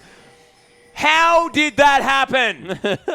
The 2 smites were available as well, and it was a Diana without anything, able to dive in and snipe it away, Atlas. What is going on saving the game in Turkey? They will probably lose 2 inhibitors, but they might choose to fight. Yeah, Macau does manage to spell shield something, but he gets super feared by Tholdren. Mega damages as Theoculus is going to be able to take down the kill in the end. Nadius, he's now in the back line. Yang's running away from this fight. Probably should just kill the AD carry as Theoculus is chasing Jockster. Yang, he's going to be the next one to die as he then decides to turn. And man, INTZ, they couldn't even get the inhibitor. That was a 3v4, and Tholdren is an absolute monster now. While we were talking about Yang the entire game, 8, 4, and 7. Now the Hecarim has a Trinity Force. He's nearly a 6-item Hecarim. And if there was ever an anti-carry in the game, it is Hecarim on the 5.7 patch. And he is wreaking havoc. He is an absolute monster. And I just want to talk about Turkey and like why Smite doesn't beat the weird abilities from a lot of these mid laners and top laners that come through to try and steal it. Because, I mean, if you remember, Swiper from the Chiefs also got managed... a W onto the Baron, he twisted advance to Baron to death when he was against 2 smites as well. So there must be something in the water. Something in the water, Atlas. Just maybe having the security as a jungler of this really fed top laner who has a bigger smite than you means that you can take your eyes off the prize. And we mention it a lot. If you are not used to smiting things, the damage at the end creeps up on you, and you really do have to be on point to burst that one down. Oh, yeah. It wasn't even a 50-50. It was a 90-10, but Energy went for it, and he got it. He did. Was beautifully played, and that may have got Besiktas back into this one. You can see Thaldren able to push out this bottom wave. Mikau able to meet that one. 4 items now on this Siva. It is in response to now a 4-item Nadius as well. Just picked up the Blade of the Ruin King. Thaldren might have been caught out here. There's a whole team chasing him. He doesn't want to have to use that ultimate. And this might be Dragon number 4 picked up right now for INTZ. Or it looks like Besiktas want to fight it again. Yeah, they can collapse onto this one if they want. Yang's going to get engaged on us. Theocles is taking a lot of damage. Culling over the top, but doesn't really find too many people. Besiktas, they turn onto the Dragon now, but Ints have all of their ults back up. Energy right in amongst the fight. Look at the ult from Thaldren. Mikau just gets deleted. The box is down.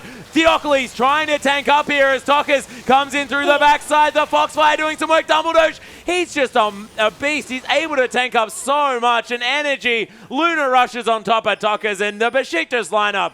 How are they team fighting like this? Yeah, they're able to get it done. It's just all of the chaos created by the huge Hecarim repetitively diving into these fights. This time, Energy the beneficiary because everyone left the Diana alone, just able to burst the entire back line. And I have no idea, but somehow they've equalized the gold. Yeah, it's 2,000, something like that, but they've definitely equalized the kills here as well. That's a big deal. Besiktas now 24-24.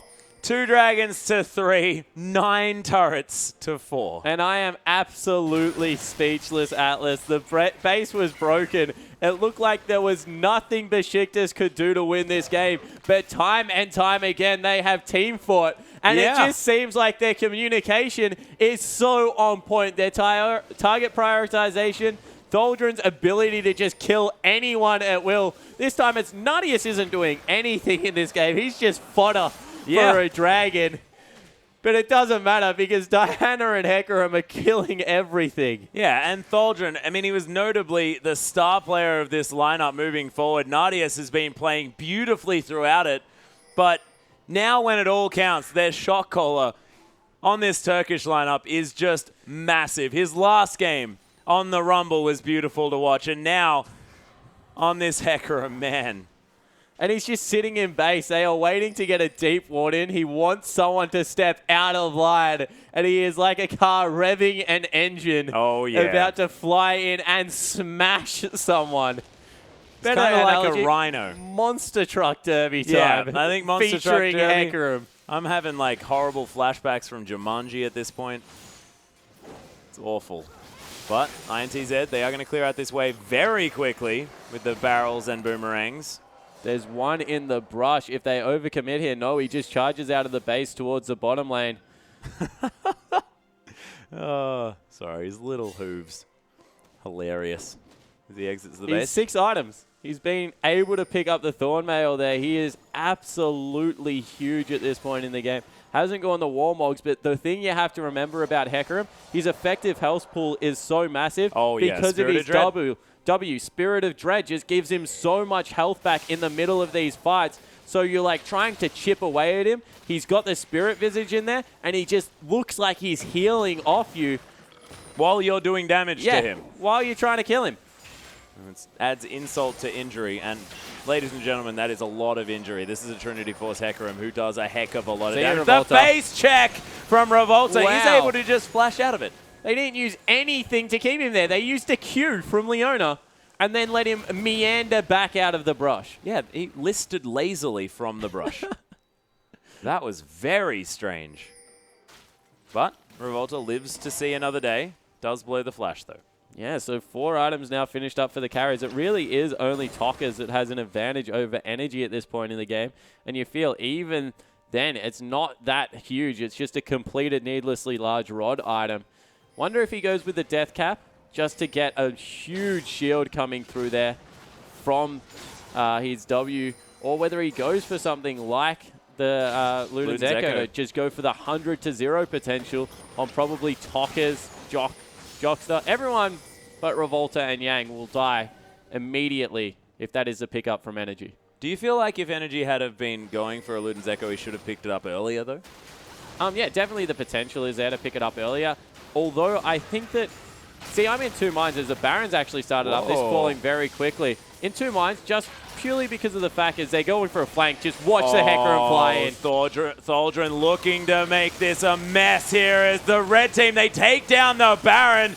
Besiktas locked that one through the horses right in amongst the fight. Dumbledore's trying to be a menace here as Yang doing the best that he can, but he's being ignored. Jockster falls down. It is going to be Macau picking up Dumbledore, and in fact in the backline they lose Nardius, but my goodness, Energy doing some work. Thaldren's still at half health, and they've got the Baron. Yeah, but Thaldren didn't use ultimate, and Theocles used his ultimate incredibly late. So in the end, that was a team fight one with probably the two most important ultimates not used. You can see Nardius's, his is also on cooldown. So they're able to win team fights currently at this part of the game without pressing their R buttons. Which is very, very scary if you're an INTZ fan. And it was a death cap picked up there as Jockster still playing Ring Around the Rosie. He's made it into the top brush, and he's going to be able to get back. Yeah, Thaldren can't even find a pink ward as he wanders through. He's going to empowered recall back as Theocles not going to want to go toe-to-toe with Macau here. And wow, Nardius, he's gone with the BF sword before he has even picked up any form of defensive item. This is going to be a Mercurial Scimitar, most likely. Bloodthirster. Could be a Bloodthirster.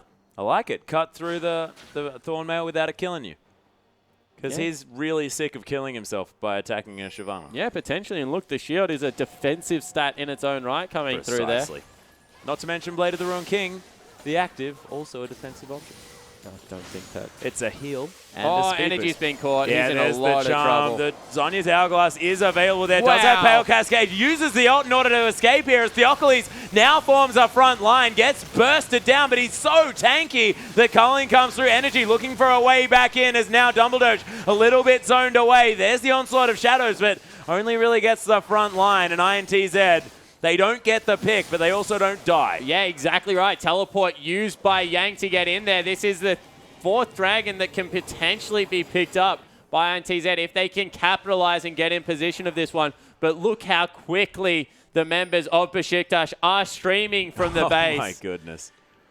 His horse runs pretty fast. He certainly does. They'll be able to pick up a blue buff for their mid laner. He went with a death cap, not the Luden's Echo.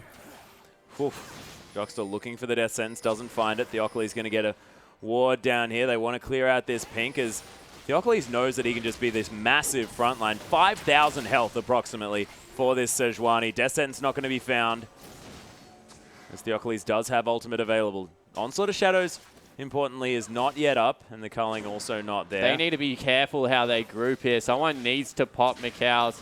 Wow. Oh my goodness. Banshee's Jockster. Veil.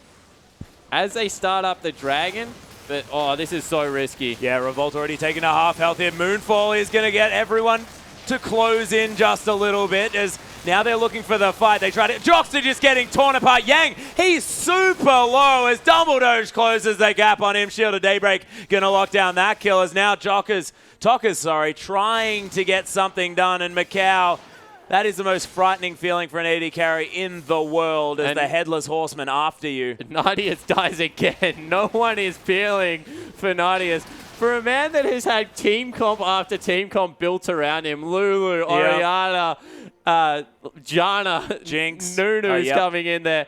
He has had absolutely no assistance from his team this game. It's not what this team comp is about, Spawn. It's about let's jump on them and destroy them, and it's been working.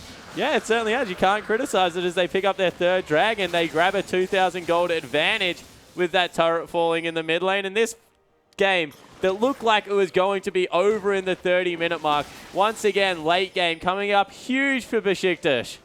Yeah, and they've...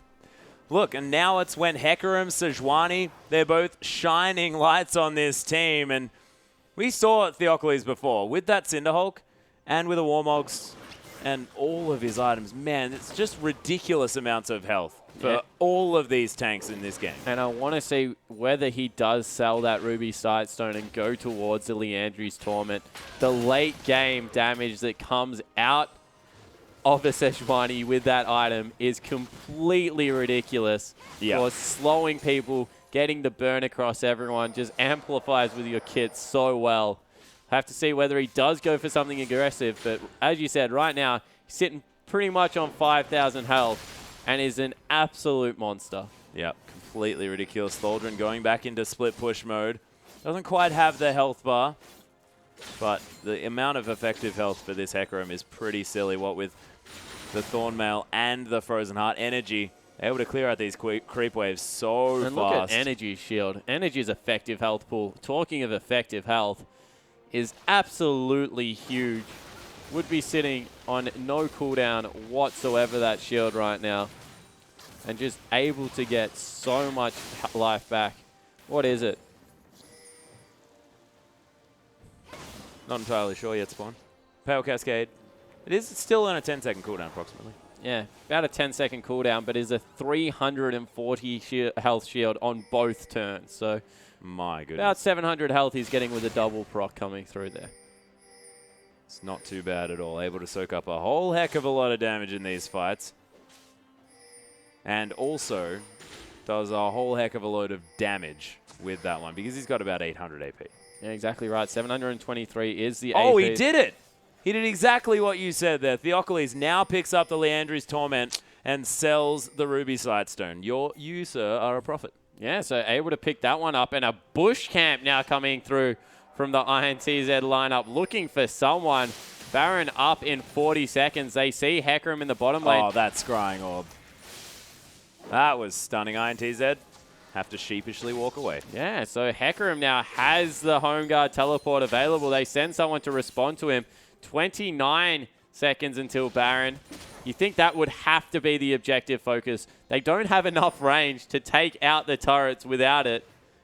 The longest range champion is Lucian, and everyone else is melee on Besiktas's lineup. I feel that is very much going to be a telling sign as they try and siege into this comp that has an Ahri and a Sivir for wave clear. Yeah, I have a feeling that Besiktas really need to kill everyone if they're going to get anything done.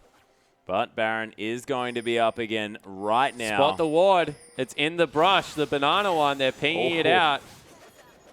Boomerang going to land on a Dumbledore, but he's pretty tanky now on this Leona.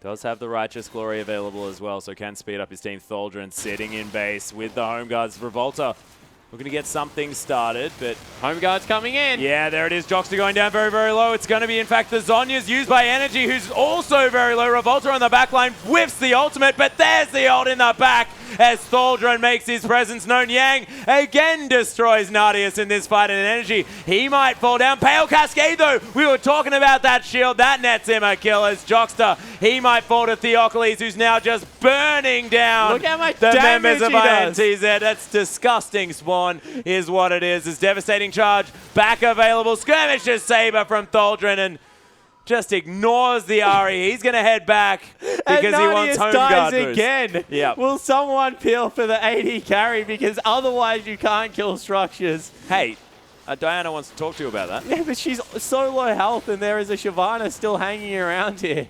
Nah, they're not too worried about it. You're going to be able to take down the inhibitor here, but Besiktas Can probably they not close going to out be the able to game? win the game. They've got Thaldron on the way, and Theocles might just choose to fight. Oh my goodness. This is why you peel for your AD carry late game. Well, Thaldron is now here, but Yang, successful defense of the Nexus turrets, and Besiktas probably could have just gone and taken the Baron. They But- still can. Yeah, well, Energy's going to go back to base. Does have the Home Guard boots. He's going to be able to get to the Baron relatively quickly. And Besiktas, they're not actually going to take it. Yeah, so they're not looking to take it. They're just looking to set up for it again. Their AD carry, he's only 3 seconds away. Still 20 seconds on the mid laner because Thaldron stalked him till the end of the earth before burying him. And it did happen, ladies and gentlemen. The Horseman will find you. Oh, man, that was about as frightening as what actually happens. Yang able to clear out these wards. Ships in the night. These top laners pass one another. He's going for the AD carry again, Thaldron. My goodness. There's the dragon over the wall, actually, as Yang loses a huge cooldown there just by being out of position.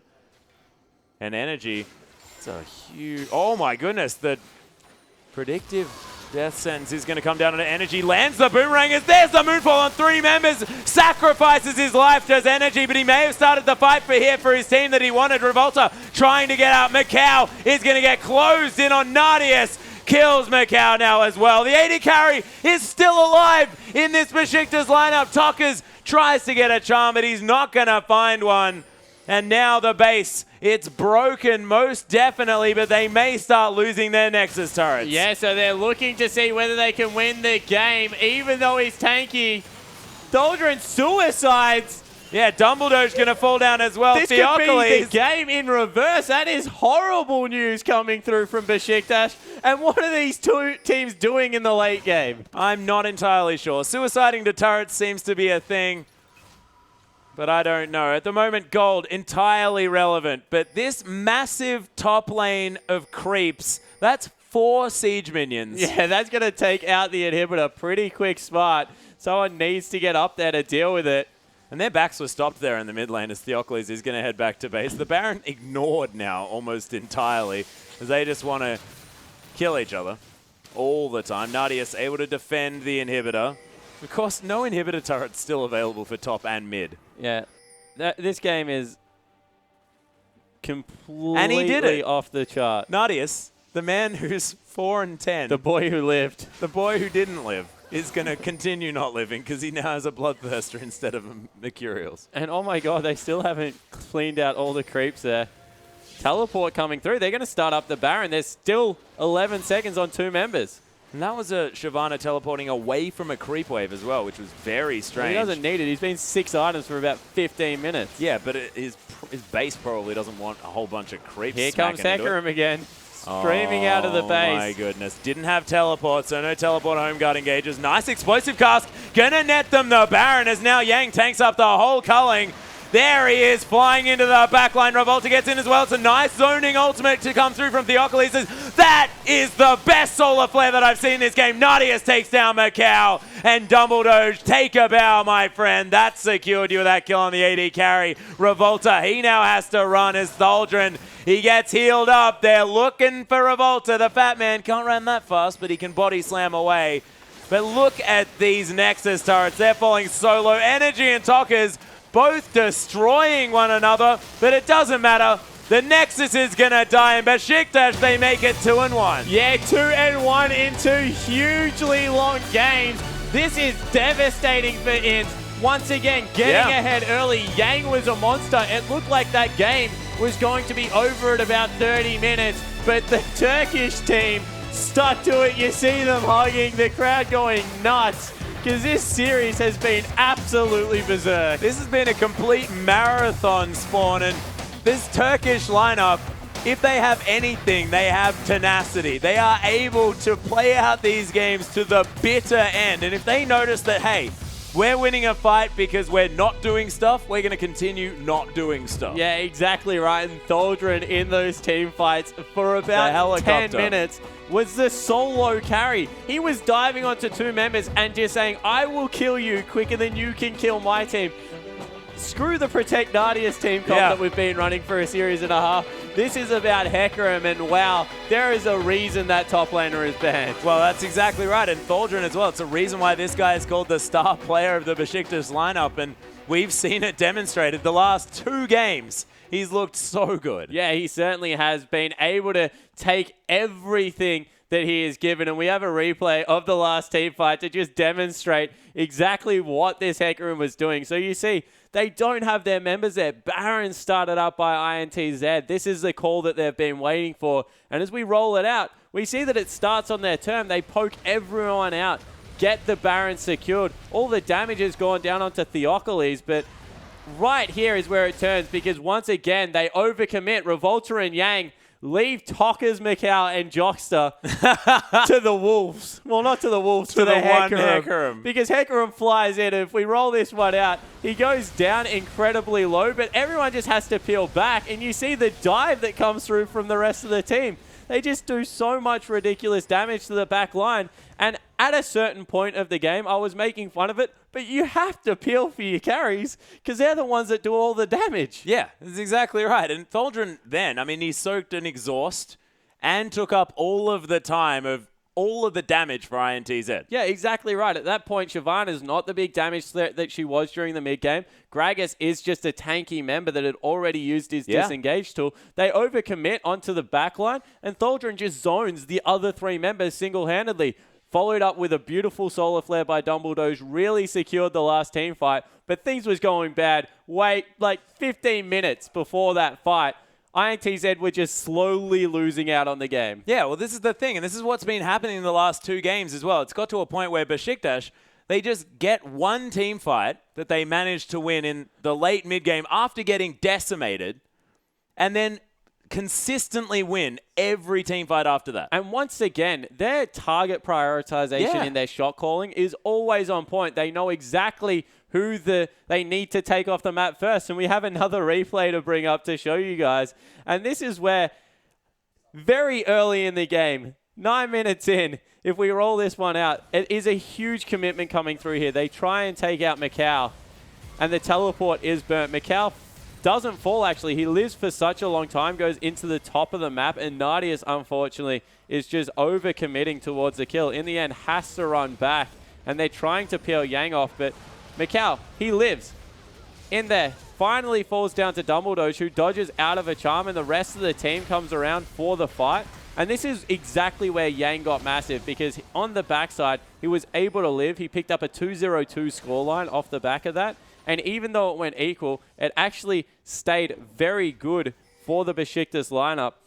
As we continue to roll this one out, Yang gets his recall in. They go to blue buff, and the fight picks up for the 2nd time. So it looks right now, Besiktas' favor. They're going to be able to invade this jungle, get the blue buff away. Tholdren doesn't come around straight away, but you see the support player collapses, the jungle collapses, and Yang, who went back and spent all that gold, so he's 1-0-1. Spoiler alert, he picks up another couple of kill and assist here. As the fight continues, he rejoins before the other team is able to respond to it, and he picks up another kill, grabs another assist over the back line. And INTZ at this point in the game, we're looking very, very fearsome. Didn't look like they were going to give up another early game, but boy, oh boy, did Besiktas really fight back. Yeah, and this is the thing. That was the 10-minute mark. This is the time when INTZ win games. But it seems to me like after it's 25 minutes in, Besiktas just slowly wear you down, and they eventually win out. And INTZ need to go back to their super aggressive, super committed early game. They were committed to that one. They took 2 Yeah, but they didn't do the winning, is what I mean. I don't know how much more mid-game you can get than the team comp that INTZ were able to put together. They had an Ari, they had the Siva coming through there. They were an absolute mid-game focused team comp. They just made one mistake in the bottom lane underneath the turret. The huge engage came through, and from there, they just couldn't get control back ever. Well, ladies and gentlemen, we'll see whether they can come back in the next one. It is 2-1 now. Besiktas in the lead. We are going to have a short break, but when we come back, it'll be Game 4 in this grand final.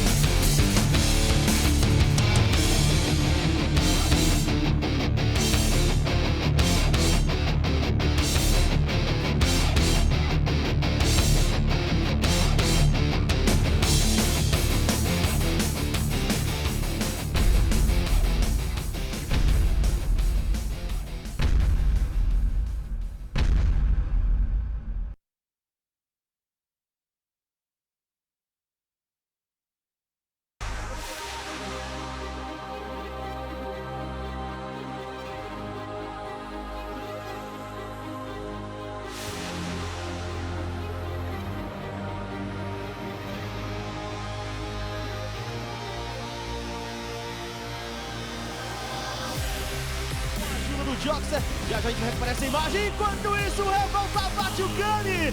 Mais uma. Assassinado o Lobo, levou a saída. Caiu, 3. As the Culling moves in onto King, almost snipes him, but the body block will save him. Brady there gets ulted there as it moves in for Vladimir, but Salt.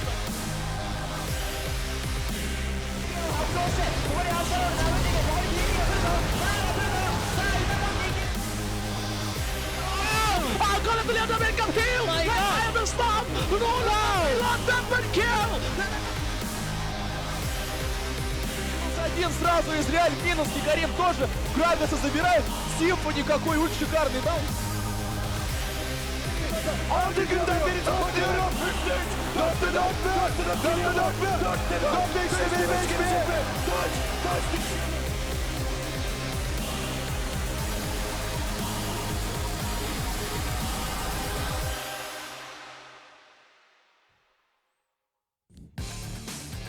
Welcome back, ladies and gentlemen, to the IWCI Grand Final between Besiktas and, of course, INTZ from Brazil. And, man, we are up to game number 4. It's 2-1, and the home team, the Turkish players are in the lead. Yeah, they certainly are. 2 very long, grueling victories have come through for Besiktas. And they look like they are in firm control of the late game. Yeah, well, the late game seems to be their realm. They're still struggling just a little bit around the early stages, but they've shown that they're more than happy to sit back, weather the storm, and then come back when their power arises. Yeah, and they did it with the storm. It took off half the roof. And half they left their poor child Nadia's cowering in a basement somewhere with Aldrin. He just ran out there with his scythe and decided he was going to take matters into his own hands. Yeah, Nadius did not exactly have the best experience on the Rift that game. He seemed to be getting dragged left, right, and center, but it didn't matter because the horse just cut everyone down. Yeah, exactly right. So horse greater than dragon. In the end, Yang was often able to kill Nadius, but Tholdrin killed everyone else on his team. And when he paired up with the Diana late game, particularly after that Lich Bane had come through, even if the Q was missing, Diana was doing like half of a carry's health, getting into Zhonya's, getting a full spell rotation out afterwards as well, was unkillable with how big the shield was. The persistent team fight out of Besiktas just became way too much. Yeah, it was just disgusting. And you saw Energy there managing to use that Zhonya's Hourglass so beautifully in the last team fight. Then the Pale Cascade came through and gave him so much of his... so much shield. I was about to say health back. It kind of looked like that, and they just weren't able to finish him off. And that just meant that everybody else ran over the top. Yeah, exactly right. He was just able to get so much AP that he was nearly unkillable moving into that game. And, you know, they got very far behind again. I think it was up around the 10,000 gold lead. Yeah. 2 base turrets down. They were pushing in on the 3rd. It looked like Yang was going to be able to fly over the back of that team fight, but they pulled the trigger on a split decision. I don't even know who was really caught out of the position. I want to see it again. I think it was Macau from memory, got chunked out by Energy, and after that, they ran over the top of the team fight, and from there, Besiktas never slowed down. Yeah, they didn't. They weren't able to be stopped. And what they did was they just played out every team. They waited for INTZ to engage on them and then just played the team fight better. They waited for Tholdrin to be able to teleport into the back of these fights, cut down the AD carry, sort of like swoop in like he was actually just a wraith on the Rift. It was terrifying to watch. And Nadius couldn't do Nadius couldn't do anything because he was dying on his own team because that was where INTZ were focusing. But Macau couldn't do anything because he was just getting jumped on. Yeah, exactly right. And once again, an overcommittal coming through from Revolta, Tokas, and Yang. They never looked like they wanted to peel whatsoever. And in the end, if you have a Hecarim that has dove your carries like 3 times and just deleted them, he was either picking Macau or Tokas, whoever was further out of position, one-shotting them, then ulting onto the other person. He didn't even need to use his ult half the time to kill them, by the way. It was just a devastating charge. So I think that was just a huge mistake coming through. There was no peel coming through. Jockstar as well as Revolta need to put a little bit more emphasis on keeping Macau alive. Because at the end of the day, if you have a burst mage like Ari, like LeBlanc, which it looks like INTZ like to run, the consistent threat is your AD carry. And if he's dying every time, you're not going to win many team fights. Yeah, and they first picked this Ahri as well. That was a massive priority of theirs to be able to get Tokas onto this AP carry in the mid lane, but it didn't really work towards the end of that game. Of course, Ari tended to just get destroyed by the Hecarim. Yeah, exactly right. Start of the game worked beautifully. Was able to grab the kill in the mid lane with the turret dive coming through from Gragas. Rotated around the map nicely. I really do like how they're playing their early mid game. INTZ definitely in control of that portion of the game. It's just that they're having trouble closing. And maybe if that is the case, you need to grab an insurance policy somewhere else. Put one of your carries onto a late game. Whether it is Yang or Mikau, get them on like a Lulu or get them on a ranged AD carry like a Jinx that's a little bit further range so they can hit the turrets a little bit easier, help take these structures down, because twice they've been in a position to close and then stumbled over and been absolutely destroyed in the late game team fights. And they haven't had very much turret siege coming through either. Of course, with a Sivir, you're not very ranged. You can't really get in amongst the turrets and get anything done. And with a Shyvana, you're wanting to split push. You can't actually close in on any kills because you don't necessarily have the CC there. They can't really get too much done underneath the turret. Maybe go for something that can do that. Maybe go for even a double AD comp so that they can push down these turrets really quickly, just to augment the fact that they're so strong in the early game. Yeah, exactly right. So they need to mix something up here because they've lost twice in the same fashion, and it's in the late game. And really what surprised me is the fact that they didn't want to group. They actually ran the split push comp to a fault. Yang was very far in the middle of the lane and just didn't get to that team fight in time. Yeah, that's right. And we do have a replay from the last game, ladies and gentlemen. Let's have a look at this one because we'll see whether we can identify what INTZ need to change. Yeah, so INTZ, this part of the game, they're behind 4,000 gold. Besiktas well and truly back in it. You see the Hecarim. He's finally got to the point where he's relevant. But even then, it's still a 6-item Shyvana. So as we roll this one out, you look at the commitment that comes through from Yang. Yang's at the front. Revolta's at the front. They're trying to get in there. The peel back does come, but once again, here is the commit. So they commit super hard. And Mikau, he's on the back line. Tockers is on the back line. And there's no peel. They just all commit at the same time. They kind of just ram their face into Besiktas and hope that they can win the team fight. And from there, it was just all Besiktas' favor because they had the persistent damage. When you look at their lineup, Diana, even their jungler, Sejuani, late game, going to do much more damage than Gragas. Not to mention a Hecarim galloping around with the Trinity Force finally. He picked it up as his 3rd or 4th item, and I think it was his 4th item that he bought it. Yeah. They just were able to put out more persistent damage throughout the entirety of the fight, the way that they were playing it. Yeah, and in that last fight, it had to be all about Thaldrun as well. He got a 3-man fear with that onslaught of shadows and then just galloped over the top of Mikau. And that was all the consistent damage did. Yeah, exactly right. So as soon as he got rid of Tockers from the fight just through pure zone because Tockers couldn't get onto a priority target, you know that Energy or Nardius is going to survive. Nardius fell down to Yang on the backline again because Yang just kept hunting him out. Yeah. But throughout the entirety of that, it was just all about the area of control that Thaldrun as well as Energy had. The Diana and the Hecarim, they have a 600 yard. Because if you come within that, they're probably going to kill you. So they had to stay away, and they just weren't able to kite back. They kept, as I said, running forward and committing to these fights. And that's exactly what lost them the game before. At Baron, they didn't have to fight. They had to disengage. They could have walked out the top part of the map and lived to fight another day. Instead, they just ran, once again, complete committal into the team fight and were made to pay. Yeah, and it's interesting because it's not necessarily mechanical mistakes that are being made here that INTZ can change. It's not the picks that are a problem.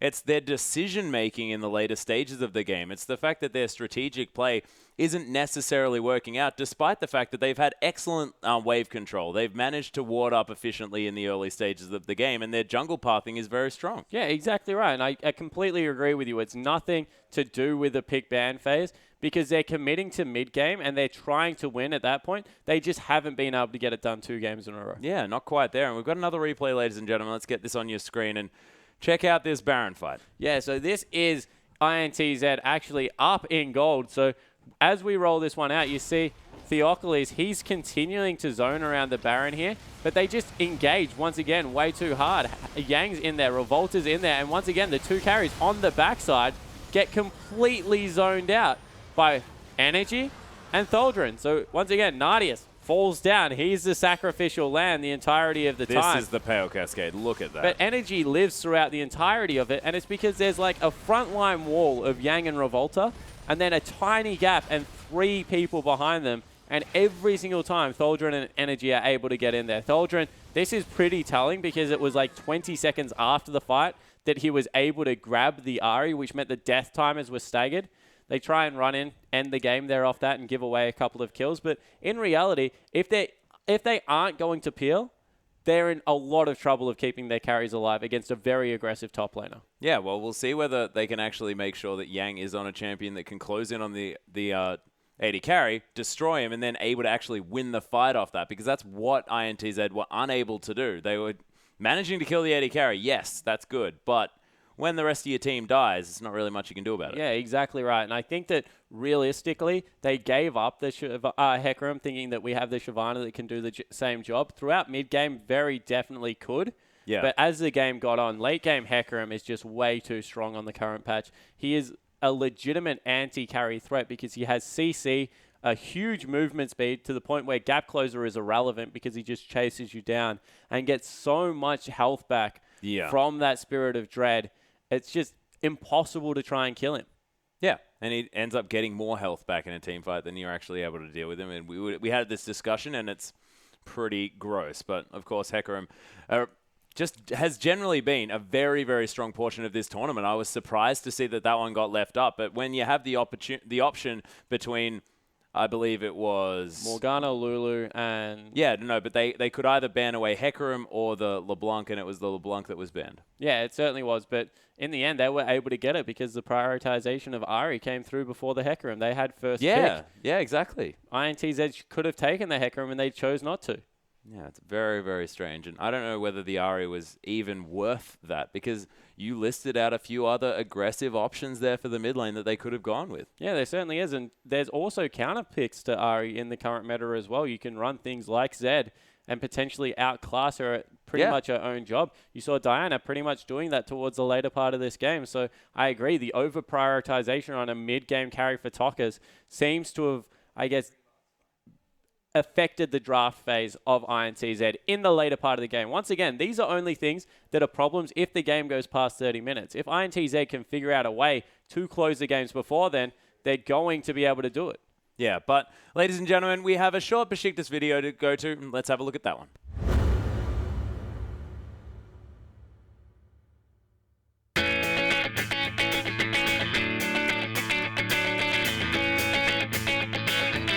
Çok kısa zamanda büyük başarılar elde ettik Beşiktaş olarak. Bunun bence birinci sebebi herkesin profesyonel olması, iyimser olması ve herkesin isteği kendi oyunumuzu her gün biraz daha geliştirmek. Bunun üzerine çok yoğunlaştık. Takım antrenmanlarımız çok yoğun. Bunların hepsini de karşılığımıza alıyoruz ve böyle devam edecek.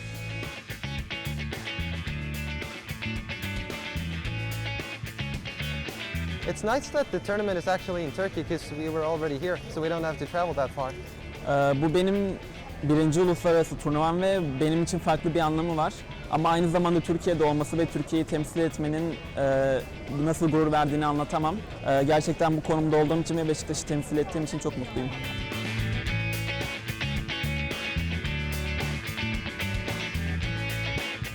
Our goal at Wildcard is to win, obviously, to get more experience, to beat other regions, and possibly get to MIC, where we could play against teams like Fnatic or TSM. That's huge motivation for us. Tabii ki de ev sahibi olmak ve arkamızda taraftar desteğinin bulunması bizim için bir avantaj. Çünkü oyun oynarken arkada taraftar desteğini duymak gerçekten moral verici bir şey ve de oyunun performansını arttırdığını söyleyebilirim. So being the home team of this tournament is really exciting for us, but it also adds a lot more pressure to our team because everyone from Turkey is rooting for us. Everyone from Turkey is gonna be here, and we do not want to disappoint our fans. Önceki senelerde Dark Passage takımı Brezilya'ya yenilmişti. Biz bu sene Türkiye'yi daha iyi bir şekilde temsil edip rövanşı alacağımızı söyleyebilirim.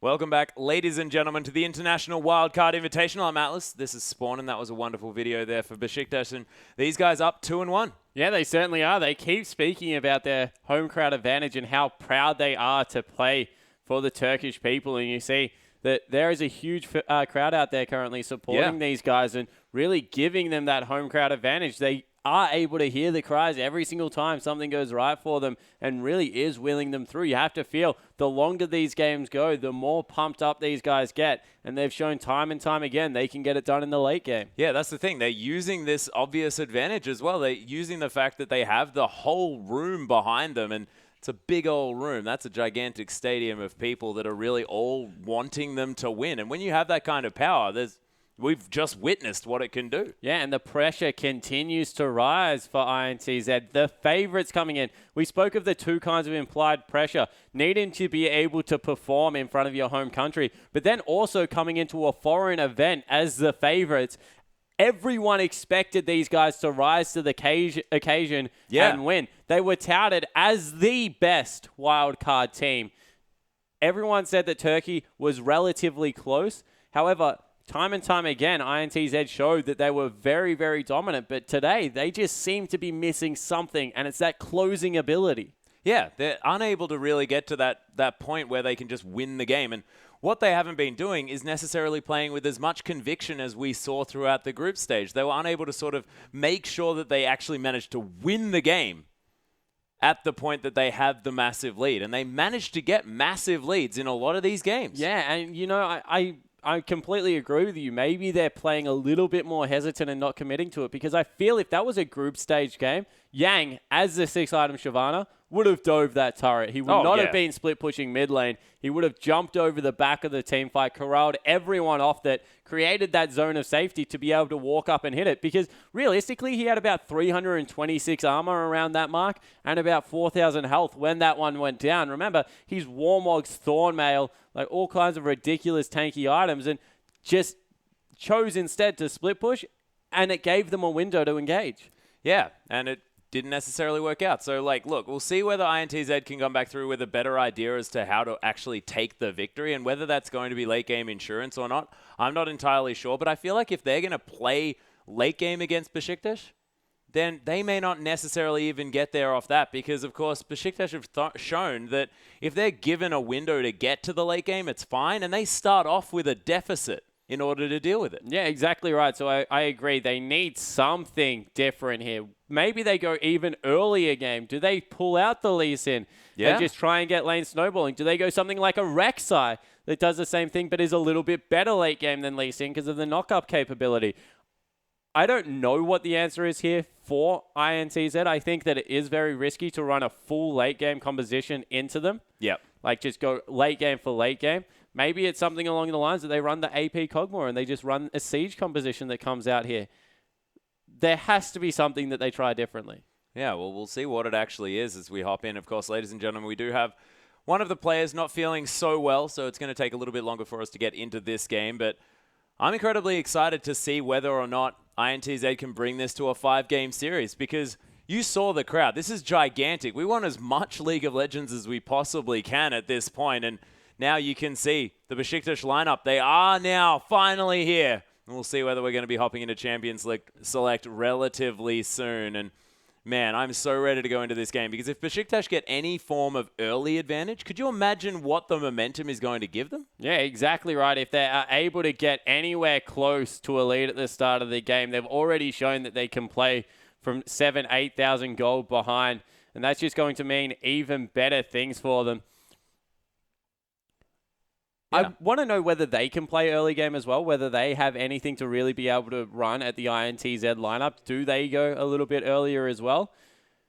But if the game continues to go this way, they just seem like they have better communication and shot calling in the late game to be able to get things done. Yeah, that's exactly right. And now that whatever was removed from underneath the table has now gone, we'll see whether Tholdren is going to be A-OK. And you see that all business here for the top laner. Yeah, it certainly is. Make sure that his environment is entirely ready for his top lane performance, because, man, he's been carrying his team. Yeah, he certainly has. Game 1 didn't have the best performance up there. Yang was able to run around, and Tholdren on Maokai was relatively ineffective. However, Game 2 and 3, the Rumble as well as the Hecarim performances were very hard carries. Rumble especially, he peaked extremely late in the game, but was able to get very good things done. Hecarim, he was the person that dragged them back into that game. They needed 4 saddles Well, actually 3, because they kind of let Nadius just die somewhere. Yeah, no, I think they may have put the other saddle on, but it was sort of dragging on the end of his tail somewhere, certainly. smacking They just attached the ground the rope. a whole bunch. They attached the rope, told him to hang on, and he fell off a couple of times. They managed to get him there in the end. Yeah. But yeah, he definitely has had 2 very impressive performances. Yeah, he's looked very, very strong. And I really like the Rumble as well. And making a Rumble comp work on the 5.7 patch, that's admirable. Yeah, it definitely is difficult to come through there and be able to do that. So I agree that being Thaldren right now, might have some target bans thrown at him. Yeah, well, we'll see whether the Hecarim is going to be taken off the board. I couldn't imagine seeing that one coming through. Yeah, because, it's definitely man, not now that they're on blue side, able to first pick it. That seems to be a red side ban. It got through last time purely because Besiktas didn't have an extra ban, so maybe it helped them because they had to choose what they got let out through. Well, this time around, Besiktas are on the blue side. They ban Kalista and LeBlanc, but Hecarim first ban. Lulu going to come through second. Energy not going to see that one. Definitely a strong pick up here. Shyvana going to be taken off the board, and now it looks like we might have Rumble as being a bit of a contested pick. Yeah, so Morgana also hits the bench here. So once again, Thresh available for Dumbledore. Janna available as well. Yeah, Janna's up there as well. Ari also available. We've seen that that's quite heavily contested. Gragas is another one. Once again, Theocles still has yet to be the super impressive jungle player. Missed a couple of crucial ultimates again in that game. Yeah, not quite getting there. And Revolta also whiffing a couple on Gragas in the last game as well. But Janna is going to be the priority here for Dumbledore. Yeah, so locking that one in pretty quickly there on the backside for Dumbledore. Doesn't give much away from the team comp. Keeps the AD carry relatively safe. So this game, Nadius will have at least one person peeling for him, and it's Thresh Maokai locked in. Yeah, Thresh Maokai going to be taken away. That leaves the Ahri up, as well as the Gragas. Yeah, so Gragas still available. Rumble could be the top lane pickup here. Does relatively well into Maokai. Yeah. Gives them a little bit more early game. You don't really want to run Rumble Janna just because they're kind of counterintuitive to each other. Just a little bit. But it definitely is something that we've shown, Thaldren has shown that he can play.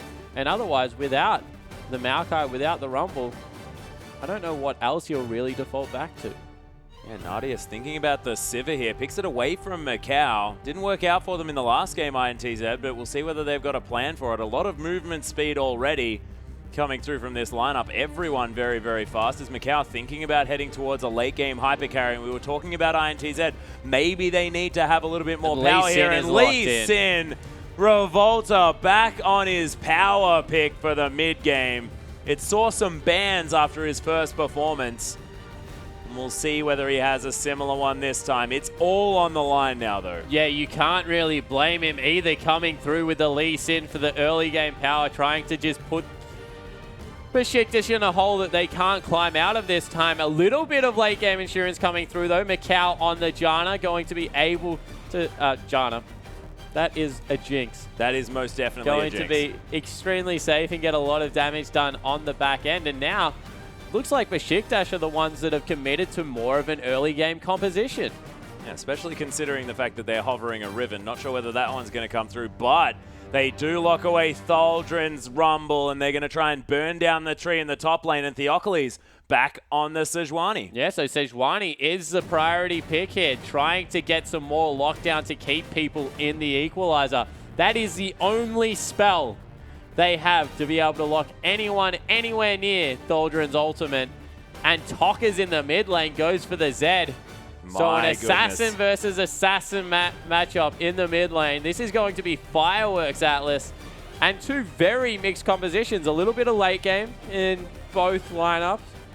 Yeah, you've got Jinx, but you've also got Lee Sin on one lineup. And then you've got the Rumble and, you know, Sejuani coming through. So Sejuani great in the late game. Rumble, we saw Thaldren actually make it work out quite well, of course. It's more of a heavily mid-game comp by Besiktas, but definitely some segregation going on over on INTZ. Yeah, definitely, and they just have maybe that insurance. Late game, you see that they have a very clear split pusher and no one to really match it on the Besiktas lineup. Who goes with Zed? There's not really an answer there.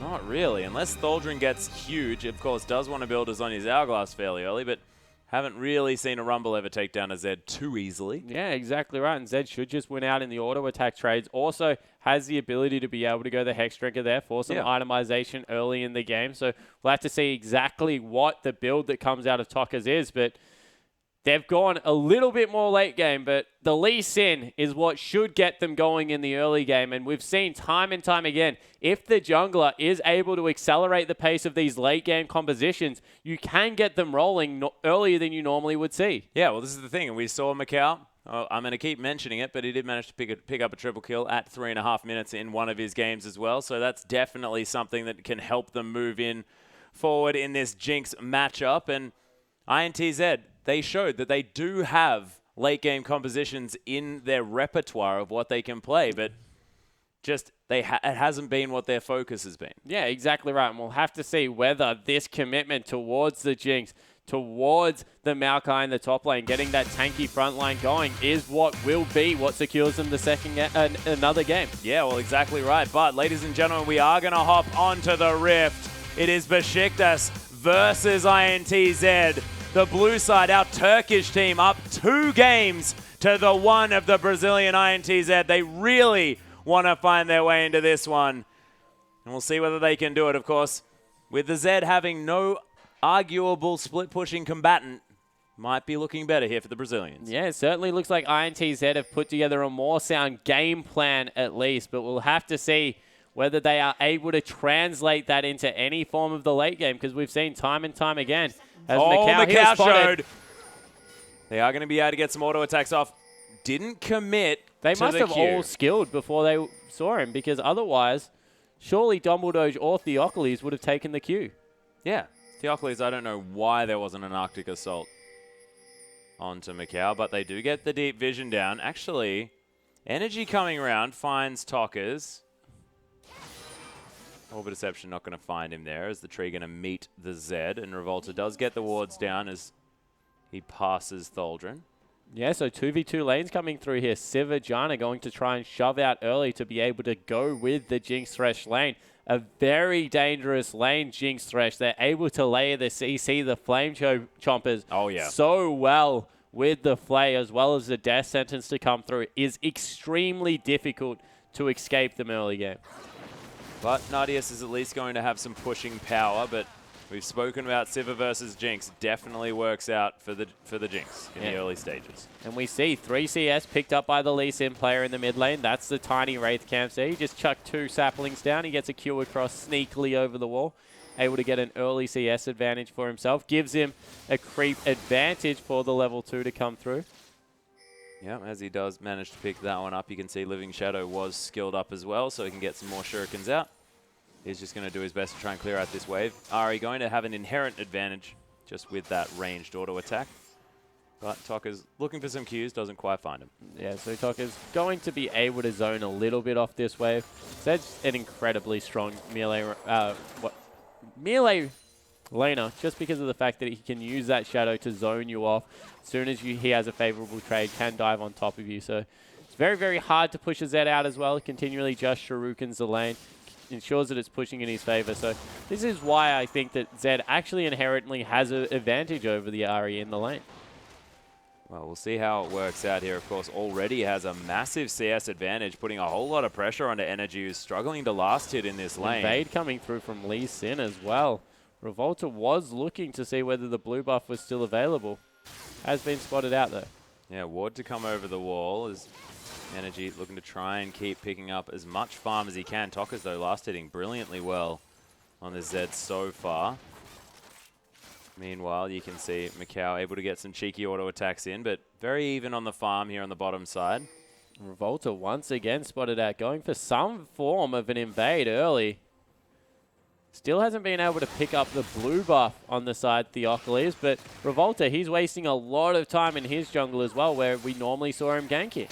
Yeah, there's the Death Sentence landing on a Dumbledore, though. Oh, Flame Chomper's a little bit misplaced there as Macau doesn't manage to lock down the Janna. Yeah, short arm the Flame Chompers there. That should have been the layering of CC that we're used to seeing out of Jinx Thresh. Maybe he was expecting the Flay to come through. Potentially. From Jockster, but wasn't willing to commit to it, and that means that in the end, Janna just walked away, and a little bit of a misplay there from INTZ's bottom lane. Yeah, may have missed an opportunity to really get something down there, and could have zoned Sivir away from a whole lot of experience potentially. As Nice Eye of the Storm going to keep Nadius a little bit more pleased. And he's got a CS advantage, although the wave's pushing. Yeah, so the lane going pretty much as planned for both people. He's just trying to push out the wave Nadius early to make sure that he's not the recipient of too much harass.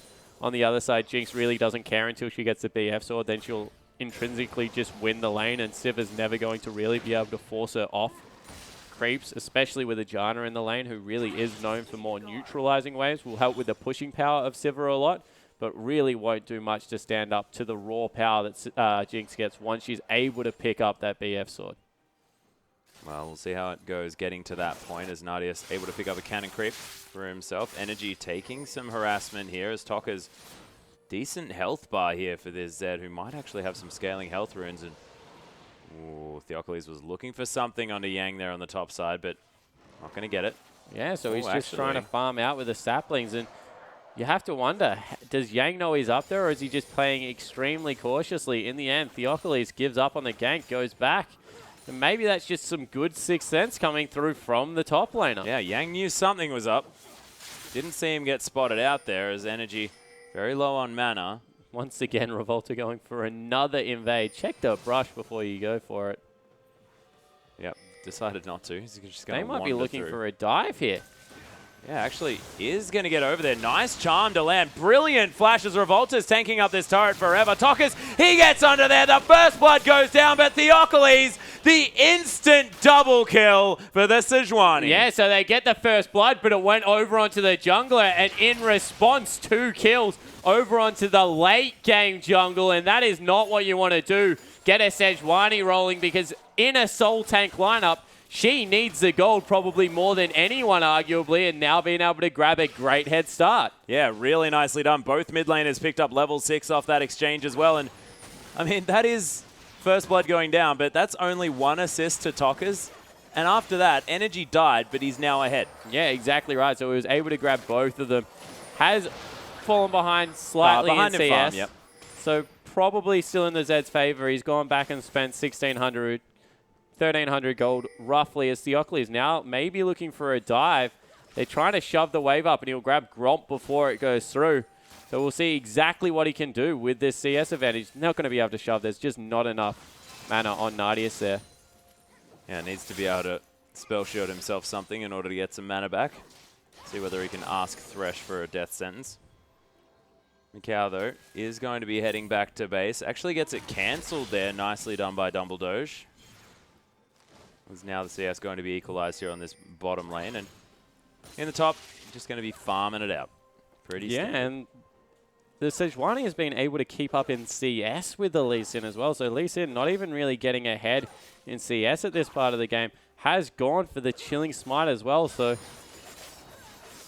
won't exactly struggle in the jungle. Lee Sin never does, but won't have the super quick clear that we do see at times coming through there. As he started up his second buff, we'll get level 6 off that one and be able to affect ganks a little bit better around the map. Yeah, level 6 has been hit, though, by Theocles, who's now taking down the Krugs. He's going to head back to base and pick up a nice chunk of items. May actually have Cinderhulk on the first back. Definitely have Cinderhulk, yep. Yeah, that's it. That's pretty good at 8 minutes for a jungler. Yeah, it certainly is, even before the Warrior coming through. And as we said, Lee Sin should be the person that's trying to force the early pace of the game. He did, but just unsuccessful coming through there. You imagine if both lived on slithers of health, that was exactly what INTZ were looking for, but instead, right place at the right time, Rumble able to get in there.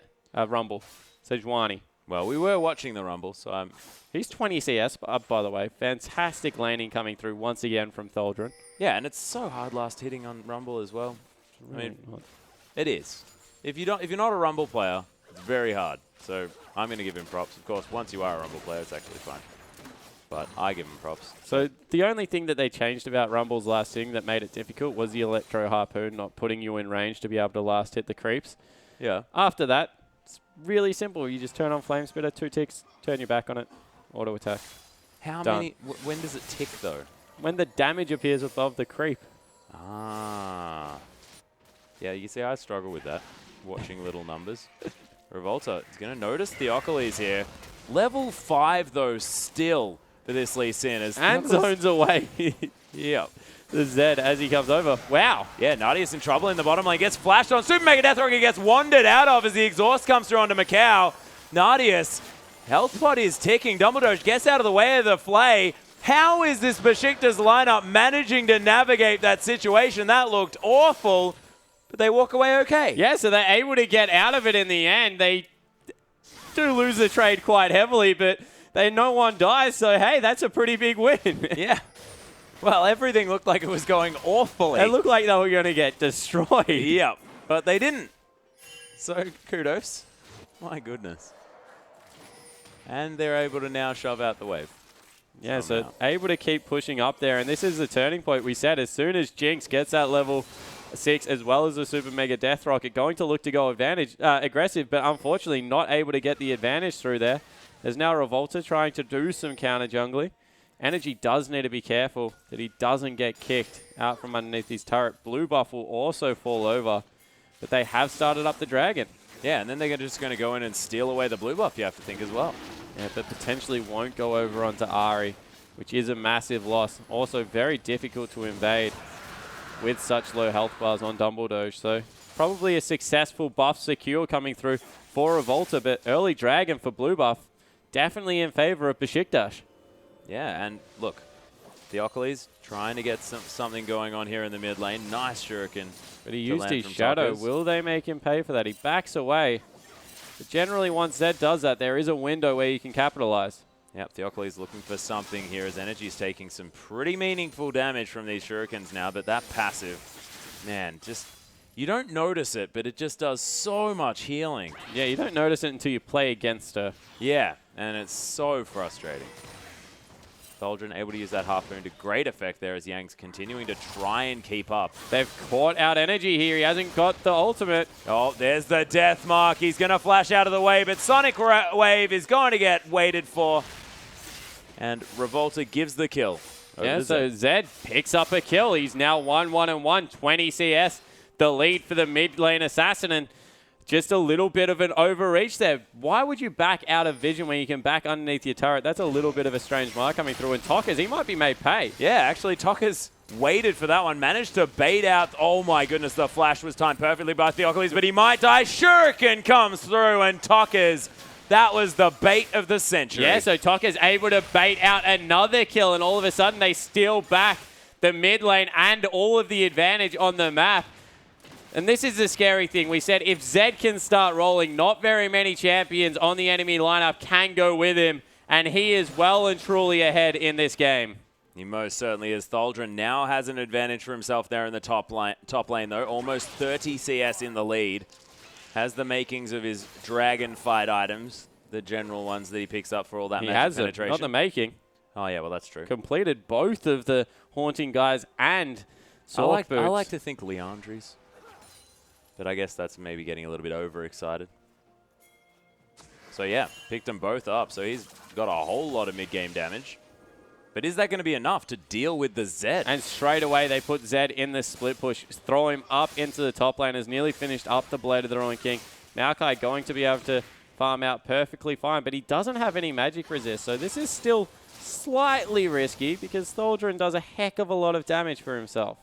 Yeah, Thaldrun still might be able to get some work done here. Hasn't committed to any sort of, magic resist or armor just yet. Revolta is just following Tockers around. He is like his shadow right now. He already has one. He has two. Loads of them. It's his third. My goodness. It'd be hilarious if Revolta started having shurikens and the turret dive may be coming through. Yeah, oh my goodness. Thaldrun trying to turn this one around now, but the death mark, that's going to pick up the kill, and Revolta was tanking up the turret nicely. And man, INTZ, they're just chasing each other around. Yeah, they're just using this Lee Sin to completely dictate the pace of the game as we have a little bit of a skirmish coming through bottom lane. Yep, Dumbledore's getting some auto attacks down there as Jockster is going to leave the lane. But somehow, Nadius has created a 20 CS advantage for himself. Yeah, so Nadius able to continue ahead, even though it is a little bit of a counter matchup coming through. They're just the pushing power too much as we see Theocles grabbing some CS for himself in the top lane, and there really needs to become an answer for this Zed now, because he has all of a sudden a Blade of the Ruined King and is looking fearsome in every situation you could possibly imagine. Team fighting is probably ahead. Split pushing, there is no one that can currently go with him because Lee Sin is just following him everywhere. And this is a one-win condition we said that Besiktas didn't have an answer to, the split pushing Zed, and he's well and truly on his way. Yeah, he's getting there. Heads back to the top lane. Arm guard completed now for Tholdren, as he is able to deal with these shurikens just a little bit better than before. But he's still farming fantastically well. Nadius, however, on the bottom side of the map, able to farm up quite nicely at the same time. So he's got a and surprise, surprise. Oh, yeah? Yeah, Revolta, welcome back. Yeah, Theocles going to have to get over that wall. Actually, there's Shadow going to hurt over there as well as Tokkas gets them harassed down. And, man, Revolta, just go home.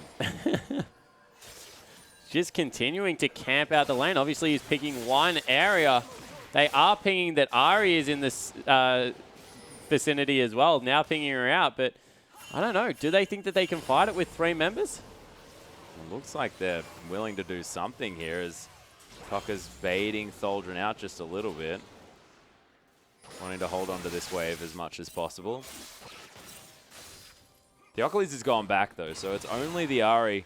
And they just dropped the equalizer on the wave. They do not anymore want to fight the Zed. Instead, deciding to go back to base, get a little bit of a reset, send Ari back into the jungle to pick up her blue buff. And this is a scary prospect because all of a sudden, Maokai in a lane where he was getting denied is now mid lane free farming because you're putting so much emphasis in trying to shut down a Zed and you cannot get on top of it.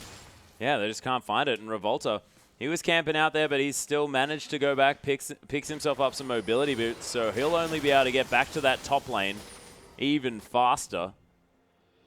And is now going to secure the blue buff. So we'll see whether, Zed does head down and pick that one up. Of course, does really like it in order to get that energy back, the cooldown reduction as well. Quite handy.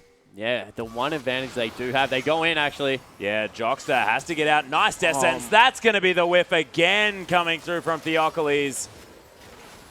They are going to possibly steal away this blue buff with Zed in the top lane. That's a lot of the gold from INTZ.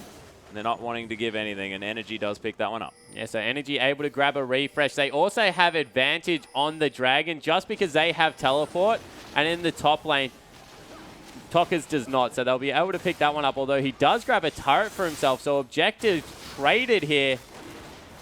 Maybe they can rotate into the mid lane and pick something up, but it looks like it'll just be Dragon for turret. Probably in INTZ's favor, honestly, because they want to open up this map for their Zed.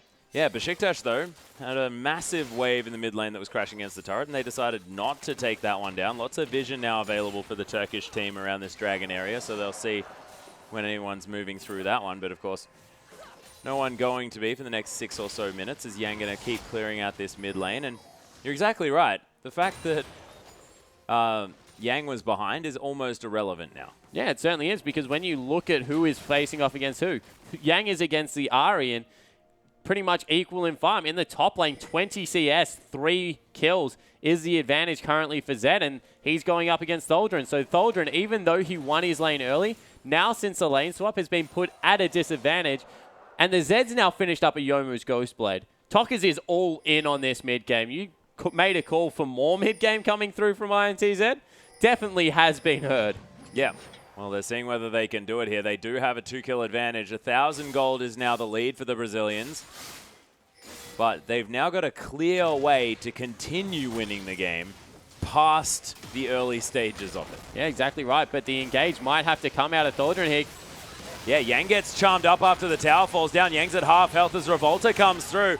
No Zed to be in this fight, and Equalizer doesn't really find it as a nice dark passage going to get the tree to safety. But they do take down the turret. Tokkas, though, is just going to tear through the inner in the top lane. Yeah, but 2 turrets, even if Tokkas is able to pick up 1, is not a bad trade. He doesn't get it, so 2 turrets for nothing. A good call coming through from Besiktas, and they wrestle some semblance of control back.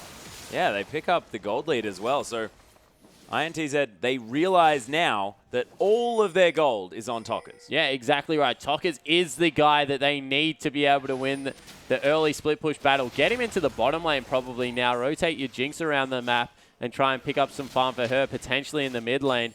But Tockers needs to be there, split pushing in the turrets that he is able to take out. Yeah, and Zhonya's hourglass completed by Energy, so he feels now that he can happily go up against the Zed. Yeah, if that is the case, he is a very silly boy. Because Zed will just wait for him to come out of it and kill him anyway. Well, look, I'm just saying, he's in the top lane, and he has a Zhonya's hourglass. Certainly does. The rest of the team comes up for support, so it is actually Besiktas that rotate their top laner into the bottom lane, but he's getting dove. Yeah, meanwhile, Revolta just Sonic Waves Tholdren, and they're going to be able to take down this turret as well. Tholdren just found himself a little bit caught out, and Mikau did a lot of damage, but top lane turret does fall down. Besiktas still with an advantage. Teleport in.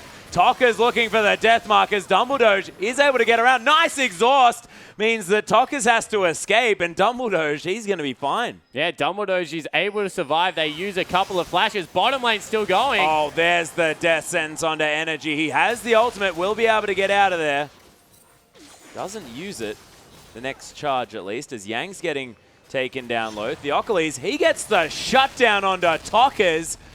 Somehow. And action everywhere. They're able to push in now on their tier 2 in top. Teleport coming in somewhere for Tholdren. He goes top lane for no reason at all, but they pick up another turret. Yeah, he was just holding on to the creep wave. There was like 8 creeps left. Yeah, no, I just said that's what he did. I don't know why. He still did it, though.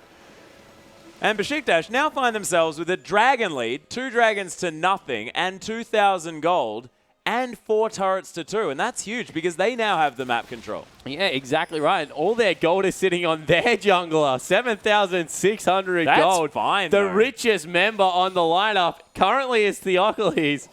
And if he hits his ultimates, definitely is fired. Okay. That's true, but hang on. Arctic Assault does some damage, and if you think about it, the, Northern Winds, does it. Yeah, that's exactly right. Nailed it. You're good. Forgotten that one. Look at me. I'm terrible. Northern Wind, such an impactful spell in the middle of a team fight. It is. Does so much damage. Yeah, it's the kind of spell that you talk about afterwards. Okay. Yeah. I can It's accept just not that. flashy enough, She's swinging a flail. Ah, so you like Bristle's abilities. Yeah. Whilst I like Sejuani's. It's a perfect way of putting it, Spawn. Perfect. But in the end, it is going to be Mikau picking up, a little bit more farm for himself than he had before. He's only at a 15 CS deficit, whereas Nadius, a little bit further ahead, almost has the Phantom Dancer as Energy. They would actually convince Tokkas to leave. I find it, I don't know, feel like, there's Zhonya's hourglass.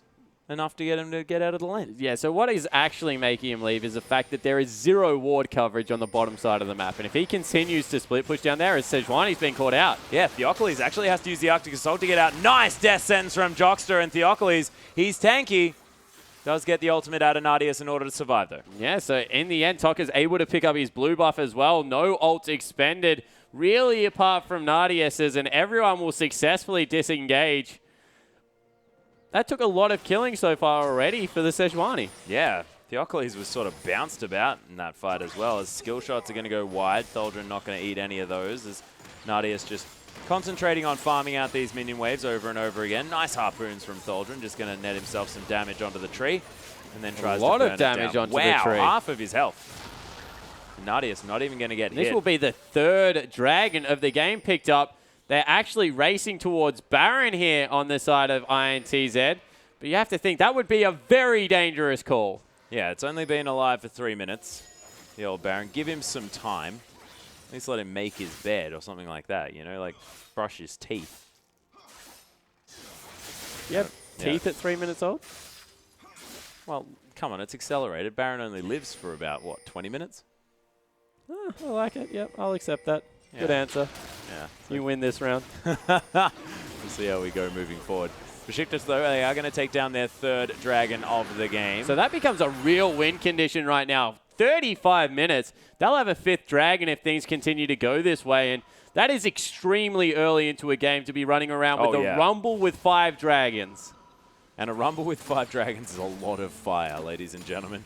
an incredibly large amount of fire. And think about the consistent DPS for this Sejuani. Exactly right. Just going to be up there. Northern Winds as well as 5 Dragons. Throw a Cinderhulk in there. Just going to be doing lots of hot and cold stuff. Oh, yeah. It's going to be some hot and cold going on. I wanted to make a comment, but I just can't find the reference in my brain at the moment. I was going to start singing a Katy Perry song. Oh, my God. Could have been worse. I really hope that that wasn't what I was about to think about too, because that could have been even worse. It's Dumbledoge trying to hold off this mid lane push. And actually the Zed's starting to fall a little bit, I guess, not fall behind, but equalize at least. The CS advantage that was starting to grow there has been normalized a lot by Energy, who has been able to sweep in and pick up a lot of these farm. And it's just because the ward coverage of INTZ hasn't been good enough. Finally, Revolta trying to get it down, and they are going for the flank, so this could be the engage. Yeah, and they can see, teleport actually into the backside as well as Nadius. Beautiful spell shield. Is able to get away from all the shurikens as well. Deathmark does nothing. Dumbledoge with a hero play in the backline as Yang looking to stick onto Nadius. Super Mega Death Rocket though. The double kill from Macau as they end up winning the fight. But man, Nadius played his heart out in that one. Yeah, Nadius played his heart out and Dumbledoge cost them the team fight. He got outright caught in the middle of the lane after his entire team had successfully disengaged, and that's going to cost them a turret, maybe more. Yeah, they throw down the zap. Energy gets caught up on that one. They need to try and clear out these waves as Theocles actually looking for something here. Orbit Deception going to be up off cooldown relatively soon, and they are able to stop this inner turret from falling down. But Besiktas, man, that was close to a horrible situation, but almost worked out. Yeah, so they were able to get away from the main engage, but unfortunately not able to get anything done after the fact. So the gold lead once again going across to INTZ. This Jinx with the Infinity Edge Static Shiv, now with a couple of kills as well, will be able to go back, pick herself up the makings of a Last Whisper, you would have to think. And the later this game goes, all of a sudden, the more in favor of Jinx it is, who is the hyper-scaling carry on the INTZ lineup. And they don't have a whole lot of options as far as getting on top of the Jinx is concerned as well. I mean, well, they you don't saw have the perfect Heckrums synergy anymore. between Jana and the Equalizer right there, because the Equalizer would have been across 4 members, and all of a sudden Jana made none of them stand there. Yeah. A little bit unfortunate. Look, Dumbledoge, they'll have some stern words, and then he'll be able to not do that ever again, and it'll be fine. 4 turrets to 3, though. Besiktas still with the map Super control Mega in that Death department. Rocket whirling down the mid lane. Yeah, Nadius was very low. Something happened, ladies and gentlemen, as they're backing on top of about 15 different wards. Wow, that was cute. Is Revolta going to safeguard to the Dark Passage? Jockster gets his lantern back and everything's going to be fine. But everyone sort of over their own side of the map. A huge creep wave in the bottom lane that Macau is going to eat up, and the rest of Besiktas are going to now be heading back up the lane. And Leandri's Torment and the Sonya's Hourglass completed by Tholdren, so that is big news for the top laner of Besiktas. Yeah, he's definitely in a good position this game. 0-2-0, not the best scoreline, but has been able to pick up a lot of farm on the Rumble. So he's in a good position. You see 261 CS for the AD carry as well. Nadius, he's looking for his Bloodthirster. Probably needs a Last Whisper to be able to deal with this Maokai, who you feel will be all up in his face for the entirety of this game. But a lot of the pressure now on Theocles. He grabbed the early kills. He has his Warmogs, is extremely tanky, needs to be that huge frontliner for his team and be able to get things done. As we actually have Dumbledoge clearing out a ward, but Tockers is relatively close. Needs to be careful he doesn't get collapsed on. But Dragon number 4 is available. So that's all they're going for, Atlas. Ward control over the Dragon area, recognizing that as their win condition and trying to ensure that they're able to pick this one up. Yeah, and they're looking to make sure that they can get the Equalizer in the perfect choke point as well, because INTZ, I mean, it's going to be very hard for them to get to the right spot without walking through exactly the place where Rumble wants to start a fight. Yeah, exactly right. But do they just pull them across to Baron one more time, see whether Revolta can sweep this one out? And if he can, it means that they can't really start up the Dragon, because the Baron damage out of a 3-item Jinx, who has now finished up the Last Whisper, not to mention Zed, is just so huge at this part of the game. Yeah, it's despicable amounts of damage. 2,000 gold, though, is just the lead here for INTZ. This game's still very, very close, but you're exactly right. A lot of the money on the Jinx, a lot of the money on the Zed, and these are the champions that you really need the money on. And on the other side, Besiktas, they've got 3 kills out of 3 on Theocles. Yeah, exactly right. So Bristle needs to do some heavy lifting. Oh, yeah. This team fight and get in there and really be the initiator and tank that his team needs. Set up the Sivir to be able to get that ricochet and boomerang blade across everyone. As a nice ward there, really has got clear vision of exactly where Besiktas is, especially if they start up the dragon. But Energy, he's got the Luden's Echo, so he's in a good place. That's a 2 big spike. seconds. They're going to be able to pick this one up for free. There's no way that INTZ get there in time. Yeah, they're doing a whole lot of damage to this dragon. It's down to about half health. No, they do. They Revolta don't has do it made his very way quick. around.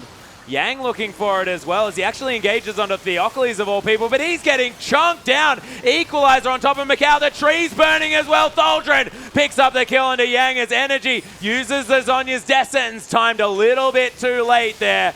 As the dragon did indeed fall down to Besiktas. No, it didn't actually. Fourth is still available as nice monsoon from Dumbledore.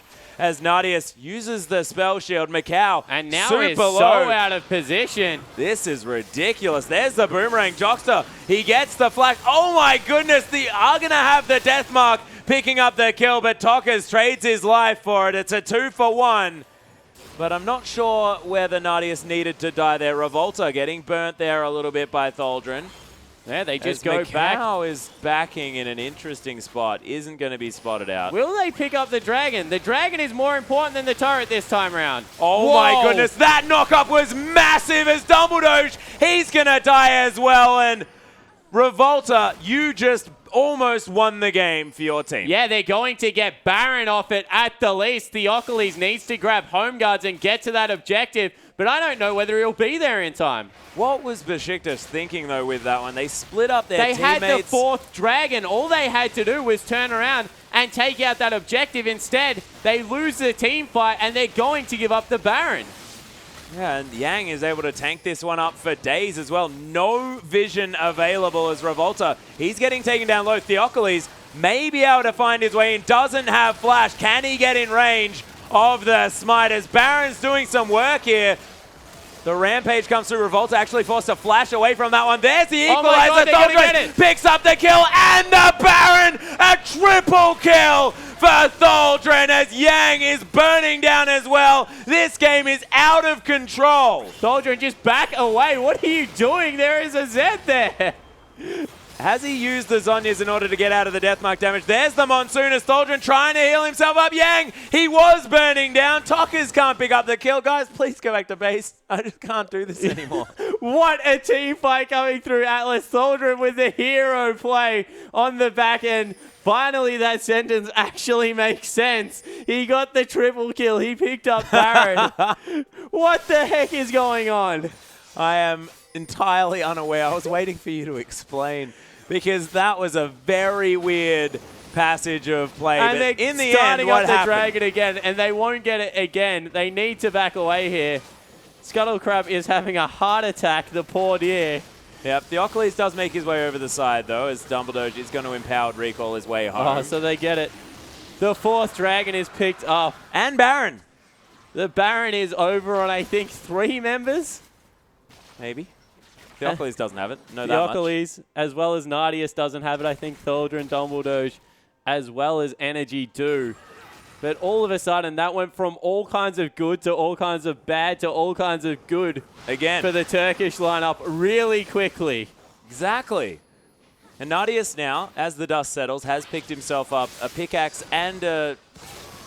Oh my goodness, Toka's actually going aggressive here as Tholdren does use the equalizer. Beautiful positioning. Decides he wants to burn down Revolta now as well. Uses a safeguard. Nadius is going to be able to take down this inner turret as Toka's at about half health. Yang backing. The mega tank is in the bottom lane for some odd reason. Super Mega Death Rocket just to soften him up, but they need to back away. This is all low health bars coming through. Besiktas might be in some trouble. They get it though. Yeah, and the Baroned up minions are going to stop the assault, and INTZ just give up the fight. So a completely equal gold lead at 33 minutes in the game. And once again, Besiktas' shot calling although extremely odd, has come up trumps. Yeah, I don't know what that.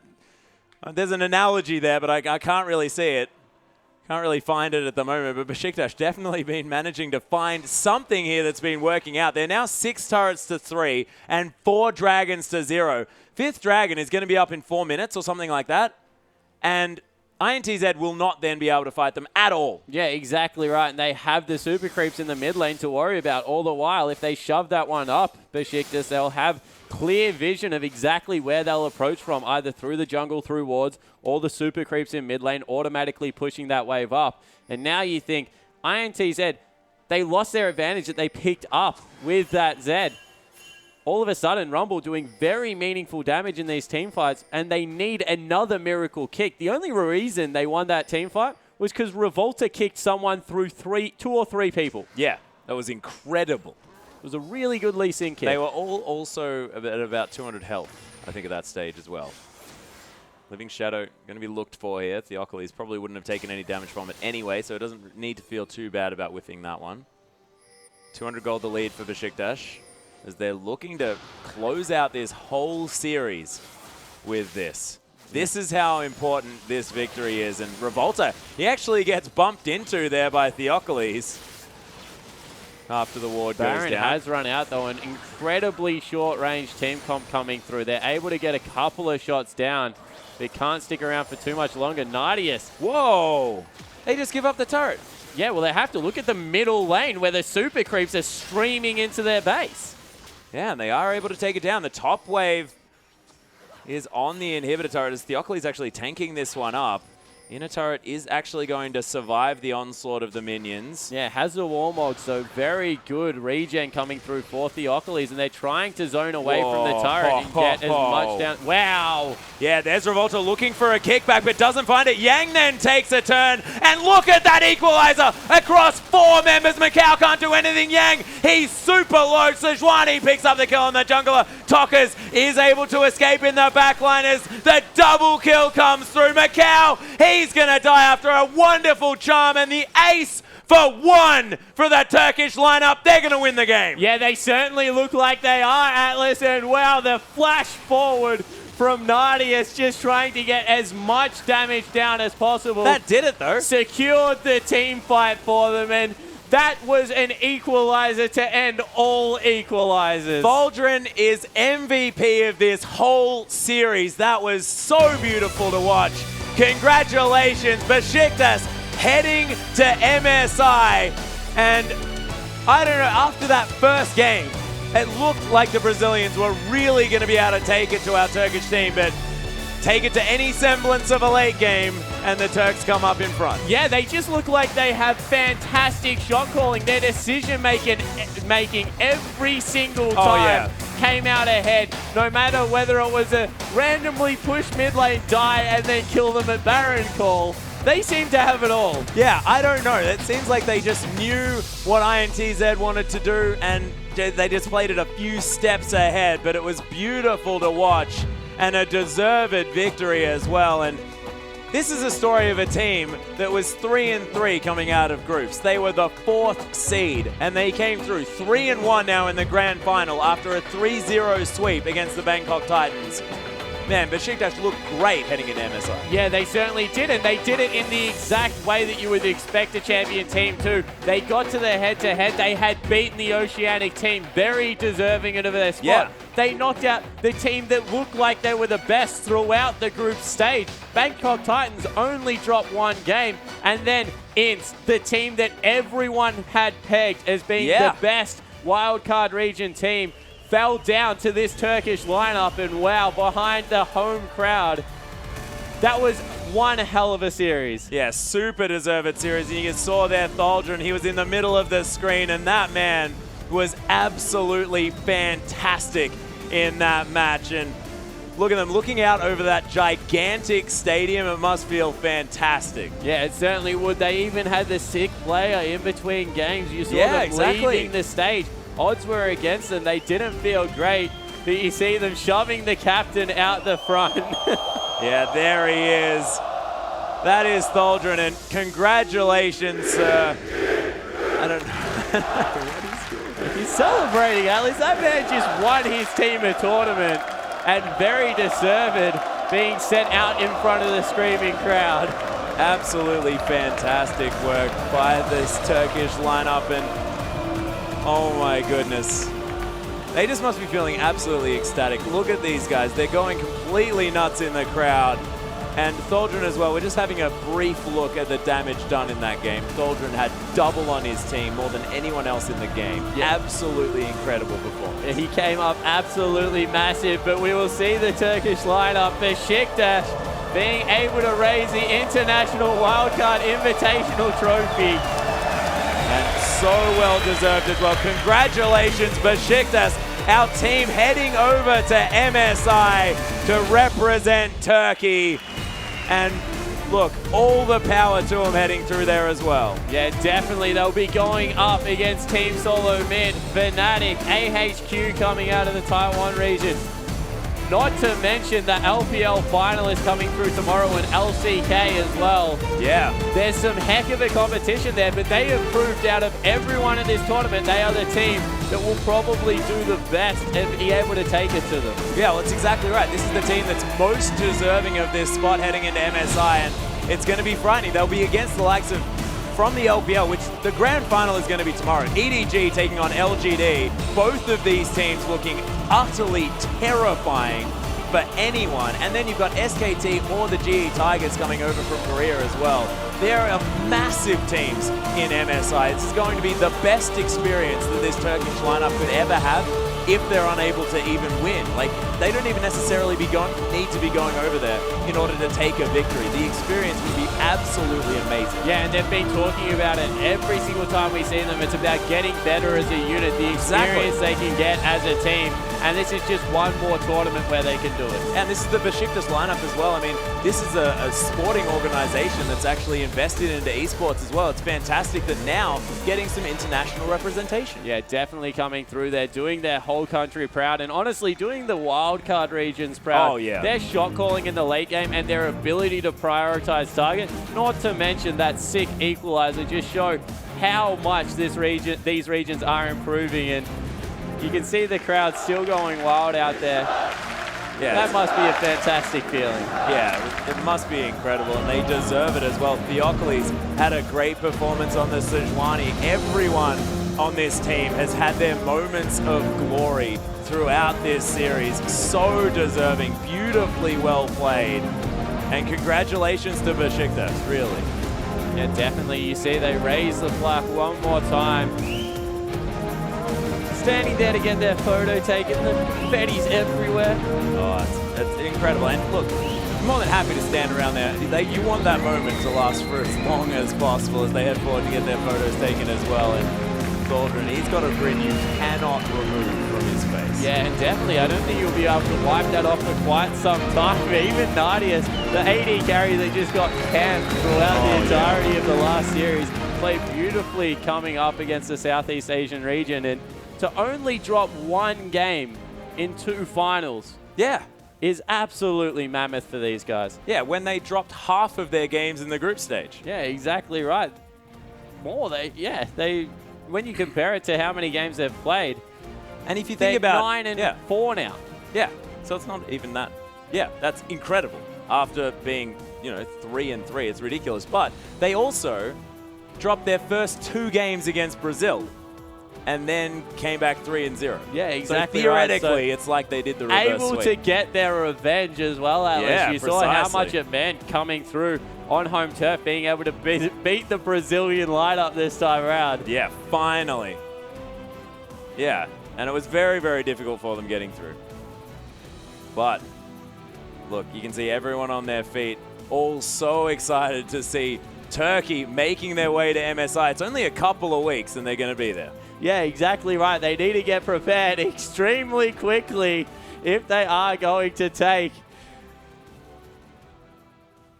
Yep, just absolutely beautiful coming from Besiktas, and congratulations to them. They're through to MSI. It's going to be incredible. But, ladies and gentlemen, that is going to be it from us on the desk. Congratulations to Turkey. Hopefully they represent all of the wildcard regions super well. But on behalf of myself, Spawn, our whole production team, Thank you so much for watching, and we'll see you tomorrow for the LPL Grand Final.